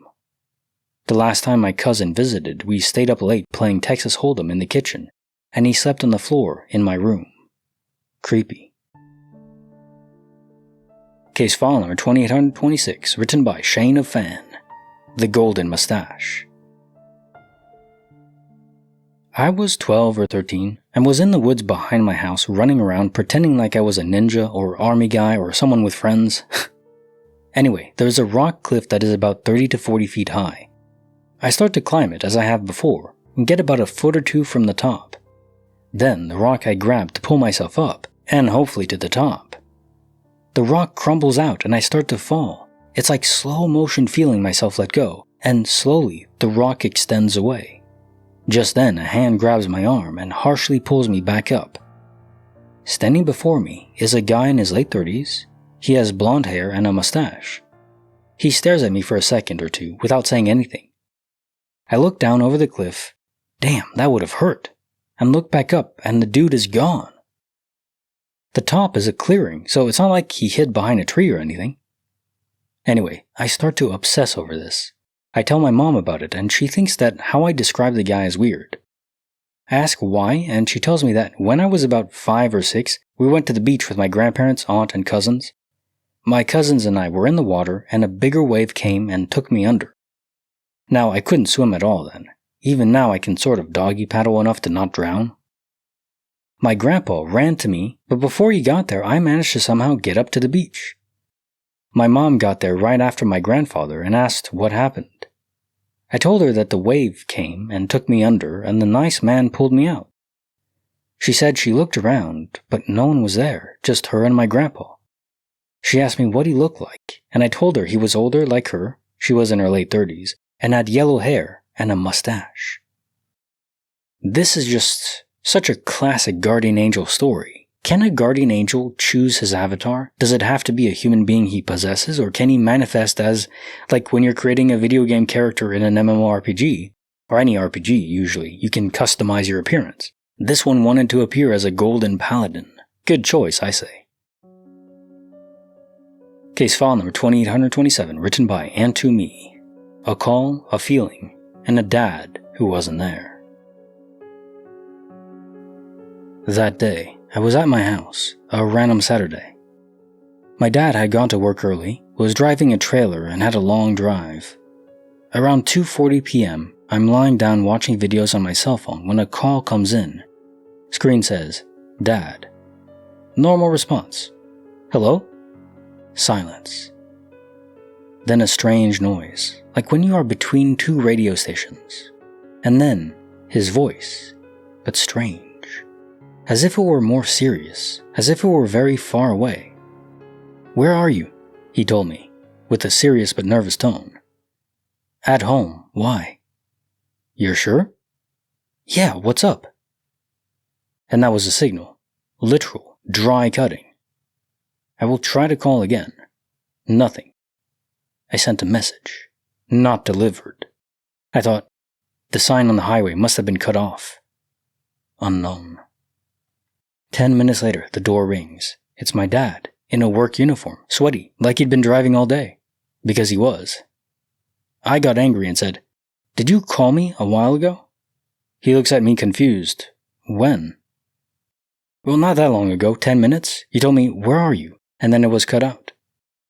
He swears he didn't call me. I didn't even have a sign of where I was going. I was in a mountain range, not even for text messages. We checked his call history. Nothing. Neither outgoing nor incoming. I tried to laugh nervously at him, but he was silent for a moment, and then he said something that left me cold. I swear, while I was driving, I thought you were gone. I felt a strange anguish, as if something had happened to you, but for no reason. I even got a little sidetracked by that. We let it go, but days later I noticed that the call log was on my cell phone, which lasted 18 seconds, with the exact time, with his number. Until today I have it saved, without explanation. It was not a joke, nor a network error. The voice was his voice. But there was something different, like he wasn't my dad today, as if it were one I had already missed. Also, here's a few things I want to clarify. My dad was working in the mountain range, about 30 minutes from home. He was already heading back, but his phone didn't have a signal or a mobile internet. He never liked paying for that stuff anyway. I didn't get mad at him, I just freaked out a little, but I thought the way I translated it made it sound like I was angry. I still have the phone where I got the call, but I haven't found the charger in years. So I wonder if in the universe he was calling from, it was the same universe as yours. Was this a doppelganger infusion from a different universe? So your real dad was in the same one you occupied, but it wasn't your dad that called you. So your phone received the call, but it's just from a different universe. Your other dad in that other universe. I mean, you could say the copies of us in different universes are doppelgangers. They're just not here. It seems like that would be the case, but why did he act so weird? What's going on to the you in that other universe? Case file number 2828, written by Anonymous. The Toddler, the Ghost, and the Shaggy-Haired Man. When I was a small child, still in my nappies, I was visiting my grandmother's house in the west of Ireland, and I was put to bed. I remember the feeling and the dimensions of the room and bed very vividly. It had a feather mattress, and the whole room felt warm, and soft, and comfortable, because the wall to my left was the back of the fire. I squished up my toes, and buried myself into the bed, and the overriding feeling I had was of comfort and coziness, and even now, I get a warm feeling from that phase of the evening. At some point, as I dozed off, someone sat on the bed. It was not quite dark in the room. There was a picture of Pope John Paul II on the wall, and I could see it lit from the outside. Some soft light was diffusing through the curtains. So I examined this individual, and did not know him. He had a black beard and a head of shaggy hair, and he was just looking at me, quietly taking me in. So in the way of small children, I started to sob quietly, but in a way designed specifically to get the attention of my parents. My dad gently pushed in the door and left it open with only a crack, letting in a small amount of light, and some of the noise of my mother's, aunt's, and grandmother's conversation. And my dad sat on the bed and said very quietly, "What's wrong, Loveen?" At this point, the individual on the bed simply leaned out from behind my dad and continued to look at me. And I freaked the fuck out, expecting him to have been addressed and removed if he was unacceptable to Dad, not to be ignored. So there was my dad, expecting to calm me back to sleep, and instead having me transform into a screaming little monster. At this point, my mother pushed the door fully open and entered the room, and the guy just disappeared completely. I calmed down, and the event was forgotten. 16 years or so later, when discussing ghosts and stuff with my friends, I mentioned this as part of the tales, and I talked about it with them, and realized how odd the memory was. And then I talked about it with my dad, and he had been profoundly affected by it in the way that I had refused to be comforted by him. It made sense to him that I responded to the figure behind him rather than to him. I must stress, I described the figure's appearance to him at this point. Black beard, black hair, like a mane around his head. Up until the next part of the story, this all makes sense. I had a bad dream and refused the comfort of my father. However, when my grandmother died, around 8 years later, the story moves inexplicably. We were having a wake, as we do, and an old man was making the rounds, shaking hands all around, and he came up to me and had a little chat, and he offered his commiserations. He asked me if I'd ever met my great-grandfather, the man who built the house. I had not, of course, because he had died more than 30 years before I was born. "Very striking man," he said. "Big black beard and a big shaggy head of black hair." At this point I called my dad over to have the description repeated, and his eyes widened, because he too remembered the figure on my bed from when I was around 2 years old. I am a total skeptic, atheist, and of a scientific bent, and while this is one of several things I've come across I couldn't explain, this one has a caliber of repeated and detailed description before it was confirmed by a totally external individual. Creeped me the hell out, but I was kind of flattered at the attention all the same. The blind man went to buy a beer, and when it was time to pay, he asked how much it cost. The saleswoman said, "It's $5. So he took out a $5 and a $50 bill and asked which one was the $5 bill. The saleswoman, wanting to rob him, touched the hand with the $50 bill. So he held out his hand with the $5 and said, "I'm going to buy 10 beers then." She played herself. My girlfriend broke up with me, so I stole her wheelchair. Guess who came crawling back? I bought a second-hand time machine last Sunday.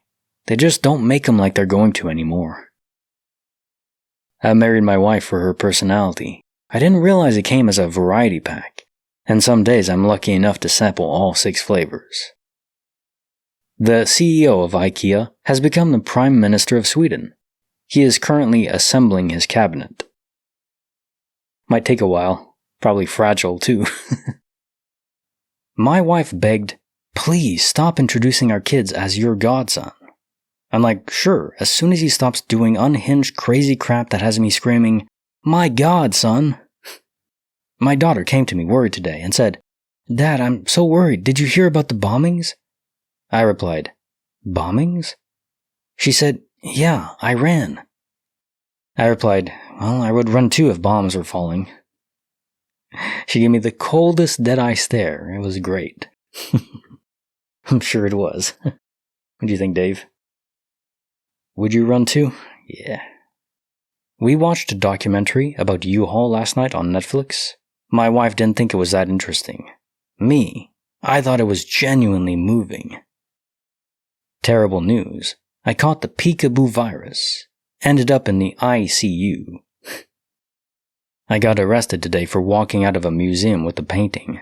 I was just so confused, because earlier when I asked if I could take a picture, he said yeah.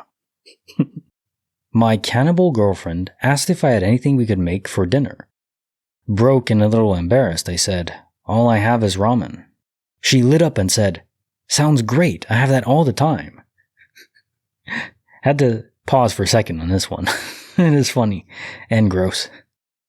I was shocked to find out my son had an AI girlfriend. He told me he was dating a model.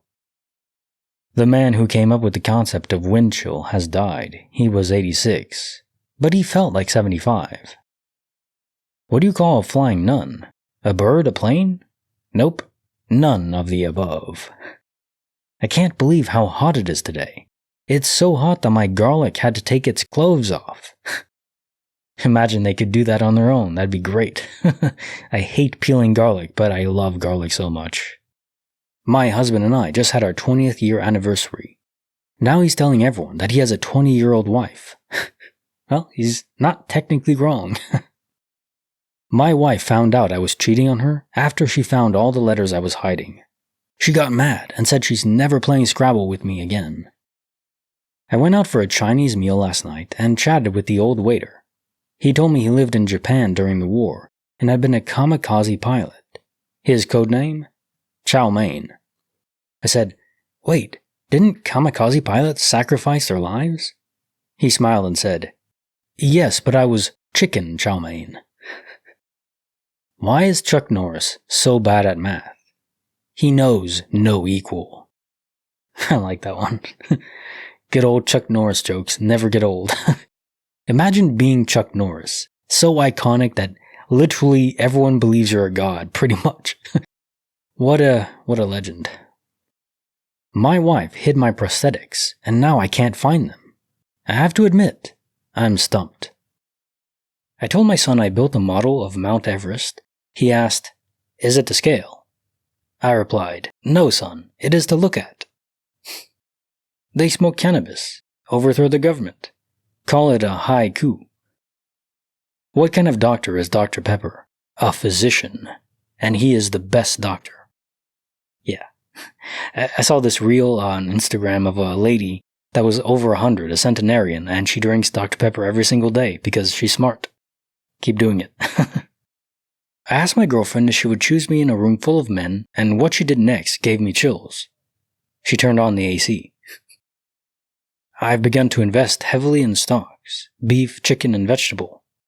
One day I hope to be a billionaire. Yummy. What do you call a bee that can't make up its mind? A maybe. What do you call a man lying by your front door? Matt. I always make sure to say mucho around my Spanish-speaking friends. It means a lot to them. Apparently I snore so loudly, it terrifies everyone in the car I'm driving. I was wondering why music was coming from my printer. Apparently the paper was jamming. Oh yeah. Did you know milk is the fastest liquid on the planet? It's past your eyes before you can even see it. Very good wordplay. I just built an ATM that only gives out coins. I don't know why no one's thought of it before. It just makes sense. My neighbor couldn't afford to pay his water bill. I sent him a get well soon card. Dear optimist, pessimist, and realist. While you were arguing about the glass of water, I drank it. Sincerely, the opportunist. 9 months isn't really that long. It only feels like a maternity. Alright, another video up here. YouTube thinks you'll like it. Click it. And don't forget to like the video and subscribe. See you next time.